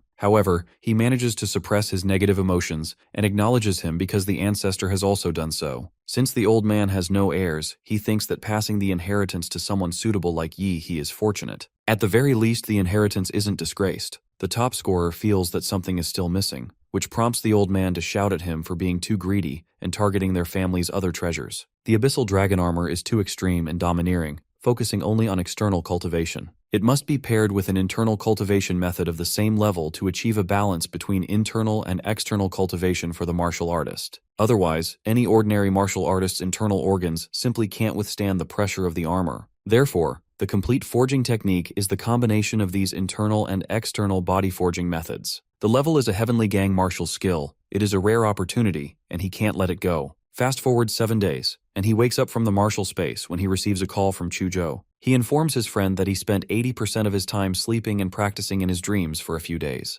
The information in the abyssal dragon armor is immense and needs to be slowly digested in the martial rhythm space. Chuzhou informs him that he and Liu Qingzhu were discharged from the hospital a day before. They were notified to come to the University Activity Center today to settle the mission rewards. He was also told to inform the top scorer that his mission rewards also need to be settled in the principal's office by the principal himself. Hearing this, he can't help but feel like avoiding going there for a private chat with the principal. At the central hub of Hua University's floating city, the Heavenly Arc Tower, a beautiful woman named Nuwa welcomes him. After introducing herself, she informs him that the principal is waiting for him upstairs. Having his guard up, he tries to detect any martial qi but doesn't find any. However, she doesn't seem like an ordinary human either, making him wonder if she's even human. Before long, the woman sees through his curiosity and asks if he's curious about her body. Just as he's explaining that he's just interested in cutting-edge technology, she removes her top while saying that it's different. Nuwa explains that the mass-produced, service-type carrier on her chest is very different in structure from a human female's. It's just realistically imitated for the sake of affinity. He now understands the reason why she was calling it different, and for a moment, he is scared. Once they reach the floor where the principal's office is, she tells him that the principal is waiting for him and leaves. Afterwards, he steps inside and is shocked to lose his balance, nearly collapsing from a strange feeling. Surprised, he looks up and finds Jingwen sitting on the other side of the table, asking him if he's learned the martial arts manual Qinglong gave him. The principal offers him a special cup of tea that tastes very different due to its origins, and reveals that the ability he used when He entered involved spatial transformation. The top scorer concedes that what the principal is saying is true, because the principal couldn't have saved Zhou Yanting without a cultivation method involving space, at least on the same level as the heaven-defying ability of time stop. The principal informs him that the academic points and various Imperial University resource usage cards have already been credited to his account. As the main contributor to the completion of the Level 5 mission, the top scorer is encouraged to choose any 2 Earth Fiend martial skills, and has a chance to customize a high-level weapon. Deep down, he doesn't fancy getting his hands on any weapons or martial skills. He tells the principal that he wants to access the files on Gene Locks and the authority to check more information about Prometheus, further clarifying that he doesn't have any ill intentions. Despite clarifying that, he feels uncomfortable, suspecting that the principal might be able to see through his thoughts. The principal immediately stands up and asks him to follow him to the archives, not even letting the top scorer finish his tea. The first thing he sees inside the archive is a half-cut brain of some unknown creature. The principal reveals that what he's seeing is Nuwa's main body, her central computer unit. And decades ago, this half of the brain belonged to Prometheus, the first living otherworldly demon captured in human history. This extraordinary information puts He in awe, making him realize that Project Eden was all justified because of Prometheus's incredible power. The principal makes Nuwa export her data into a USB flash drive and gives it to his student, telling him to ask Nuwa many of the things he wants to know. Thinking about how many core secrets this central computer unit manages, including the strategic missions of Hua University and even Daxia, he feels as if it's almost unreal. The principal doesn't want to keep lingering there, because even for him, as the principal of Hua University, it's a violation to bring a student in here privately. For him, it's crazy to think that the principal is leading him to break the rules. Abruptly, an unknown person meditating inside a nearby chamber emerges and introduces himself as Xiang Jianzhuang, a rank 9 martial artist genius. He already seems to have learned about the top scorer from Ouyang Ze and is excited to see him in person because he wants to spar with him. He appears to bat an eye at him and suggests that he should find Ouyang Ze if he has something to say. His reaction angers the adversary slightly, who reminds him that he's the one who almost made his Dragon Blood Club a historical term. But before he even finishes, the top scorer knocks him out in an instant with an elbow to his head, not because he was disrespecting his friends or the club, but because he was blocking his path to the training room. What unfolded next, Jianzhuang didn't know, because by the time he woke up from his coma, it had already been a week. At the exclusive advanced cultivation chamber for talented students, He is seen trying to push the compatibility of the Emperor template by using a huge amount of magic cores in one go, which will trigger a metamorphosis mode while asleep. At the same time, it will release massive nuclear radiation. He had Nua open the largest sealed cultivation chamber for him. And ever since he got her, Hua University has felt like his own home. For anything he wants to do, he just has Nua, whom he calls Electronic Maid, unlock the permissions. This basically means that he doesn't need any procedures. When others have privilege, he's outraged, and when he has it, it's glorious. When he commands the Electronic Maid to activate the chamber's energy shielding function, the level up fails because of insufficient resources. The higher the compatibility rises, the harder it is to increase the level. The required quantity and even the quality of magic cores grow exponentially. This is the flaw of high-grade templates. The growth period is absurdly long, and the resources needed are terrifying. If the template can't quickly turn into actual combat power, it drags down one's growth pace. That's why he still works hard to become naturally good at martial arts. Even with cheats, you need to use them wisely. After waiting for a whopping 3.5 hours, the time for the King of Monsters to appear arrives. Levitating in the air and giving a little speech to the Huada students, he reminds everyone in attendance that it's the day of the Great Summer Recovery Plan. 70% of the nation's martial artists are going out on campaign. He is hopeful that the warriors of the Great Summer will reclaim the 12 fallen cities. He then commands all the students to ignite their blood smoke banners. This will cause their blood smoke to surge into the sky, intertwining together through the clash of martial ki and blood energy. This is their battle spirit, their resolve to reclaim their lost lands and restore Great Summer, even at the cost of death. Every student there knows their mission, and some of them are even willing to sacrifice themselves. However, the principal wants them to return alive, because living is where hope lies. Jingwen weaves their voices together and convinces them that there exists no power that is above them. Meanwhile, a woman named Yu Yan, formerly a Prometheus Level 2 researcher and currently an executive of Laserbird, seems frustrated with how things are unfolding. First, the Golden Gene was stolen. Then, an important base was breached. And finally, an elite squad was lost. The board is beginning to suspect that all of it was done by one individual who aims to destroy Laserbird. But they don't have concrete proof. Even though Black Lion wiped all traces at the Jinshan Temple base, Longquei still pinned the blame on her organization. She's fully aware that if it weren't for Longquei's campaign to reclaim the fallen cities, Laserbird would have been crushed by now. She then talks about the failed product of the first-generation Golden Gene experiments, a Pandora's box that could plunge humanity into irreparable ruin at the slightest mistake. Since the Golden Gene is still flowing in its body, it can sense the locations of other Golden Genes, even as a failure. Although it's prone to losing control, it is the only thing capable of finding the stolen one. In the next moment, she opens the chamber door with her keys and finds a pod connected to an immaculate number of wires. Inside that pod is a mysterious being, who seems to be her ultimate destruction plan. Elsewhere, a different advanced aircraft from Laserbird is shown carrying a different hound. The Hound seems to be directing the crew to West City, one of the fallen cities that Longquei is preparing to retake. When the captain of the ship shows visible concern about the impending threats and problems, one of the crew members reassures him not to worry, because as long as the one who stole the Golden Gene isn't a Grandmaster-level expert, they can quickly surround and kill them. Despite having the trust of his crewmates, he commands the central computer unit of the ship, named Eve, to first block the plane's signals and hack into the flight system to activate autopilot. This sudden and unexpected move from the captain leaves some of the crewmates to wonder if the captain is betraying them. The captain calls their statements incorrect, clarifying that he's never been a member of Laserbird, which rules out any talk of betrayal. Before they explode inside out, he apologizes to them and tells them that they can punish him as much as they want in hell. Once everyone has died, it's only him and the Bloodhound left. The latter then demands some blood as it's thirsty, and the captain feeds it his crew members' bodies, all being martial artists at the Grand Martial Master level, convinced that the Hound will enjoy eating them. But that's still not enough to quench the Hound's thirst for blood.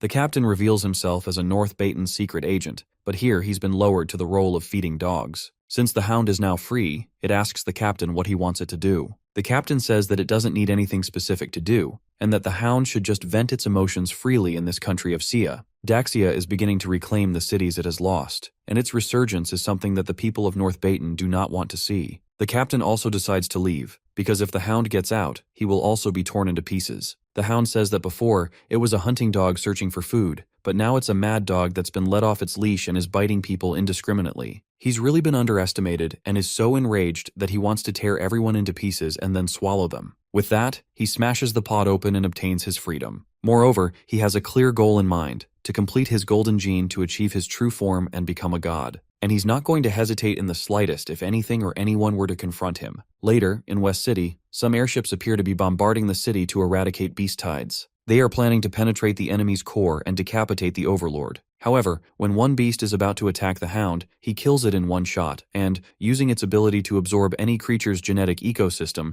he eats it and feels that he can recover perfectly here. Fighting monsters at ground level, martial artists like Liu, Xiaozhang, and others aim to rescue the aircraft that are being attacked. Being a Grand Martial Master, Liu is encouraged by her teammates to scatter and venture around the outskirts of West City, because if they don't, there's no point in talking about heading further into the heart of it. Suddenly, they come across the hound eating one of the monsters, which completely catches them off guard. They are surprised to see that all the demonic beasts that were attracted by the crash were single-handedly dealt with by him. It turns out that it was just a bait from the hound. He was awaiting their arrival so that he could absorb their genetic ecosystem, especially Liu's. The moment his intentions are revealed, Grand Martial Master Liu and her companions jump at him with their special strikes. However, their ordinary slashes can't make a difference. They feel as if they are cutting into soft mud. Before they know it, their companion Xiaozhang gets eaten. Unable to control her emotions, Liu goes for a confrontation, only to witness him using the signature attacks of her late comrade, Xiaozhang. And as she's wondering how the hound could use the same attack as her companion, she hears his voice from behind her. She turns to see Zhang's face on the adversary's tentacled body, screaming in pain and shouting for help, as a wave of horror overwhelms her. The hound uses this opportunity to kill her from behind, acquiring her abilities and appearance. It is after eating her that he discovers that the golden gene is in another direction in West City. He plans to blend in with other martial artists on his way there, and once everyone is familiar with him, he will suddenly start eating people. He also senses a lot of powerful life forms on the battlefield,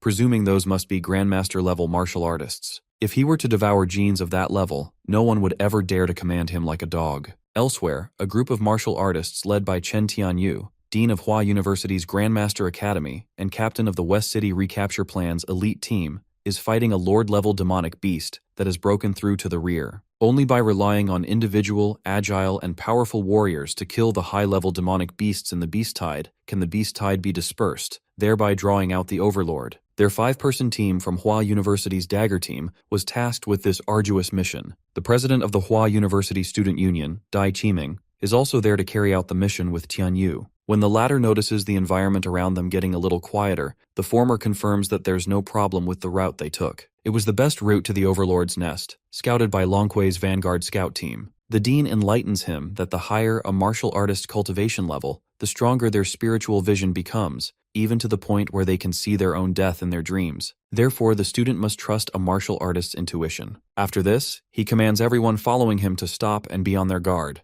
Much to the Dean's expectations, he senses something approaching them at high speed. Once the threat lands, he confirms that this is the target they were after, the West City Overlord, Golden Horned Beetle. He commands all troops to form up. Believing he has the upper hand in this battle because of his pure brute force suppression, the Golden Horned Beetle throws a punch towards the Dean. However, one of the martial artists of the Dagger Team uses a secret technique, Earthly Fiend Martial Arts. Water droplets pierce Stone Hand, which does harm the beetle a little. More precisely, it only annoys him a little. He's certain that these cunning humans he's fighting have studied his characteristics because of the tactical squad they have brought to this fight. The first person he targets out of all the Dagger Squad is the same martial artist named Mu who damaged him moments ago. However, the teamwork from the squad saves him from death. Qiming, with the support of his companions, establishes yin and yang, which he hurls towards the enemy with a little push, aiming to seal its movement. Following the coordinated attack from the Dagger Squad, the beetle finds himself trapped in a domain expansion, and then gets hit with a powerful attack that makes him admit the human cultivation system has its own merit. Once both sides collide with the best of their attacks,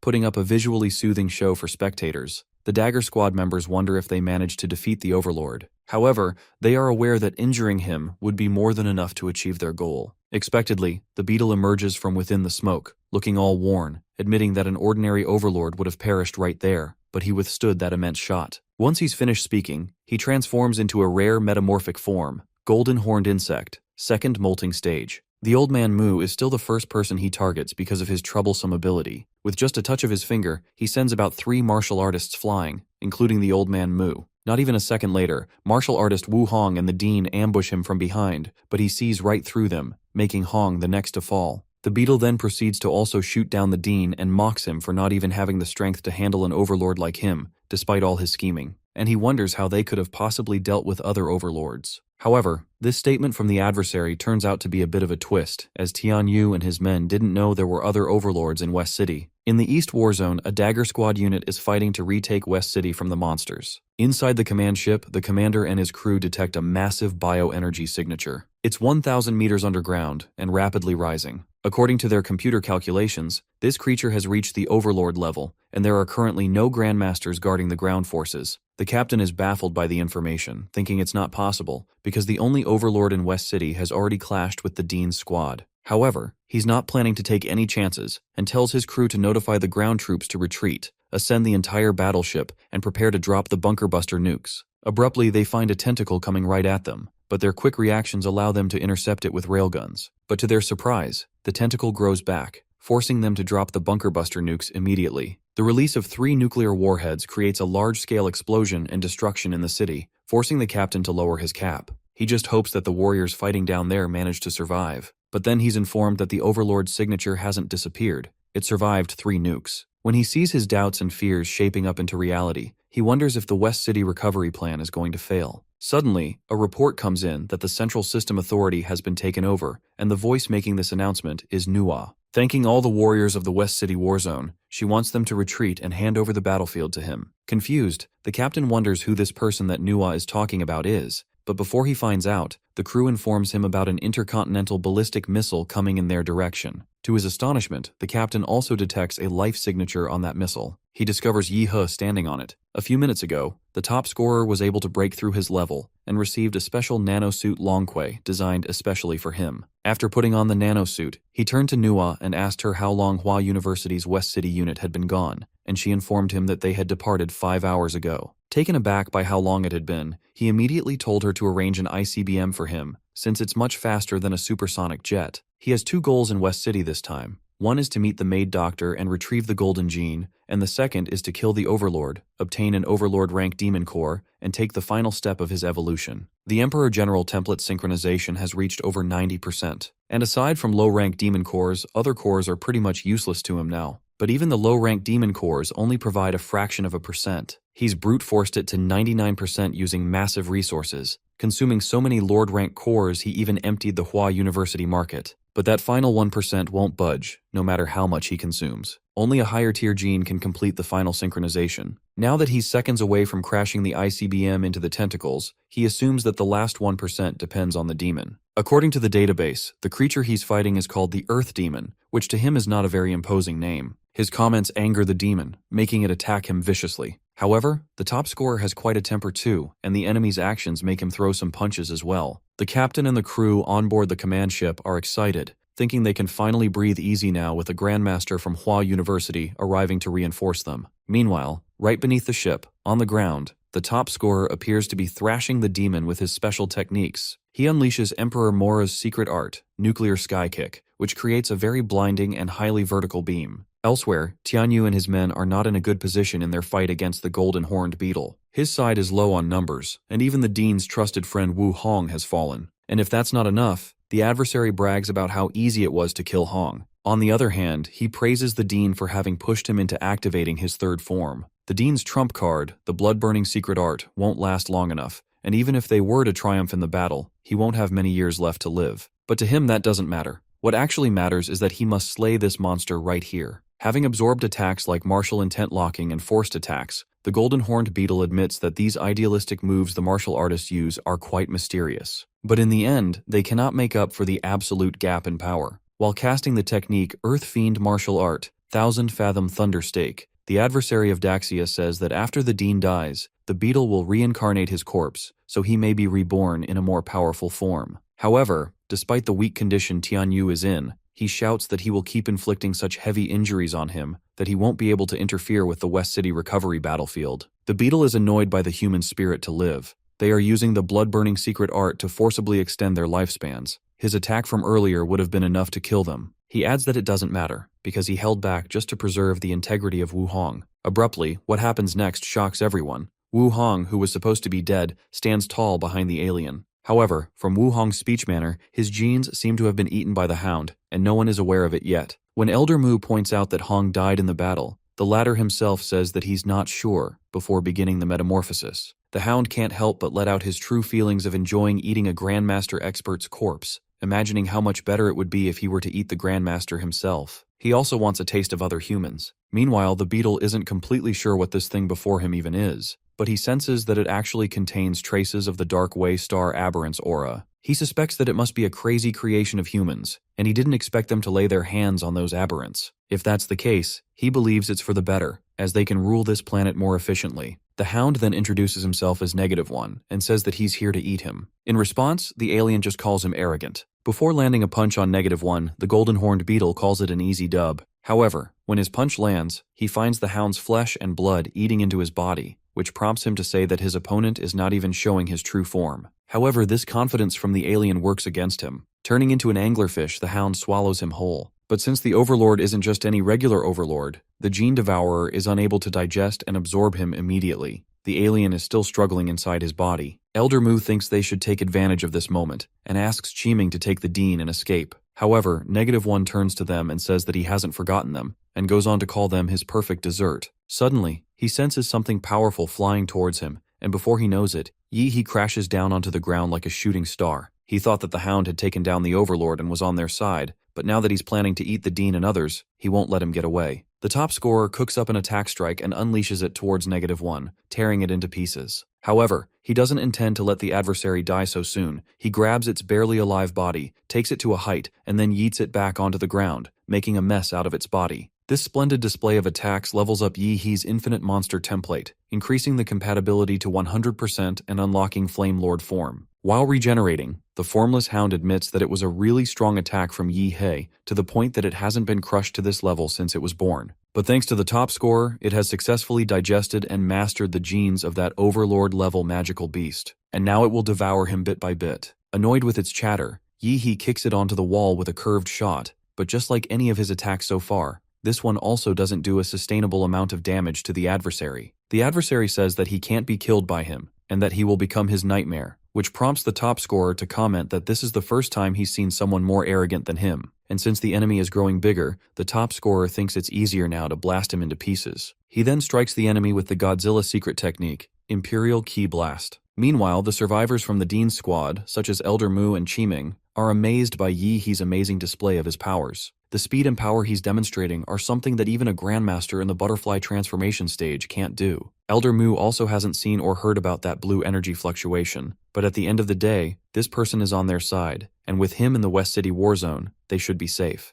-1 calls He's endeavors useless, telling him that no matter how powerful his attacks are, he can't be killed. He can split infinitely and survive through every attack of his. The top scorer's attacks, while tearing apart and annihilating his body, are also accelerating the division of his cells, even outpacing the rate of his atomic energy diffusion. is completely disgusted by the enemy's antics and character. However, the maximum compatibility with the Emperor gave him a powerful sense of chi and blood. Although it can't observe the changes in each cell with the precision of an electron microscope, it can still roughly sense that this thing is constantly adapting to its atomic energy. The enemy also confirms it, claiming that it is his power, invincible evolution. No matter how strong his opponent is, they will eventually be devoured. The Hound can feel incredibly powerful genes within his opponent, and compared to him, even the Overlord he consumed moments ago is dull and worthless. The monster has devoured countless living beings, constantly developing more perfect genes and a bloodline within his body, yet he can't compare himself to the man before him. But then he thinks that he shouldn't, because he's going to eat them alive. With the intention of eating the top scorer alive, the Hound takes the form of a giant creature. Seeing it transform, Chiming admits that the monster is also a force to be reckoned with,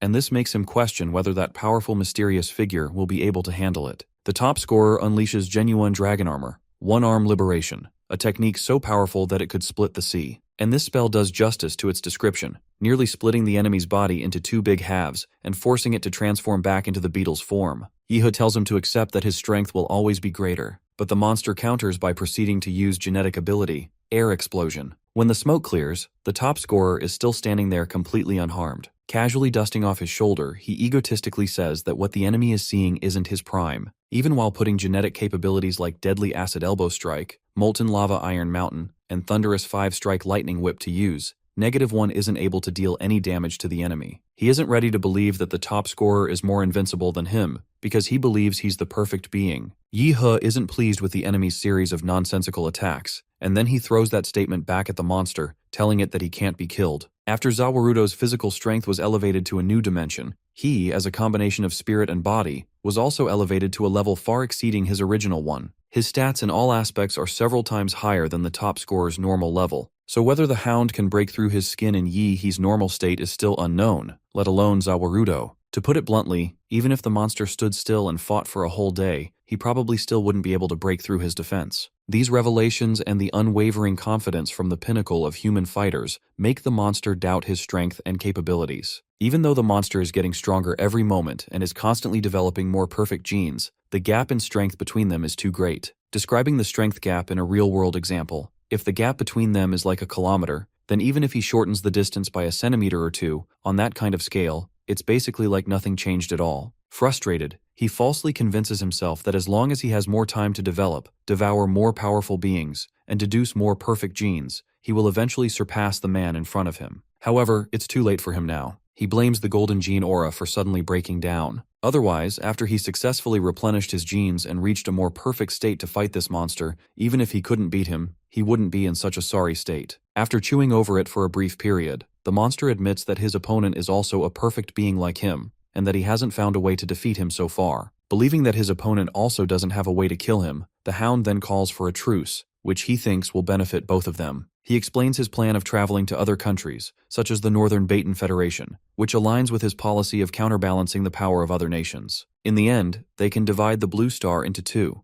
The monster will rule the Northern Baton continent, and He will rule the East and West continents. Furthermore, this treaty will also include the monster helping him create a toxin that targets the bodies of his enemies, enabling him to eliminate all his adversaries. Instead of responding with words, the top scorer makes some hand gestures, and when the monster grows curious, he asks him what they mean. Yeha softly murmurs that if the enemy is still alive in 10 minutes, he will consider his offer. The monster claims that he can't even bring himself to die. Every cell in his body is roaring to evolve. However, the top scorer has other plans. He wants to see it for himself by putting him to the test. He grabs the adversary, takes off, and while heading towards space, does every possible thing to inflict pain on him, like rubbing him against a building. The moment they reach the space, -1 assumes he's going to be thrown off Earth. Before even confirming it, he clarifies that it's no use. Cosmic rays and the absolute zero environment of space can't kill him. He will continuously absorb radiation and evolve in space. When that time comes, he will kill all the humans on Earth. Meanwhile, Yeha appears to be preparing for a move that he couldn't let the people of Earth observe, and at this height he's safe. Moreover, what he's about to do won't cause devastating damage to West City. And that's not all. At this distance, the monster should have lost contact with those derivatives, which generally play in his favor. -1's true form is not as invincible as he boasted. Otherwise, he wouldn't have been captured and imprisoned by the laser bird. He closely observed him from the beginning, and while he is difficult to kill, each time the monster regenerates, he consumes his life energy, becoming weaker the more it depletes. In his battle with he lost a total of 30% of his life energy. In terms of the energy stored in his body alone, it was even comparable to that of 3 ordinary overlords. However, the biggest advantage that -1 had over he was not his number of resurrections, but the derivatives that had detached from him. From the head that was smashed away by the golden-horned insect venerable at the beginning, to the various body tissues that were later shattered by he, these body parts do not lose their activity after being separated from the main body. Instead, they enter a dormant state. When -1's body completely exhausts its life energy, it will activate the backup consciousness stored in the body parts, achieving a kind of alternative resurrection. Unfortunately, this ability to split consciousness has not been developed to true perfection and is currently limited. The reason he knows is that he's better than that monster. In actuality, Yeha sensed the connection between the parts detached from him and his main body using his life magnetic field. Then, by observing changes in the battle arena, he perceived the strength of this connection and deduced that there was a distance limit between him and those parts. In other words, the monster now has only one life left. Since his enemy has seen through him, he doesn't want to die. With that being his ultimate goal, he self-destructs and splits, calling it his secret weapon for survival. He believes he won't be able to catch every single one of him. As long as even a single piece of flesh can reach the ground, he can survive. The top scorer calls the monster's survival weapon an instinctive fear of death, and his confidence suggests that he already has a plan. Using one of his primary templates, he grows bigger in size and crushes them in the palms of his hands with a clap. With no way to escape Yihei, the monster wonders what he's trying to do, soon discovering that his opponent has opened his mouth wide and is ready to swallow him whole. However, this naive mistake from the top scorer changes things, or so the hound assumes, because he's sure that he can devour him from within his body, and not to mention he has narrowly escaped death as well. The top scorer clarifies that devouring him is the first step in the extermination plan. The next step is to unleash Flame Lord, which he does as he's speaking. The burning sensation -1 is feeling is equivalent to stellar temperatures, and no living being, let alone a human, should be capable of emitting that temperature. His gene pool simply doesn't contain any extraordinary genes capable of adapting to life-threatening environments like the sun. And being in such a predicament, he screams for mercy while staying true to his ego, still thinking that he's the most perfect being. 10 minutes ago, Qiming tried to make contact with the West City Warzone headquarters, and the headquarters responded to his call, enlightening him with the same general information he already knew, such as the overlords of West City being killed in action or the beast tides being completely dissipated. Reporting the situation on his end, he does not forget to give credit to that powerful, mysterious figure, Yi He, whom he doesn't know in person. Curious about his savior's identity, he asks the headquarters if the mysterious person's identity isn't kept secret, as he wants to learn about him and thank him. He assumes that it must be a specially appointed professor or the dean at the University of Washington,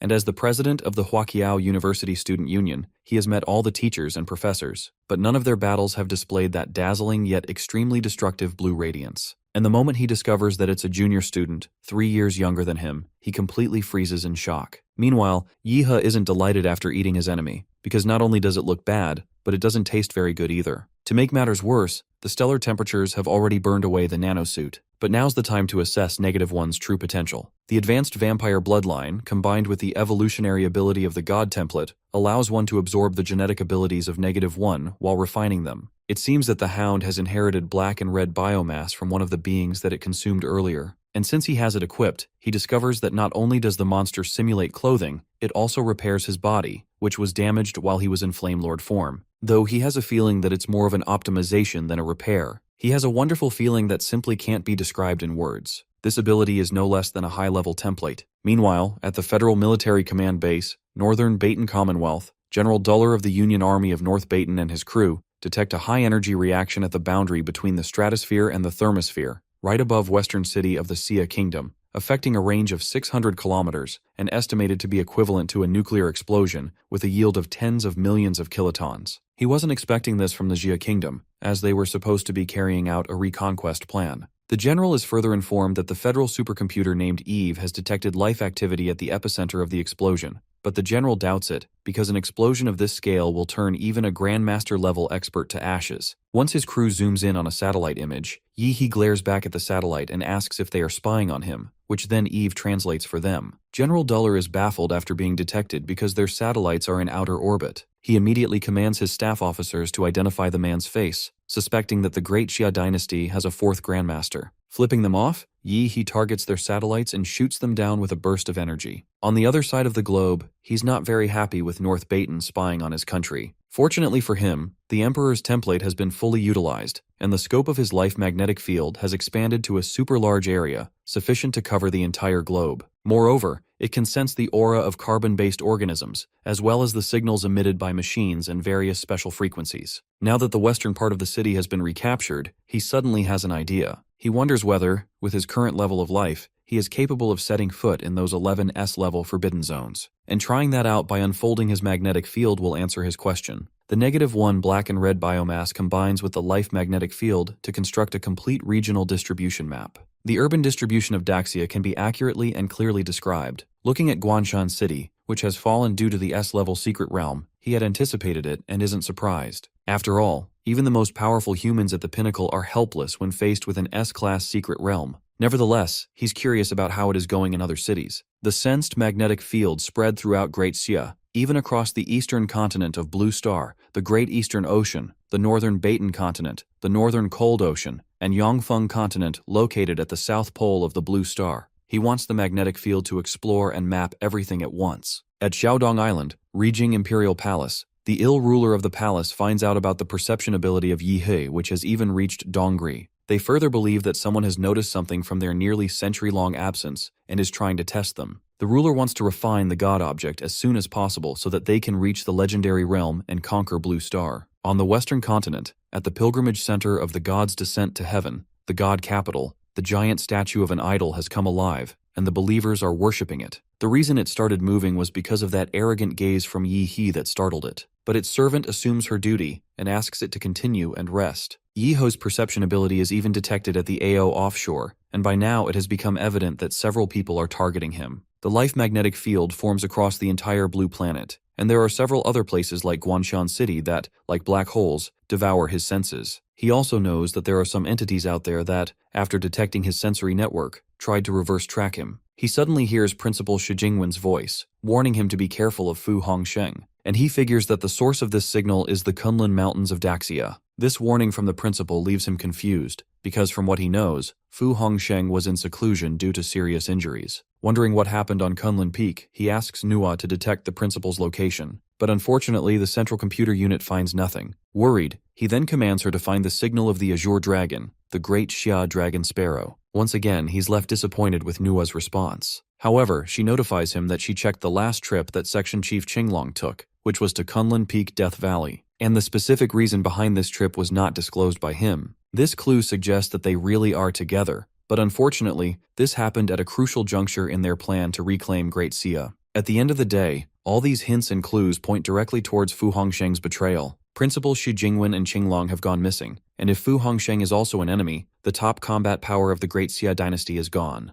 Meanwhile, a vigorous recapture was underway, which, while reclaiming the fallen cities, also suffered heavy losses. The fall of the colossal Xia dynasty signifies the rise of countless suppressed nations, and all the tigers and wolves that devoured the giants' flesh and blood will grow stronger. The lack of top-tier combat power means that Great Xia has now entered its most dangerous period. If he's not careful, he will be attacked by the whole group. Death Valley on Kunlun Peak, a place that can suppress the appearance of martial artists, even magical beasts, and secret realms, shows no signs of combat. Battles between grandmasters can split mountains and seas. If Principal Shi joined forces with Qinglong to fight against Fu Hongsheng, then the entire Kunlun Peak should be the Kunlun Basin now. There's only one direction left: go find Hongsheng. But if this was a misunderstanding and he isn't an enemy, going there would only expose him. Frustrated, he admits that this kind of puzzle solving is not his thing, and that he's better at fighting. In any case, becoming stronger is the most favorable solution. Now he's maxed out all 3 templates, and the achievement of being the top student in his grade and retaking West City is enough to get him 2 more templates. There's also the golden gene unlocked by the mad scientist. If the Great Xia dynasty has no more powerful protectors, then he will become the supreme ruler. Later, inside a commercial building in the western part of the city,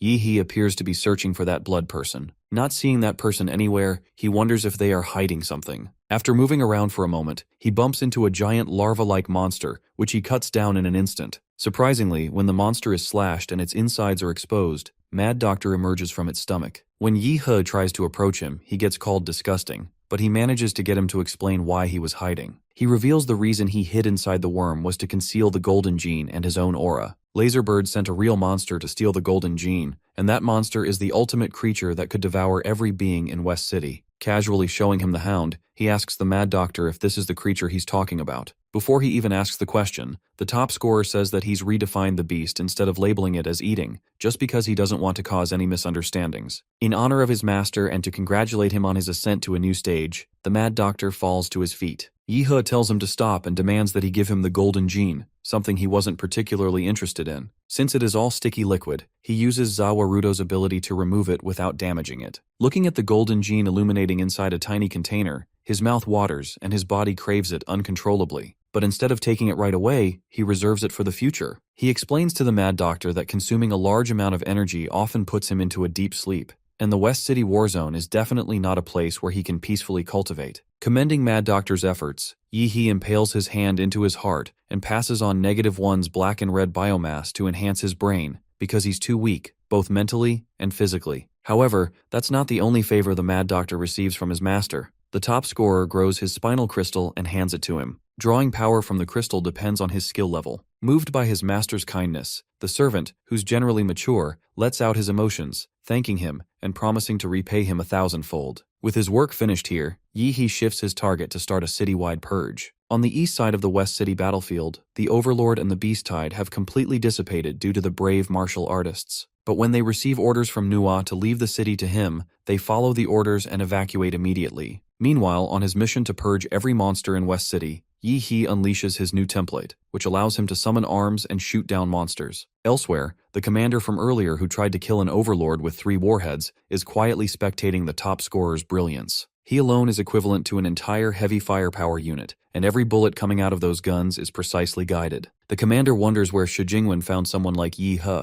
Soon after, the top scorer's attacks stop, and it seems that his weapons have overheated. The commander, assuming his role immediately, commands his crew to fill the gap while their savior's weapons are on cooldown. When the command ship starts firing a mobile energy cannon, the monsters are annoyed by the humans' advanced weapons. The aerial turrets of the command ship are coordinating with the ground-based cannonball of Yahello, and these beasts are trying to think of a way to shoot that cannonball down. Soon, the cannonball begins its second round of bombardment, and the low-level monsters cannot retaliate. Even their underground hideouts get wiped out, but then the cannonball abruptly stops, going into its cooldown phase once again. The monster tides immediately lock in. While it is recovering, the monsters think of rushing and destroying it. If the cannonball isn't destroyed, none of the magical beasts will make it back alive. Some monsters have already returned to report that the West City outpost has been captured by humans. They must buy time. Meanwhile, the crew members on the command ship clock a massive energy reaction occurring in the city on their radar. They discover that at least 20 or more Lord-level magical beasts have gathered and appeared. However, the martial artists near the city quickly rush to protect the cannonball.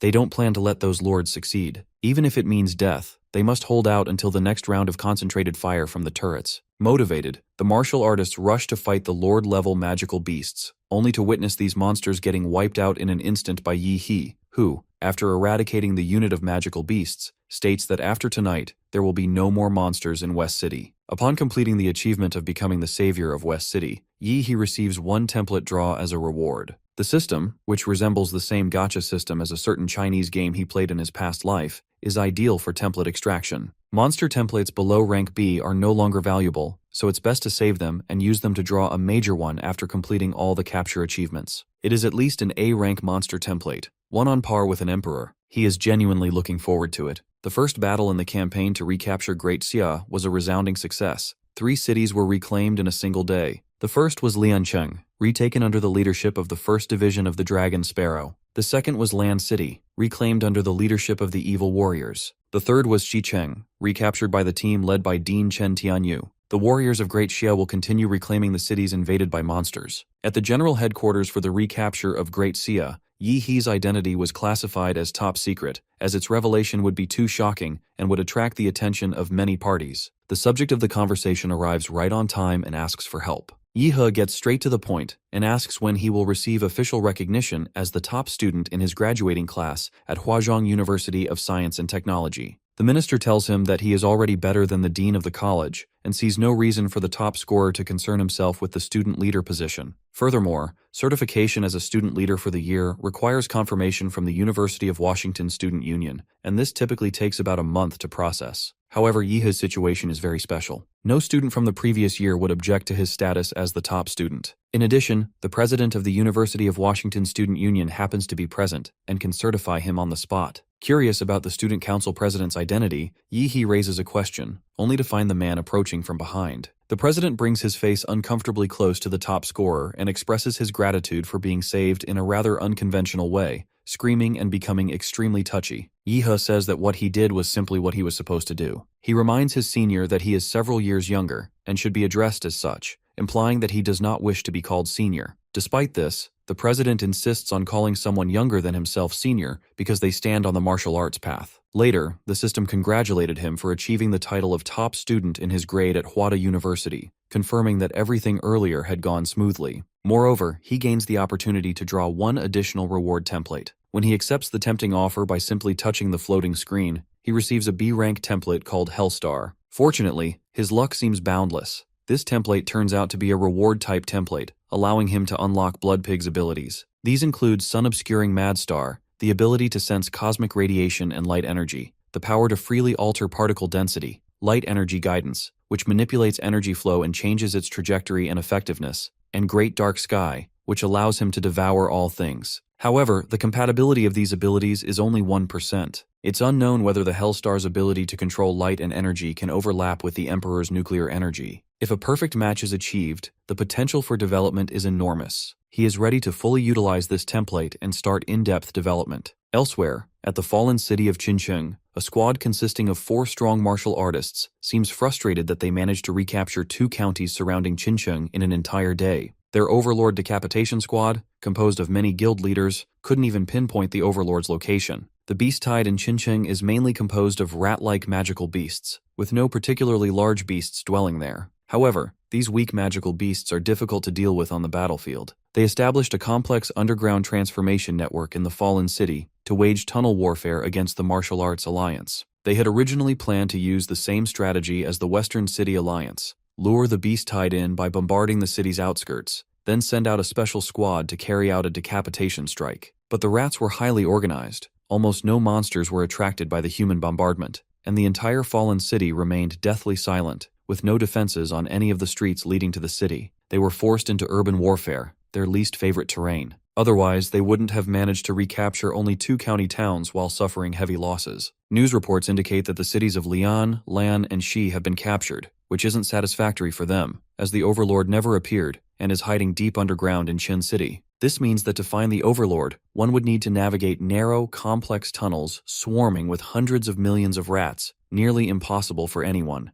Arriving at Qin City, Yi He, wearing a mask, has decided not to let anyone know that he has come to retake Qincheng. Apart from him, no one on the entire planet knows that the 3 great national protectors of the Great Xia have disappeared, and the mastermind behind it is most likely Fu Hongsheng. But why would Fu Hongsheng target 3 top experts from the same country when he has already reached the pinnacle of strength, reputation, and status in the entire world? Since he has begun targeting the top experts of the Xia Kingdom, it means that one of his goals must be to weaken the Great Xia. Given his rapid growth, he will inevitably become a target for elimination sooner or later. In the future, he is certain to face a battle with Fu Hongsheng. To confront Fu Hongsheng, who claims to be the martial saint, he plans to accumulate more strength and strike preemptively. After all, his biggest advantage right now is the information gap. Fu Hongsheng does not even know that he has received Principal Shi's message. This is part of the information gap, as is the growth speed granted by the infinite monster template. This recapture of Qin City is the best opportunity for development. After he completed the process, he examined it using the life magnetic field detection. The dense array of biological signals, possibly numbering in the hundreds of millions, severely hampered his senses, making it impossible to locate the dominant entity. This explains why neither he nor the Qin City Martial Arts Alliance could conquer this place. This all reminds him of the blood-eyed black ape Anqing, a high-level magical beast that intensifies one's bloodlust.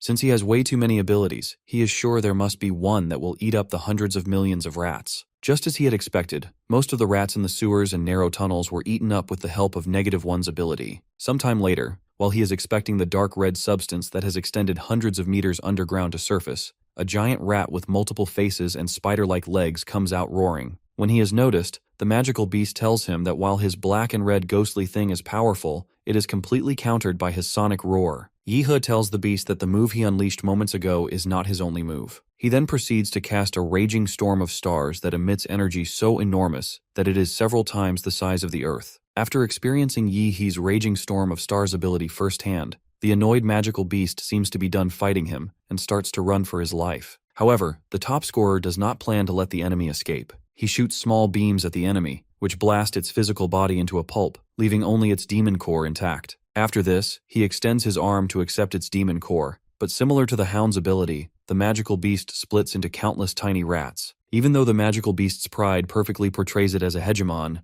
all it has are these cowardly survival skills. This proves that a rat will always be a rat. It can never become a ruler. After this, he summons Zawarudo and has him stop time. Zawarudo's time stop has upgraded to the point where it can sense the vital cores of living beings. Once he has shattered each core of the hegemon, the beast will not be able to split anymore. But if these rats are the ones disguising the demon core, he wonders where the Qin City Overlord's real demon core is. The old rat has a trump card that can lock in health. Although this rat is the weakest of all the Overlord-level creatures that he has ever seen, its ability to survive is truly amazing. But unfortunately, for all the trouble he has caused, the rat was destined to die. After all, the rat has already slaughtered the city, and he will not use the blood of the progenitor to turn it into a subordinate. At the underground rat palace, the rats appear to be awakening a giant rat by passing their strength to it. Though not as large as the hegemon, it is far more cunning than the king. Realizing that the Qin City outpost cannot be held, he plans to quickly run back to the sinful realm. This creature blames those tiny, low-level magical beasts with demon cores for coming to the human realm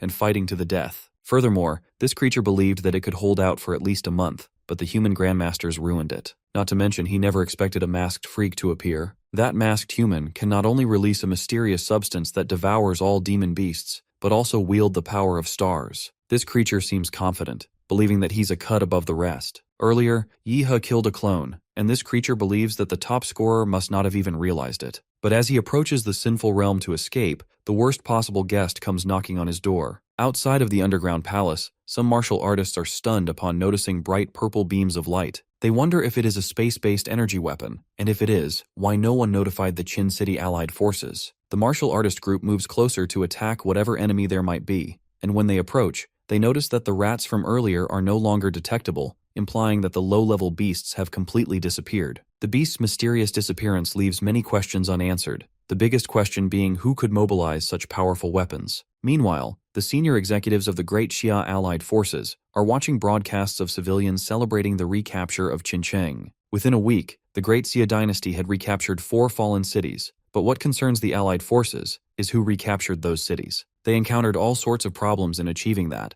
but then a mysterious person appeared and solved them. Qincheng is the same, except it has just changed to purple. Now they can be certain that this person is helping Great Xia. They know that the appearance of such a mysterious and powerful figure within the territory would certainly attract the attention and investigation of Longquay, and it is logically correct to assume that. However, after contacting Longquay, they learned that they do not know either. Regardless of who this mysterious person is, they must continue to recapture other cities. Otherwise, it would make them look incompetent. Elsewhere, on his way to recapture other cities, Yi-he works out how many cities are yet to be captured. Excluding Guanshan, an S-class forbidden zone, there are currently 3 occupied cities that have not yet been liberated. 2 of the fallen cities are currently under the control of Longquay and Huada. He has heard that they have been winning battles and are not far from being successfully liberated. He can now only go to the remaining city, Wave City. The Wave City Allied forces release daily updates on battles at fixed times, showing neither major defeats nor victories, and rarely appearing in the news. Previously, the abilities used were mainly based on the Hellstar template,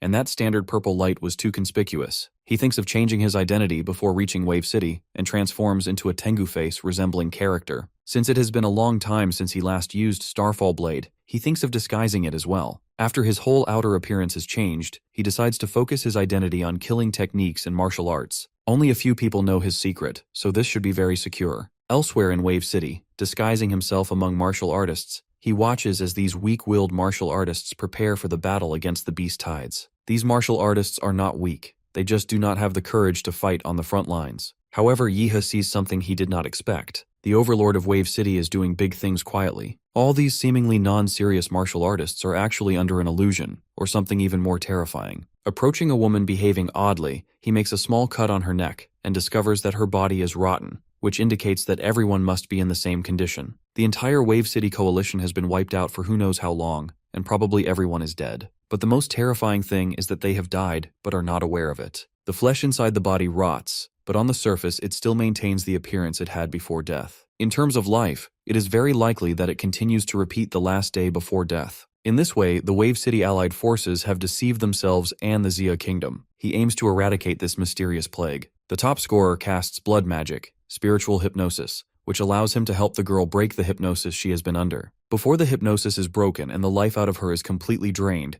he reminds her that she is dead, which she agrees with, explaining that she died on the battlefield. The overlord of Wave City is terrifying. He killed all the guild leaders and martial artists and turned them into the living dead. Only a grandmaster is capable of defeating that overlord. He observes that when she realizes she is dead, the force that kept her alive disappears. Gently closing her eyes and telling her to rest in peace, he leaves to avenge her. Yi-he covers the entire Wave City with the life magnetic field, but despite that, he does not detect any life signal as powerful as that of the overlord. On the contrary, the intensity fluctuations of the life signals of each monster are almost the same, as if they had all become mass-produced puppets. With that being the case, he decides to force the enemy out. As his red biomass covers the nooks and crannies of the city, he notes that the enemy is still not out. However, he knows where it is while staring at the mountain just visible outside the city. Elsewhere at an undisclosed location, the strongest member of the Allied forces, Li Chongzhen, the Hongwu sect leader, and a grandmaster in the butterfly transformation stage, is seen supervising a team of warriors. He informs them that the overlord of Wave City is right ahead and alone, and that he intends to fight and kill him to liberate his city. The warriors following him appear to heed his command, chanting, "Liberate Wave City" after him. However, before they even change their positions, a bright purple light appears in the sky out of nowhere. Emerging from that light is Yi-he, who starts attacking the moment he reveals himself. The warriors were not expecting this surprise attack, and guessed that this powerful figure might be from an enemy nation allied with the monsters. When the commander calls for the ground troops to retreat and the air forces to engage, he he is informed that their aircraft and missile inventory have disappeared. The commander is not ready to accept that, because what is more painful is that this is their first expedition, and they have not even used them. Meanwhile, hiding behind cover, Chongjin wonders if his plan has been discovered. He was hoping to take this opportunity to infiltrate the human ranks,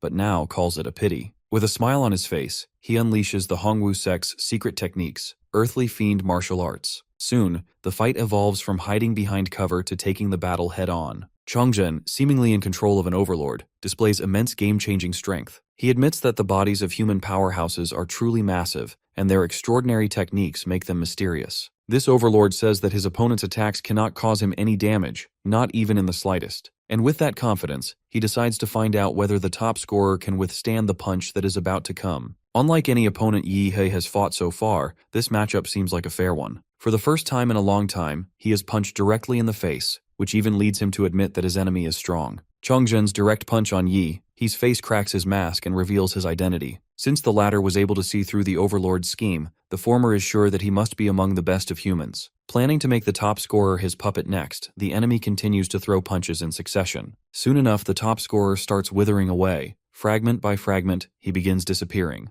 However, Chongjin suddenly has a feeling that the way things are unfolding is not right, and in the next moment, he finds himself staring directly at a massive camouflaged mechanism, the slaughtering moonwheel, and realizes he has walked straight into a trap. Yihe then cuts through the moonwheel, injures his enemy, and shows himself completely unscathed. He states that he was expecting it. A fake is a fake. It cannot compare to the keen senses of a true martial arts master. Even the optical monster he created cannot tell the difference. The adversary accepts the fact that not only was his disguise seen through, but his puppet army was also annihilated. His human body, which is stronger than most overlords, still sustained scars. This strength from Yi he proves that he also has a top-tier physical body, something he wants for himself. Once it is settled that both sides are fighting for something the other has, they go all out. Swinging his Starfall blade, the top scorer admits that having a human body as a ruler is truly rare, but the adversary blocks his attacks and pushes him back, confidently stating that his golden ring cannot be broken, not by the likes of him, and that he should hand over his body. The overlord thinks that his opponent possessing the body of a top martial artist is a waste, and he will prove it through his actions by demonstrating who is stronger. Following the overlord's comments, Yi He's attacks become sharper and sharper. He points out that the enemy's forehand is weak, his backhand is unreliable, and his reaction is slow. None of his movements is impressive. If that is his peak, then the top scorer plans to prove him weak and incompetent. Even with the power and reflexes of a grandmaster at the butterfly transformation stage, Chongjin still cannot completely see through his attacks. On the contrary, the top scorer seems to have seen right through him. The overlord can change his life magnetic field to disguise his position, but he cannot hide his true nature. Soon enough, Zawarudo finds him inside the body of the strongest member of the allied forces. This unexpected scenario prompts the adversary to consider retreating immediately. He can only fight him once he finds a more powerful puppet. However, he then realizes that his body feels as if it has been locked in place by some force. In that instant, Yi He unleashes deadly purple beams that, after a long battle of attrition, finally end the fight. After the enemy falls for good, the system congratulates him for completing the achievement of contributing to more than half of the territory recaptured. He now becomes eligible to draw a template with a guaranteed grade of A. He wastes no time and immediately starts the extraction process. When he draws the template, a big S appears before the template is revealed. This letter suggests that it is an S-level template. Once the animation is finished and the real thing is revealed, his jaw drops. It is a huge gold drop, which makes this his luckiest episode. He has packed an Infinite Monsters template. Its bloodline ability is to condense the natural energy of the planet and create 7 types of energy. Entering the 10 Yeno poems, an S-level template signifies possessing an extraordinary system. If this template could be maximized, its skill set might be even greater. Nevertheless, it is not as good as Starry Sky, Demora. The system detects that he possesses a homologous template, which can be fused with his new template. Furthermore, the 10-headed Yeno template can be added to the plant attribute mutation path of the Mad Emperor Mora template. However, the system gives him some warnings, as the level difference may cause unpredictable changes. Since both his templates share plant attributes, they can complement each other and be integrated based on their complementary characteristics. However, reality is far more complex, fusing 2 templates with limitless potential results in an unknown outcome. Success means that the 2 templates are combined into one, which will not only greatly reduce the source burden of upgrading the template, but also give him a more powerful super template. However, if it fails, it is not as though both templates are completely ruined. After all, both templates have a good foundation and a high starting point. Even if they decline, they will not be too weak. However, the merged template may experience a sharp drop in growth potential and template rating. The system explains that the host possesses advanced fusion material, the golden gene, which can optimize bloodline genes. This can greatly increase the probability of genes developing in a positive direction during fusion with a template. Regarding the golden gene, he has a feeling that the moment it unexpectedly fell into his hands, it was all prepared for this day. Since that is the case, he decides not to refuse this offer, as he needs to be at least 10 times better than he is right now to fight Fu Hongsheng in the future. Once the decision has been made, the Star Emperor Mora begins devouring the genes of the 10-headed Yahello. However, before the genes of the latter template are completely devoured, countermeasures take effect, allowing the template to undergo fusion and optimization. Meanwhile, Chongzhen opens his eyes, looking much weaker than he was when the Overlord had possessed him, and asks if the adversary is dead. As he learns that the enemy is dead, he also asks if his men, the warriors of the Wave City Allied forces, are alive. The top scorer informs him that they will all be wiped out soon, and that being desecrated is what Chongzhen needs after going through such pain. Holding a parasite in his hand that, like any other parasite, kept its host, in this case the warriors of the Wave City Allied forces, alive, he is not ready to accept that something so tiny could defeat the strongest member of the Allied forces in a confrontation. He wonders who did that. Before closing his eyes for the final time, the strongest member of the Wave City Allied forces warns him to be careful, explaining that an Overlord-level magical beast claimed to be one of the 4 Emperor's envoys, and its strength even surpassed martial artists at Chongzhen's stage. More importantly, this creature could skillfully utilize martial arts techniques and had even comprehended the domain of a grandmaster. Before that mysterious thing killed Chongzhen, it murmured that it was going to Huadu. After hearing this, he becomes worried. The Great Jia dynasty has a total of 36 grandmasters, with at least 20 stationed in Huadu. Since the plan to reclaim Great Xia began, almost all the powerful grandmasters have left to recover lost territories. As part of the reconquest plan, Longquei also dispatched a large number of powerful warriors to the border to guard the territory and prevent anyone from entering. In other words, Huadu is empty now. Huadu, a base stationed within the secret territory of the Julong River, is a hidden fissure located at the bottom of a body of water. Dragon Sparrow built this underwater base there, but strangely, in the past 5 years, the magical beasts in the secret realm have become extremely rare and of very low level. This led to the danger level here being downgraded to D from B. Martial artists and civilians dwelling in Huadu call living in this underwater city a privilege. While martial artists from other places have all been transferred elsewhere, they remain in this leisurely position, drinking, eating, and making money comfortably without a worry in the world. They have given in to their materialistic desires to such an extent that they are not even guarding the place, and unbeknownst to them,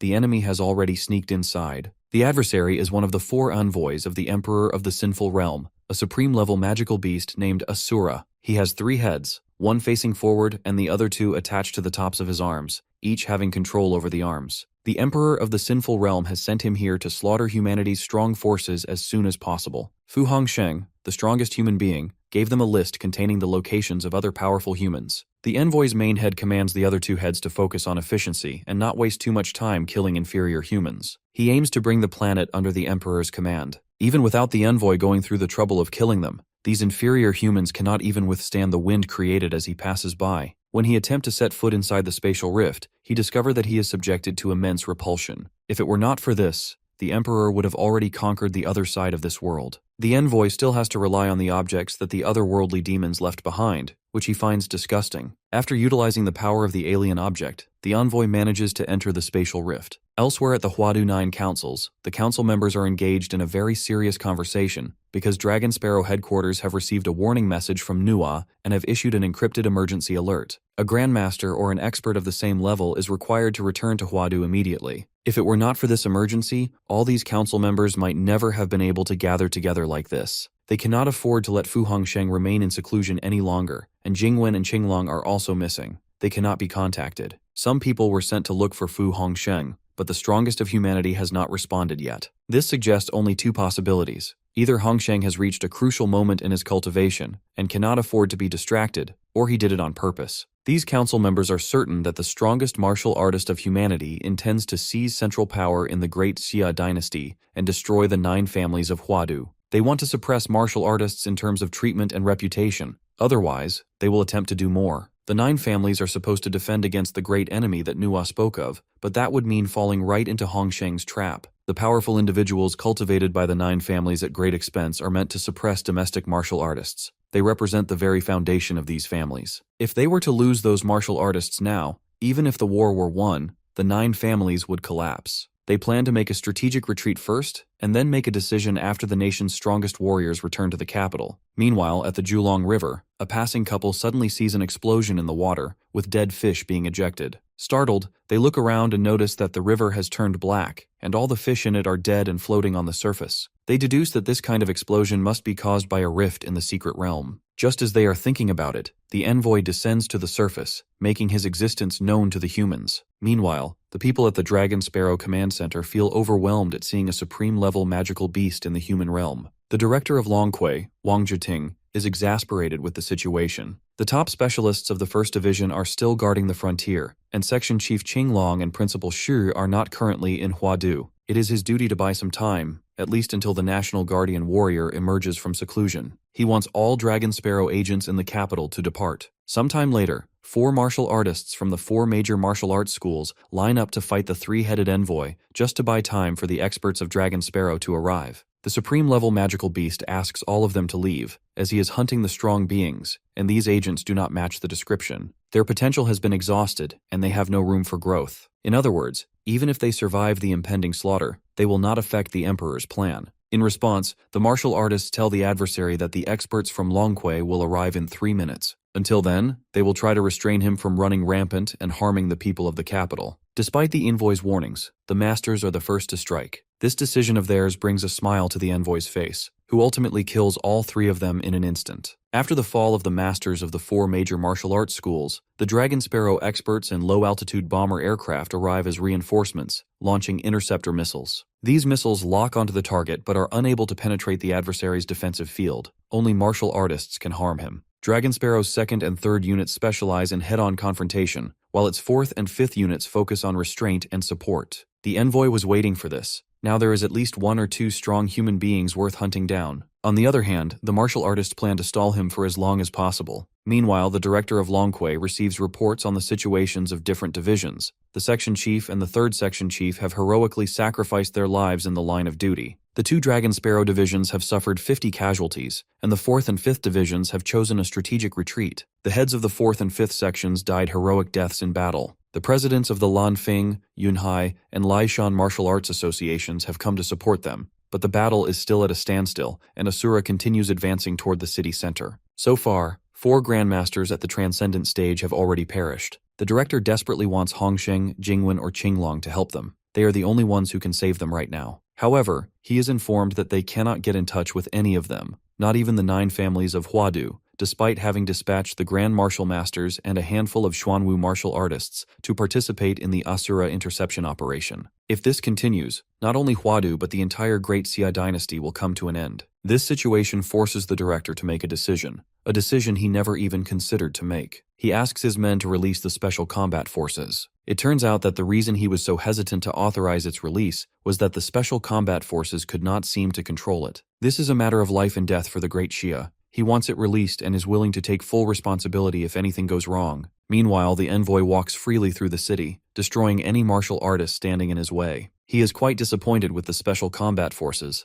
having thought that Dragon Sparrow was a powerful organization, but they are merely a group of good-for-nothings. When the supreme-level magical beast casually kicks a fire hydrant and washes his hands with the pressured water, several martial artists with rather odd appearances arrive at the scene. They are the special combat power the director of Long K was referring to. Since they were released specifically to fight the monster, they waste no time and immediately engage in it. The adversary finds it infuriating when he clocks that they are looking down on him, so much so that he wants to kill these arrogant humans. Just then, he senses a powerful energy coming from the metropolis in the sky and immediately shifts his main target toward it, with the main head finally opening its eyes, an indication that it is looking forward to the encounter. Before heading there, the supreme-level magical beast intends to wrap things up on the surface quickly. The other heads of the envoy wonder how powerful the enemy must be for the main head to open its eyes. One of the martial artists from the Special Combat Power Unit sarcastically asks to be killed by the supreme-level magical beast, urging it to engage in combat already. With that, the envoy begins making gestures, and before the 3 martial artists realize what is happening, he unleashes a domain,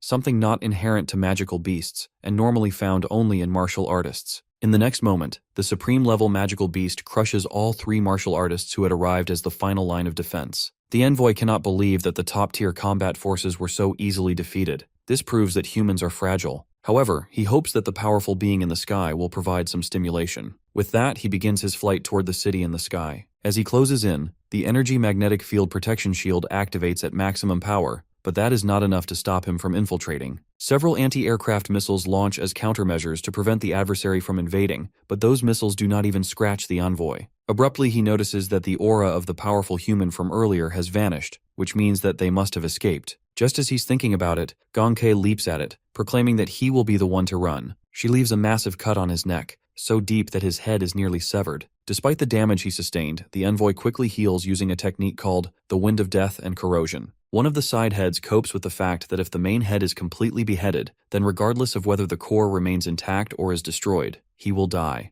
The damage he receives baffles him, ultimately making him admit that Gong K is the most valuable prey it has encountered so far. She considers that far too much of a compliment and decides to demonstrate her true capability, ultimately unleashing her killing intent. The envoy wonders whether she directly opened a domain when releasing her killing intent. However, the surrounding buildings have not disappeared, which suggests that she may have extended the domain into reality, rather than using martial arts to create an independent space. He decides to wait and see what the effect is. Meanwhile, she tells it that compared to his disgusting corrosive aura, hers is far superior. Since the enemy has been preparing to attack at any moment, the instant she finishes speaking, he unleashes a blinding spell called the Earthly Fiend Martial Technique, Sunset Hammer. Once the attack comes to an end, the envoy looks down and realizes that the target is no longer there, only to hear her voice from behind, expressing her astonishment at seeing a beast use martial arts. Now taking the fight seriously, she casts the genetic technique, Blood Slaughter and Death by Cuts, an ability that allows her to manipulate blood droplets. The envoy admits that these blood droplets are unusual. He notices that a thin line of blood forms between every 2 droplets.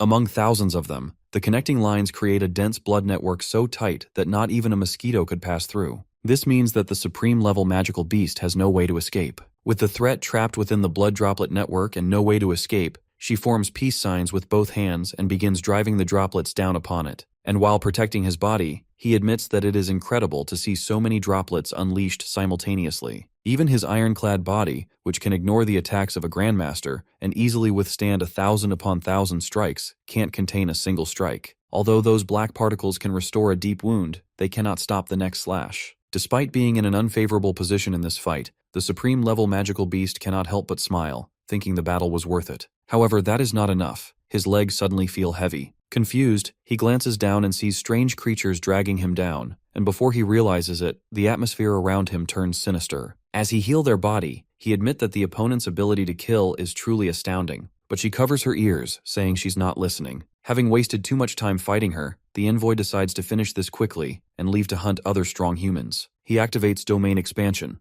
covering his surroundings with a dark and uncanny setting. She unexpectedly pulls out her phone and starts filming, intending to later show off her strength to Xiaohe. She then unleashes her domain, Limitless Decapitation, summoning giant blades. However, the enemy counters with his own domain, activating a technique called Great Black Heaven. Not long after this, she feels her legs begin to disappear, as if she's being devoured by an unknown force. The envoy tells her that he will completely erase her, also admitting that they had a good fight. Deciding not to record such an embarrassing moment, she puts her phone back into her pocket and refocuses on the battle, dropping the giant blades onto the enemy. Earlier, she was very close to losing her body, but what saved her was the martial arts realms simultaneously reaching their limits and collapsing. The supreme-level magical beast, having fought several Grandmaster-level experts, admits that she is far more powerful than Grandmaster Li Chongxin. Because of her incredible strength, he is forced to use its full power to eliminate her. The supreme-level magical beast then pulls out 2 long blades, resembling long swords but thicker and more curved. Meanwhile, as she struggles to break free from the enemy's domain, she realizes that the situation is becoming troublesome. Before the onset of her illness, she was a titan in the field of killing. She has the ability to sense the intensity of an enemy's killing intent and thereby judge the probability of either annihilating them or being killed herself. When the envoy activated his domain, the killing intent he directed at her was about 6 out of 10, perhaps due to his unfamiliarity with the technique and the instability of the domain constructed through martial arts. Under normal circumstances, she would not lose in a head-to-head confrontation, but now it seems like a predetermined death for her. This is something only a grandmaster at the butterfly transformation stage, possessing powerful spiritual strength, could perceive by chance. Accepting her fate, she imagines a statue of herself being erected for future generations of students to revere. Even after living for over 100 years, she is still reluctant to die here. Every year brings new blockbuster games to play, every month offers interesting anime to watch, and every day presents good novels to follow. She then remembers her apprentice Xiao He and silently wishes him well in the future. Having gathered enough courage, she decides to fight the envoy to the death. However, just as she charges toward the enemy, a mysterious person with a mask arrives and tells her that she is the one who can rewrite her destiny. The director of Gong K and other senior officers are perplexed by the strong magnetic field detected at the location where the Special Force warriors fought the envoy earlier. They are unsure what happened there, as they have never encountered such a phenomenon before. Meanwhile, the envoy asks the mysterious human to state his name. The expert introduces himself as Demon Eye, a member of an organization called Monster. This shocks both the girl and the supreme-level magical beast. The latter is puzzled because Fu Hongsheng never mentioned any organization or individual by that name. This leaves him wondering whether it was an oversight or the strongest human has an ulterior motive. Regardless, the envoy decides to kill the enemy. Charging toward Demon Eye, he unleashes a technique called Original Martial Art, Black Slaughter Annihilation Slash, an attack that allows him to cut through opponents with ease. However, this time the technique fails, because something's not right with it. When he looks back, he sees bright energy gathering behind him, which soon erupts and crushes him. Demon Eye, who is actually Yi He, realizes that although the template compatibility of the 10-headed Yahello is still in its early stages, and the skill's power is not yet fully developed, it is more than sufficient to deal with a monster like the envoy. After all, the Emperor has already evolved. He tells the magical beast to stop pretending and get up, because he knows that such an attack cannot kill him so easily. Following his remark, the adversary finds this interesting and immediately lunges at him. Ever since Yi He acquired the passive skill Eye of Cause and Effect from the 10-headed Yahello template, everything appears to move in slow motion to him. Since the envoy is the first enemy he will face after unlocking the S template, he intends to use the supreme-level magical beast as his training ground. He then begins using his S-rank template techniques, starting with cellular refinement, a technique that allows its user to create clones of himself. Within seconds, he creates enough clones of himself to completely encircle the adversary. These clones are formed from the essence of the sacred 3 cells and are further enhanced by a black and red substance. It is safe to assume that each clone possesses power comparable to the original body. However, in contrast to the original, the clones are extremely fragile. Under high-intensity energy output, their cells will break down and disintegrate, yet they remain incredibly terrifying. Finally, he adds the light energy traction capability of Hellstar on top, further enhancing the nuclear energy and multiplying its power. The enemy grows wary of the danger his opponent now poses and prepares to strike first. At that moment, the top scorer freezes time with Zawarudo's time stop ability and unleashes the nuclear immortal slaying formation, activating all clones simultaneously. With the sky growing increasingly ominous and radiation levels rising over BGI, the director of Gong K seems to have given up hope. The officials also notice that the outdoor temperatures are soaring and that a second sun has appeared in the sky. As time passes and the battle shifts between intensification and stillness, everything returns to normal in about 40 seconds, including the drop in temperature and radiation levels. Astonished, he refuses to believe what he has just been told. Meanwhile, the envoy survives Yi He's nuclear immortal slaying formation. The top scorer had expected this from someone who openly claims to be one of the 4 envoys of the Emperor. Even at -1, it would be impossible to adapt to the terrifying energy of the array's core within a few dozen seconds. All cells that adapted and evolved should eventually have been evaporated. This marks the envoy as a high-class product. The adversary begins recovering even while charging forward, but the top scorer refuses to allow him to continue. He grabs the main head and flies out of the city, knowing that Huadu cannot withstand the energy of a third sun anymore. The strongest among humanity have never been wounded this severely since the moment they were born. Although the envoy is still far from being able to kill them, but he has a reason to be proud. The supreme-level magical beast claims that he has developed a fondness for talent, just as the Emperor has fully perfected the transformation ritual of the old civilization. He then offers Yi He a chance to abandon his humanity and join his superior race, stating that with his qualifications, he could become the Emperor's 5th envoy within a few decades. Such a futile offer disgusts the top scorer, not to mention that he didn't even consider it, not even for a second. In his rage, he declares that he stopped being human long ago and then smashes him into a mountain. Realizing that he has made his decision, the envoy lets him know that he respects his choice, but that it will now grant him death. Since they are no longer in Huadu, Yi He no longer needs to hide his identity or powers. He then unleashes Demora's secret technique, Nuclear Light Battle Body, Super. Shocked that Yi He had not unleashed his full potential earlier and is demonstrating it now, the adversary grows curious about the organization called Monster. He wonders whether all of its members possess such terrifying power. If that is true, then the Emperor's grand strategy may be jeopardized. He begins to scheme about eradicating this organization as soon as possible. The enemy's refusal to relent leaves the top scorer with no choice but to overwhelm it completely. As they clash, the battle intensifies. This confrontation will determine who stands superior and who falls, and it will decide life and death. Yi He wants to test how formidable the top-tier combat power of the Secret Realm forces truly is, but the envoy tells him not to be so arrogant. Although the supreme-level magical beast has lost his physical body and his strength and speed have depleted massively, he remains a force that a mere human like the top scorer should not be able to contend with. As they continue exchanging distinct fighting techniques, the envoy admits that the organization called Monster is a major threat to the Emperor and must be eradicated as soon as possible. While swinging his blades, the supreme-level magical beast accidentally steps on a spore-like object, triggering a mechanism that ejects thousands of similarly structured objects. These spores are the result of combining the cosmic cells of the celestial emperor Mora with the 10-headed Yeno cells, which Yi He calls the YH cells. As for its function, this technique seizes the target's mobility and causes it to lose control of its body. As the adversary sinks deeper into the spores, he struggles to break free, unwilling to abandon its mission. Meanwhile, Yi He explains that the celestial emperor Mora can use cosmic cells to infect an entire planet's ecosystem, including the atmosphere, land, oceans, and underground layers. All organisms within the ecosystem are gradually assimilated by the cosmic cells, becoming part of them in a sense. However, the enemy has been infected with a more advanced type of cell, and these cells are sufficient to force the envoy into submission. Surprisingly, the supreme-level magical beast appears to transform into a magical beast that obeys Yi He. Furthermore, the color scheme of his skin changes, indicating that he has become an avatar of the top scorer. After this, Yi He makes him do silly activities like squat and jump for amusement, even forcing him to bark and behave like a dog. As he does so, he explains that the inspiration for the YH cells came from the parasite Kingpin in Boston, and it appears to be working remarkably well. Meanwhile, at Dragon Sparrow headquarters, the director of Gong K is informed that the unusual sky phenomenon over Washington University was caused by a man wearing a vortex mask. This mysterious individual appeared only about a week ago and has since been active in various fallen cities of the Great Sia. He wears a different mask for each reclamation mission. Furthermore, he has not made contact with any warrior alliances in those cities.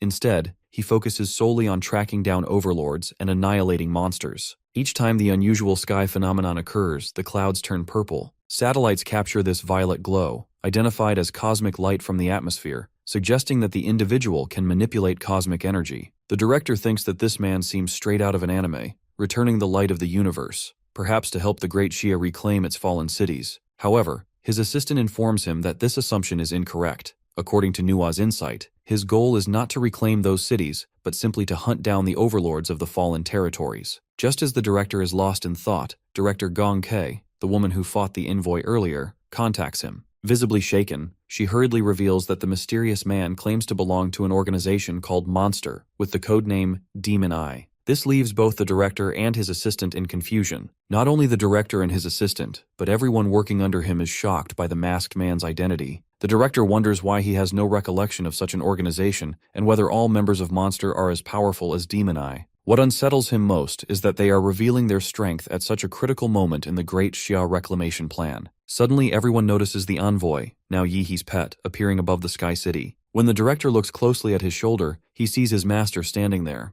This makes no sense to him, as Demon Eye is supposed to be a hunter of overlord-level magical beasts. Moments later, the surveillance signal abruptly cuts off. However, the life-sensing system remains operational and detects that Demon Eye has already taken the envoy, now known as Asura, far away from Huadu. The director feels disheartened by the fate of the Great Xia. Once the most powerful nation on Earth, it has now fallen into a pitiable state, facing invasion with no one capable of stopping it. Now they are resting their hopes on a member of a mysterious organization to fend off Asura. In a single day, 4 section chiefs have been killed in action, and most of the elite troops have either been wounded or killed. He blames himself for failing his people. The 9 families of Huadu chose to protect themselves and fled the city during the war. This matter cannot end like this. Meanwhile, the recent events in Huadu have caused an uproar on the internet, especially the news of the city being attacked. Elsewhere, the president is informed about the situation, though there is some uncertainty, which he personally clears up. He claims to have inside information and explains everything that has happened in the city, including the news of Dragon Sparrow deploying special forces that did not last long. Furthermore, he appears confident that they have Jingwen, Qinlong, and Hongsheng to provide support within minutes. So far, not a single top-level expert has appeared in Huadu. They all seem to have gone missing. The severity of this incident even surpasses the fall of 12 cities of the Great Xia dynasty during the invasion of the Secret Realm. Things are certain to change. On Liuli Island of the Great Xia, the head of the most prestigious family on the island, the Kai family, along with his clan members, welcomes guests from across the ocean, the Northern Commonwealth. Although the two countries have a long history of conflict, business still needs to be conducted. The head of the Northern Commonwealth wishes to skip formalities, as they are pressed for time. If the intelligence is accurate, then Great Xia's remaining 2 Grandmasters of National Protection and their martial artist of defense level are confirmed missing. And North Berlin isn't the only one making a move. Elsewhere, Yi He officially makes Asura a part of his organization, renaming him Hook. Hook is honored to become the first member of the organization. As the world grows increasingly chaotic, Yi He prepares to build his own force. With a new member added, he decides to visit the Mad Doctor's secret base. However, just as they are about to leave, he realizes that traveling openly with his new subordinate could spark rumors. Taking appropriate measures, the top scorer uses Hellstar's light-controlling ability to turn invisible. Later, while passing through a dense forest, he notices demon trees with giant eyes which frighten him. Frightened, Yi He charges toward the anthropomorphic tree,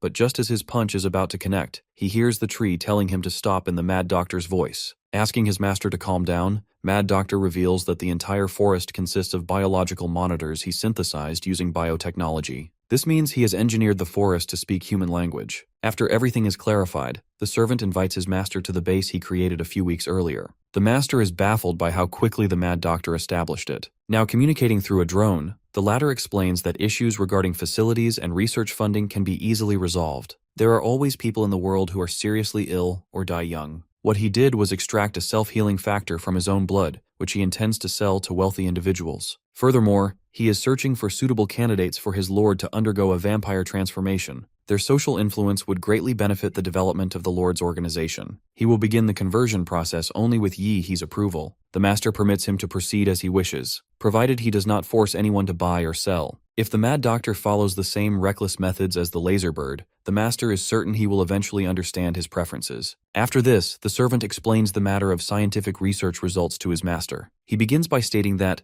thanks to the black and red biomass provided by the master, this biological cell, with its limitless potential, is unlike anything he has ever encountered. Furthermore, he knows the whereabouts of certain experts and scholars from the past, such as Prometheus and the laser bird. He has converted them into members of his own circle and assembled a research team for his lord. The top scorer has no objections with it, and he states it very clearly. Upon setting foot inside the base, the master finds several cyborgs working as laborers. The Mad Doctor explains that these individuals are cyborgs whose brains have been modified, and he demonstrates this by communicating through one of those vessels. This leaves Yi He wondering where his real body is. The servant explains that he wishes to provide his master with the greatest possible assistance in scientific research. Using the black and red biomass, he has completely transformed his body into a brain, discarding all unnecessary organs and tissues to avoid wasting precious brain power on controlling a physical form. Normally, only a portion of one's consciousness can be grafted onto a carrier to move freely. While making a few odd jokes, the master once again states that he is satisfied with whatever makes the Mad Doctor content. The master then explains that the Asura standing in the forest outside is his external embodiment. His will can be transferred into that body at any time. He plans to leave it there for the time being, but prohibits the Mad Doctor from conducting any unusual experiments on it. The servant promises to take proper care of it, treating it as if it were the master himself. Passing through an immense aquarium, the servant presses a big red button near the glass door, explaining that he is going to introduce his lord to the most important research and development project, Project Artificial Demora. He created a creature by extracting the original genes from the dorsal fin of the sacred object the master entrusted to him, then having them calculated by the black and red biomass, and finally putting them through a series of bioengineering experiments. It inherited Yi. He's racial talent for controlled nuclear fusion from his dorsal fin, and also possesses the ability of the black and red biomass to adapt and evolve according to the environment. This will be the pinnacle of all the creatures the Mad Doctor has created so far, and he has dedicated this work to his great lord. Impressed by his disciple's achievements and commitment, the top scorer suddenly has a strange premonition. Would this giant thing land on Xiaodong Island? After all, it has a special attack capability targeting that island. Satisfied with the results, the Lord bestows upon him his newly developed YH cells, and he's looking forward to more surprises from his precious disciple. To thank his Lord for the grand gift, the servant falls to his knees. Since the matter entrusted to Yi he is resolved, he guesses it's time to head back to Huadu. After several days of hard work, the plan to reclaim the Great Xia was completed with the secret assistance of a mysterious master, and the whole country rejoiced. But soon, something happened that puzzled the public. Effective immediately, a curfew was imposed, and the entire country entered a state of war, prohibiting all transportation, including airplanes and ships, as well as all communication with the outside world. Special police officers began patrolling the streets, drones flew overhead from time to time, and various supplies were subject to purchase restrictions. Even the most foolish person could sense the impending crisis. This also led to various conspiracy theories emerging online, but they were quickly suppressed to prevent social instability and foreign interference in public opinion. Finding himself in a more urbanized Huadu with large skyscrapers, the top scorer is certain that the city lives up to its reputation as the most technologically advanced city.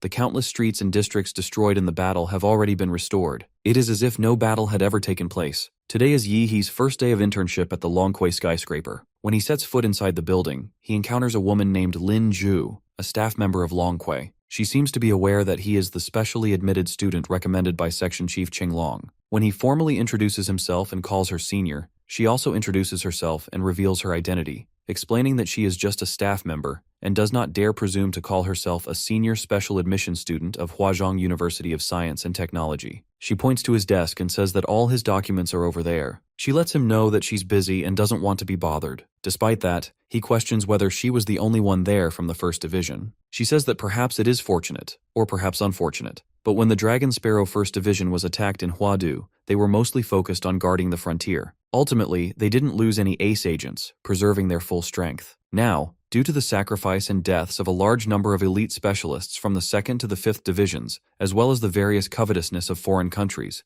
a large amount of work has fallen on the shoulders of the 1st Division. Although she shouldn't be complaining, she hasn't slept for 30 hours straight and is exhausted from doing high-intensity work. To help her, he summons a substance secreted from his black and red matter that is harmless to humans and can improve brain efficiency and relieve mental stress. When he offers it to her, she doesn't hesitate and drinks it all in the blink of an eye. Suddenly, they receive alerts about riots breaking out in several cities bordering the Southeast Triangle region. 4 top agents have been dispatched to investigate and suppress the unrest, but at least one more agent needs to be sent. This alert annoys Linju. Of all time, an urgent mission comes at this crucial moment, when she was planning to go grab a bite to eat. She tells him that this is up to him, special admissions student. Happy to help, he wants her to let him do it. Because he was recommended by Section Chief Qinglong, she assumes he's here because he has potential, not because he's strong at his current level. Simply telling him that these types of emergency missions are dangerous for him. Seeing how she doesn't believe him, he arranges a full tray of delicious food for her, but it turns out it's an illusion he created just so that she could believe in him. Growing curious, she asks if he's just a random man or a master of illusions. He explains that because she was too tired, he seized the opportunity. However, that's not the case. She reveals that their top specialists have all undergone training to develop resistance to illusions. Even if one's consciousness is blurred, they cannot be easily hypnotized. Only pure and powerful illusions can invade their consciousness. He cannot only hypnotize her into going downstairs to the cafeteria, but also make her name her favorite dishes. Yi He's illusory abilities alone are something that ordinary Xuanwu warriors cannot contend with. She admits that he's a rare genius, and that they should focus on developing his talents. If anything were to happen to him, she couldn't bear the responsibility. But in the end, he still flees, leaving her a bottle of some kind of medicine. He also leaves a note beside the bottle, saying she should drink this medicine to help her recover. The frontier bordering the Great Xia and the Southeast Triangle region still hasn't recovered following the reclaim mission. The atmosphere is so unbreathable that the civilians don't even need an air quality index to determine how dirty and unhealthy the city is. But Yi He, disguised as an old man sitting at the very last corner seat of the bus, is barely hanging in there, shielding his respiratory system and forming a protective film on his skin. Otherwise, he would have been dead long ago. According to Nua's intelligence, the other 3 ace agents, due to the urgency and heavy workload, rushed to several border cities and swiftly eliminated the terrorists leading the riots. However, these terrorists who led the riots on the border are merely spokespeople for foreign forces, which means that if one dies, another can be found. But this only addresses the symptoms, not the root cause. With the identity of the 3 top ace agents revealed, he aims to start from the shadows and find the source of the riots. Just then, a silver van forces the bus to stop by blocking the path, nearly causing a collision. A person covered in tattoos and jewelry exits the van, commanding the bus driver to open the door with an angry gaze. Seeing bandits hijacking the bus, Yi reflects on the past. The Great Xia, once the safest country on Earth, was a place where no one dared to commit crimes. He believes these hijackers must be backed by someone to be this bold. One of the bandits tries to calm everyone down, saying they are good people. Their leader isn't here to rob them of their money or commit any felony. The leader just wants everyone to cooperate with his work. The moment the subordinate notices passengers reacting in sheer terror, recoiling for their safety, he lashes out at them. But once he regains composure over his temper, he continues to fool them, introducing two huge dudes as tattoo artists, just because their bodies are covered in tattoos. Getting to the real talk, the subordinate says that in a minute, everyone there on the bus has to get a tattoo like the one he has on his chest, a tattoo of an arrow piercing a heart. Yi immediately recognizes this issue, because Nhwa showed it to him. But what's new is that these heartless bastards have actually started forcibly dragging ordinary people into their scheme. An old man suddenly starts lashing out at the bandits, asking if they aren't afraid of retribution for what they have done. This enrages the underling, who pulls out a machete from his pants and swings it toward the old man, only to accidentally attack the leader, giving him a deep cut on the arm. Glaring at him, the leader asks if he is trying to rebel. Frightened and stressed, the underling explains that it was an accident, and that he didn't mean to do it. However, the leader, being the leader of the bandits, doesn't show him any mercy, and asks his men to kill him. When the leader turns back after cleansing his bloody arm, he finds his brawny, tall men collapsed on the ground, with blood gushing out of their mouths, and their faces covered in blood. The leader wasn't expecting his underling to be this good, but this makes the situation worse for the underling, as everyone charges toward him. But the leader's pawns also get destroyed. After giving a good beating to these bandits, Yi finally unveils himself before the leader, while the unconscious underling continues to shout that he wasn't the one who did it. Bewildered, the leader of the bandits asks the top scorer about his identity, but Yi doesn't introduce himself. Instead, he grabs the enemy by the face, drags him to his van, throws him inside it, and drives the van off. Meanwhile, the passengers are confused, wondering what's going on with these people. To them, it appeared as if these people came, demanded that they have similar tattoos, then started fighting without saying a word. But one passenger clarifies that it involved the person who was seated in the very last corner of the bus.